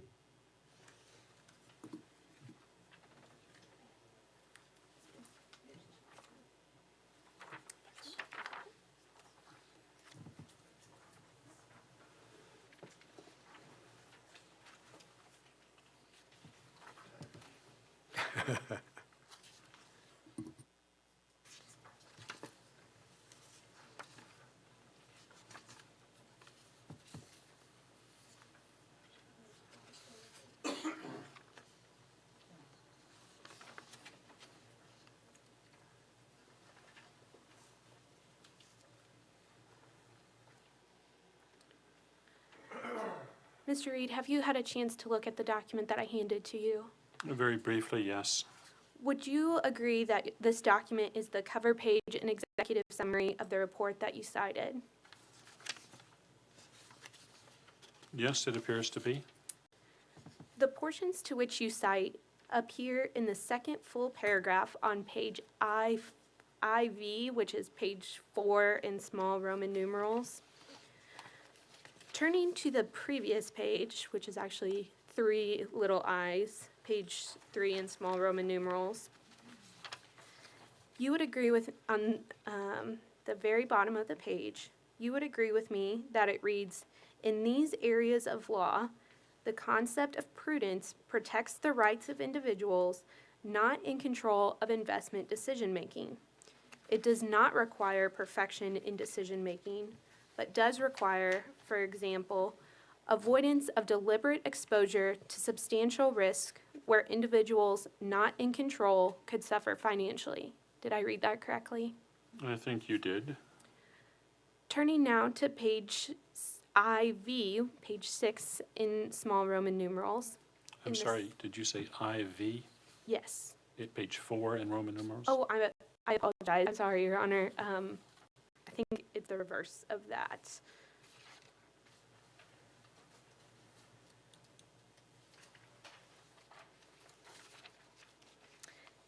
It is VI, page 6, in small Roman numerals.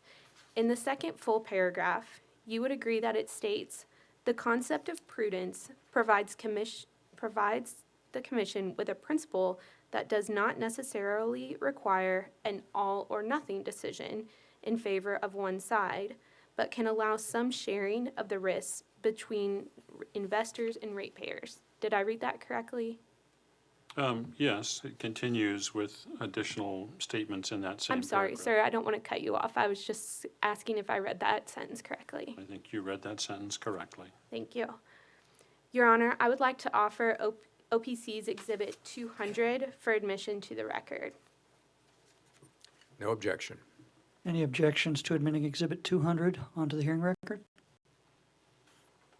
Exhibit 200 is admitted onto the hearing record.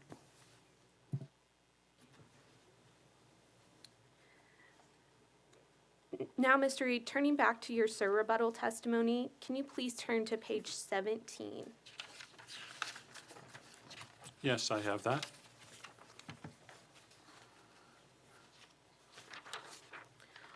On lines 10 to 13, you make the argument that Ms. Mantle asserts that to be prudent, a utility must beat the market in every hour of every year. Do you see that? I do.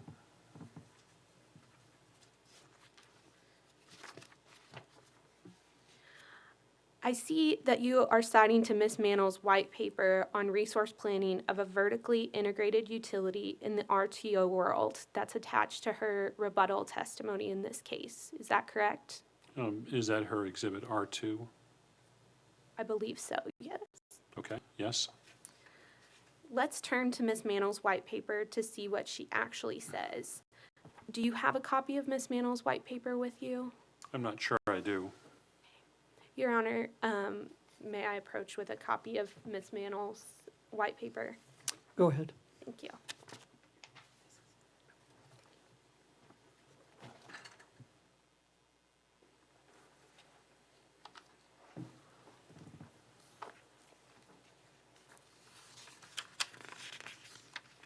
And Your Honor, as I mentioned, that white paper is attached to Ms. Mantle's rebuttal testimony in this case, and the OPC will be offering Ms. Mantle's testimony when she takes the stand. So I have not handed copies to everyone else at this time. Mr. Reed, actually, one moment, Your Honor.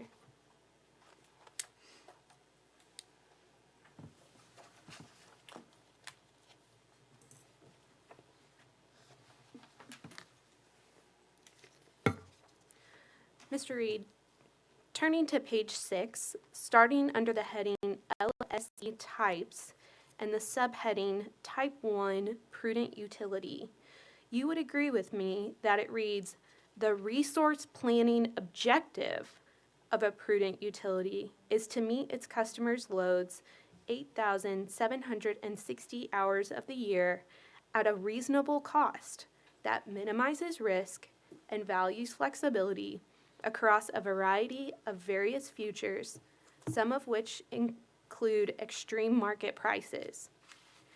Its resource planning objective is to be able to provide generation required by its customers every hour at a cost below market prices. You would agree with me that I read that correctly, correct? I think so, correct. Based on that statement, those statements, you agree with me that Ms. Mantle does not say that a prudent utility must actually beat the market, but rather that it is a prudent utility's objective to plan to meet customers' needs. No, that's not correct.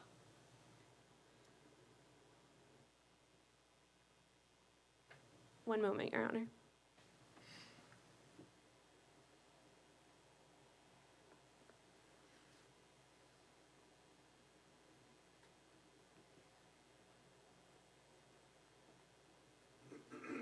Okay, moving on. Now let's look at Ms. Mantle's rebuttal testimony. Do you have a copy of that with you? I do. Okay.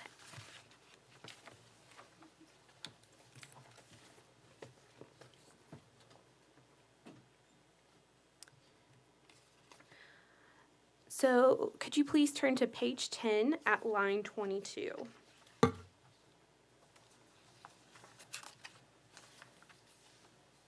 On that page at line 22 and continuing until page 11 at line 12, you would agree with me that it reads, question, are you saying that to be considered prudent, Evergy West should have generating resources to satisfy its customers' load at all times, including all extreme events? Answer, no. There is no way to accurately plan for all extreme circumstances. Adding generation resources should be a balance between cost and reliability. While economics is important, so is looking at the probability customers will be without energy. A proper balance in the resource planning process will mitigate any volatility in the energy market. Evergy West has made the assumption in its resource planning that because it is a member of SPP, it does not need to add dispatchable resources or even have enough resources to meet its forecasted peak load that is based on normal weather. It is depending on its customers always having energy available to them because it assumes that it can always get energy from SPP. This strategy pushes market price and volatility risk upon its customers. Storm Uri exposed the cost of this risk. Now Evergy West is asking the Commission to make sure that its customers not only pay for the cost of this strategy, but also pay it a weighted average cost of capital on that return, or capital return on that cost. Would you agree with me that I read that correctly? I think you did. Based on this, you would agree that Ms. Mantle clearly did not argue that to be prudent, a utility has to meet its customers' needs with its own generation, but rather should seek to meet customer needs with its own generation.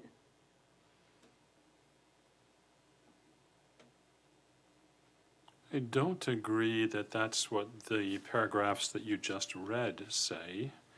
I would agree with you that she sets out as the objective in her white paper that you should beat the market every hour. And that can be done, as she acknowledges, with energy from SPP or capacity from contracts or other sources. But I would agree you don't have to own the resources, and I think she and I are in agreement on that point. One moment, Your Honor.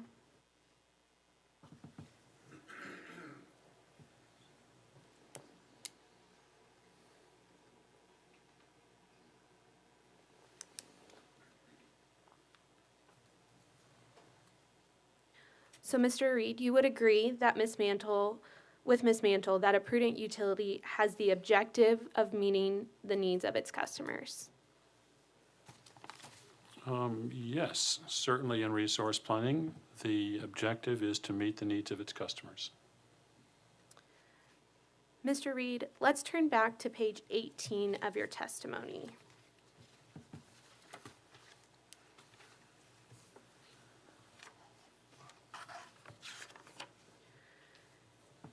At the question posed in lines 8 through 10, you insinuate that Ms. Mantle has created a prudency standard that does not fit within the mainstream of utility conduct for utilities that are part of an RTO. Do you see that? I do. Again, let's turn back to Ms. Mantle's white paper, and I apologize for asking you to flip between documents.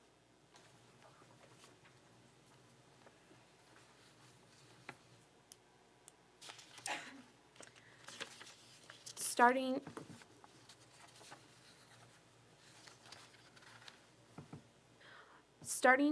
under the heading LSE Types and the subheading Type 1 Prudent Utility, you would agree with me that it reads, while this utility can meet its customers' needs on a standalone basis, It sees value in being a part of a market where it can sell generation when it is needed by its customers and being able to take advantage of other utilities' diversity of energy resources and loads.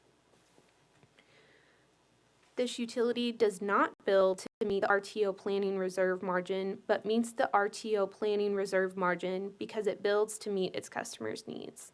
Did I read that correctly? I think you did. You would agree with me then that Ms. Mantle actually says in her white paper that a prudent utility will be an active participant in an RTO market. Well, that is part of what she says, yes.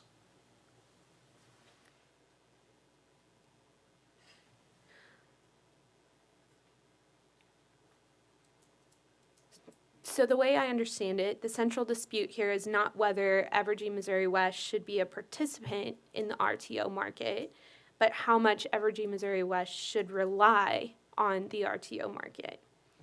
The OPC's position is that a prudent utility will have sufficient generation to meet the needs of its customers without being dependent on an RTO market.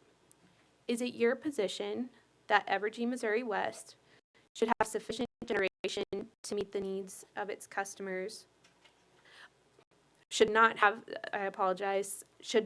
sufficient generation to meet the needs of its customers, and should instead depend on the market to meet the needs of its customers? I'm sorry, but I need you to repeat that question from the beginning then. Sure. So the way I understand it, the central dispute here is not whether Evergy Missouri West should be a participant in the RTO market, but how much Evergy Missouri West should rely on the RTO market. The OPC's position... Well, if that's the question, the witness should be able to answer that. I mean, I got lost in the 6 sentences too, I apologize, but is that the question for Mr. Reed to respond to? I can try to break it down, Your Honor. Thank you. Appreciate it. Thank you. Mr. Reed, is it your position that Evergy Missouri West should not have sufficient generation to meet the needs of customers and should instead depend on the market to meet the needs of its customers? And by generation, are you referring to capacity? No.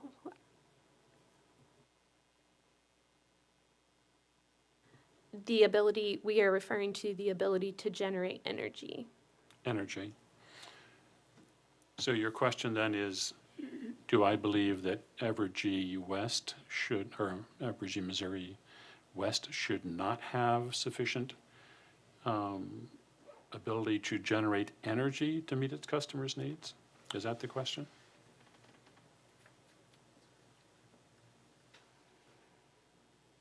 Yes. I believe that prudent behavior encompasses a range of acceptable outcomes, and that gets applied to, or not outcomes, acceptable decisions, and that range encompasses utilities that may choose to rely on the market for energy and others that may choose to be long on energy. It's a fact-specific determination based upon the circumstances and based upon the resources available both in the market and directly owned by the utility. So I don't think there's a universal answer as to whether you should be long energy or short energy. In these circumstances, I've made it clear, I think Evergy Missouri West's decision to be short in terms of expected energy production and to secure that energy through the SPP market was well within the range of prudent decision making. So moving on, turning back to your Sir rebuttal testimony, on page 20, line 17,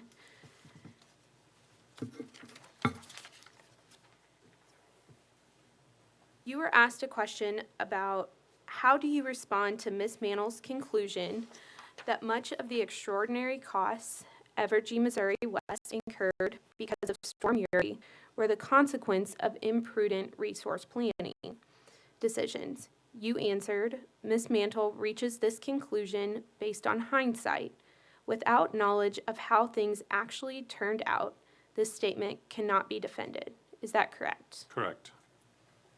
Are you aware that the OPC identified concerns with resource adequacy for Evergy, Missouri West in the 2017 Resource Plan Update?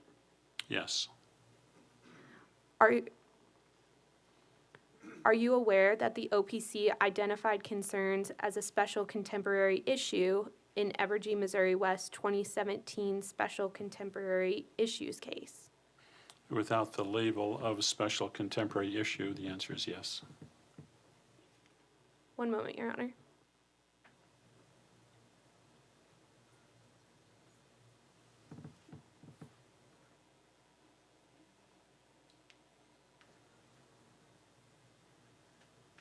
Are you aware that the OPC identified concerns with resource adequacy for Evergy, Missouri West in the 2018 general rate case? Yes. Are you aware that the OPC... Would you say that again, please? I didn't hear it. Sure. Are you aware that the OPC identified concerns with resource adequacy for Evergy, Missouri West in the 2018 general rate case? Yes, was my answer. Are you aware that the OPC identified concerns with resource adequacy for Evergy, Missouri West in the triennial resource planning compliance filings in 2018? I'm aware that it raised or continued to raise concerns in 2018. I can't be sure that it was in that compliance filing, but generally, yes. And you would agree that all of those filings predate Winter Storm Uri, correct? I agree. No further questions, Your Honor.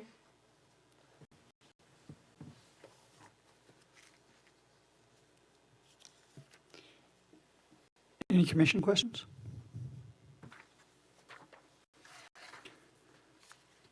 I've just got one that occurred to me. You had, in response to questioning on whether or not it was prudent to be long or short on resources and whether or not it was, or dependent on the market, the RTO, you indicated that under these circumstances, you believe Evergy acted prudently. What circumstances are you referring to? The circumstances surrounding the retirement of the Sibley coal unit, the entering into of contracts for wind resources as well, and the entering into of a contract for capacity with its Metro affiliate. So it knew it was meeting the SPP resource reliability requirement, and that the market was fully capable of meeting energy needs to ensure that reliability of deliveries to their customers would be maintained. So here you had a liquid market, and to be clear, Judge, all of the energy delivered for load to a load-serving entity like Evergy, Missouri West, is delivered by SPP. You essentially buy all of your needs from SPP, whether you're long or short of generation. That doesn't, the fact that you're long or short of generation doesn't affect reliability. Reliability comes from the transmission reliability to get the power from SPP to the distribution system. So under those circumstances, you have an active liquid market in which energy will be there, and the separate requirement of the capacity obligation was met through the bilateral PPA with Evergy and Missouri Metro. Thank you. And by getting all of your energy from SPP, you're referring to the fact that you have to bid your capacity into the market, correct?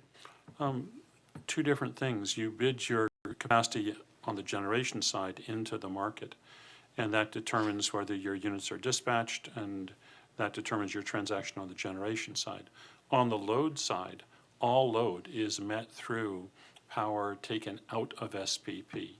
And you essentially, just as you essentially sell all of your generation into SPP at the locational price, you buy all of your load requirements from SPP at the locational price. So it's two separate transactions, but you do bid generation and separately you procure energy for load. But you do that, Virginia, Missouri Metro did that. All utilities, Empire did that. So all utilities in SPP procure their energy from SPP to meet their load serving obligation. And that's independent of the generation you have on the generation side of the equation. Thank you. I think I went further away from my question than I intended, but thank you.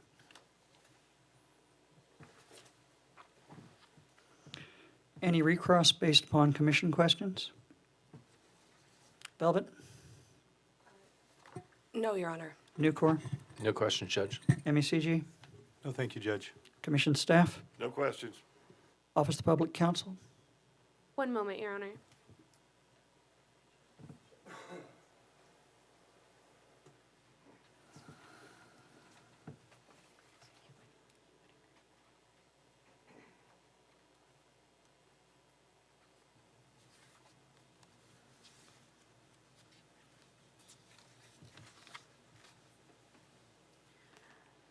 I just have a few questions, Your Honor. Mr. Reed, you would agree that units dispatch means revenue generated to offset load cost, correct? They can offset load costs. You can generate with SPP and not even have a load obligation, just as you can be a load serving entity without generation. So you can choose to net the generation revenues against load obligations, but you need not. And you would also agree that if an entity has generation, more generation often means more offset, correct? It means more cost initially to own and maintain and run that generation. If you produce more megawatt hours, it produces more revenue, which can offset your cost of owning and operating that generation.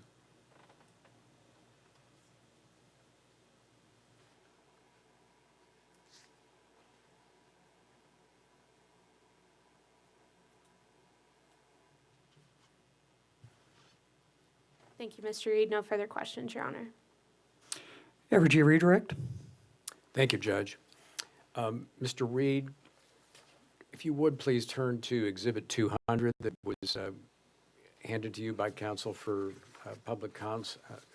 for the Office of the Public Counsel. And on Romanet 6, I believe in the second full paragraph, she read you a sentence and then precluded you from reading another sentence. So if you could complete your thought or to read into the record the sentence that you didn't have a chance to read into the record, I would appreciate it. That paragraph continues with the statements that the prudent investment test is a tool that regulators are using to provide an answer to the question of who should bear which risks and associated costs. In practice, it seems that many regulators choose not to hold utilities responsible for risks affecting the electric industry as a whole. Instead, state commissions often apply the prudent investment test so as to hold utilities harmless, except for the consequences of decisions that were unreasonable at the time they were made. I think those are important follow-ons to the concept of prudence not being an all or nothing decision and providing for the potential sharing of risks. That has been a very contentious issue in the application of the prudence standard, and as noted by the NRRI, the alternative of risk sharing has in fact been avoided, and the application of the prudent investment test has been maintained. Thank you. Now, Ms. Van Gerpen, I believe, had you look at Ms. Mantle's white paper on page 17. I believe it was lines 10 through 13. I don't think you meant page 17. I'm sorry. Page 7, does that sound right? 6 or 7. but Six go or ahead. seven, 6 or 7. And this is the page, it's actually marked LMM-R-2, capital page 7. Is that correct, sir? Yes, Okay, page 6 on the document numbering. on the document itself. Now, Ms. Van Gerpen asked you to read, or she read to you portions about the resource planning objective of the prudent utility. And you indicated that her reading was not correct. Do you recall why you believe her reading of that was not correct? She Pardon had- me, not her reading, but her interpretation of what she read. Yes. It was not a correct recharacterization of the words on the page because it left out the key phrase, at a cost below market prices. That's essential to the difference between myself and Ms. Mantle. I do not believe a standard should incorporate that performance either has as an objective or as a standard that you should achieve a cost below market prices every hour. Now, do you recall Ms. Mantle's testimony that I believe you referred to, where she advocated in order to achieve the correct price point that Evergy Missouri West should have essentially turned off the electricity during Winter Storm Uri?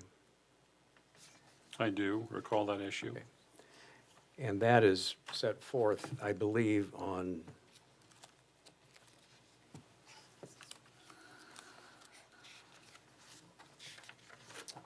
pages, beginning on page 29 of her rebuttal, line 20. Is that correct, Mr. Reed? Yes. Okay. What is your opinion of her opinion that Evergy West should have turned off its customers' electricity during a period? Can I just get my question out, Judge? Well, it appears we have an objection. Yes, Your Honor, I was going to object that this is outside the scope of cross. Evergy? We were talking about price points. Ms. Mantle has that in her testimony. Counsel for OPC asked Mr. Reed about that. He just talked about the objective and the reference in her white paper, in Ms. Mantle's white paper, to a price point. And I'm asking him what he thinks about Ms. Mantle's testimony that controlled interruptions would have been accepted in order to mitigate customers paying, and I'm quoting her, hundreds of millions of dollars over the next 15 years. I believe that's relevant to the economics of this situation.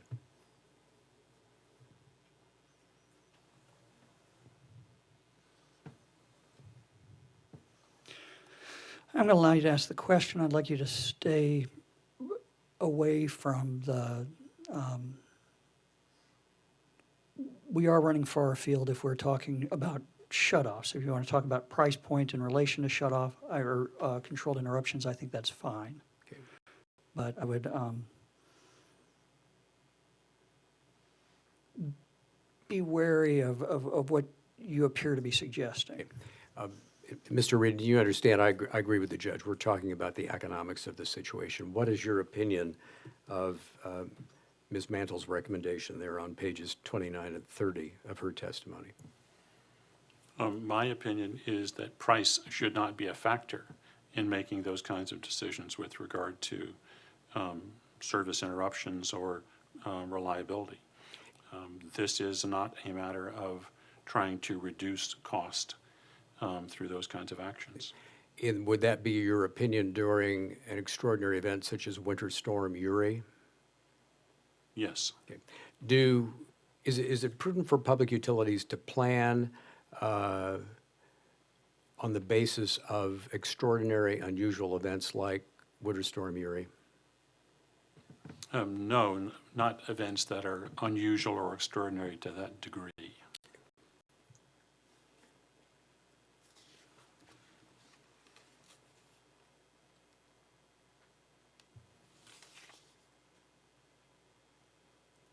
Judge, that's all I have. Thank you.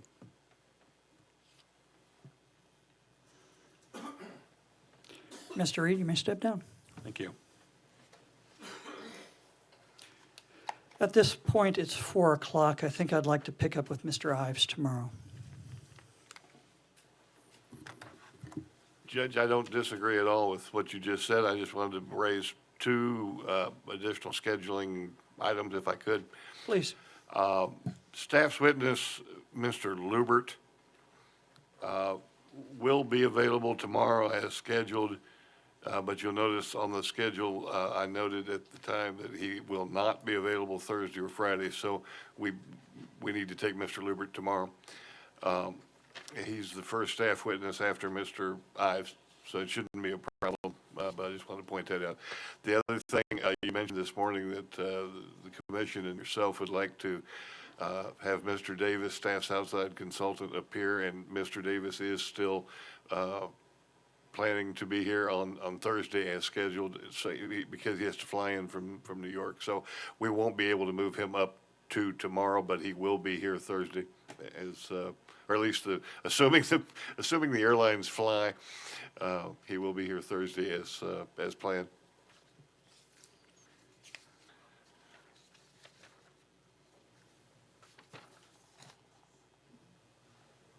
Hold on just a second.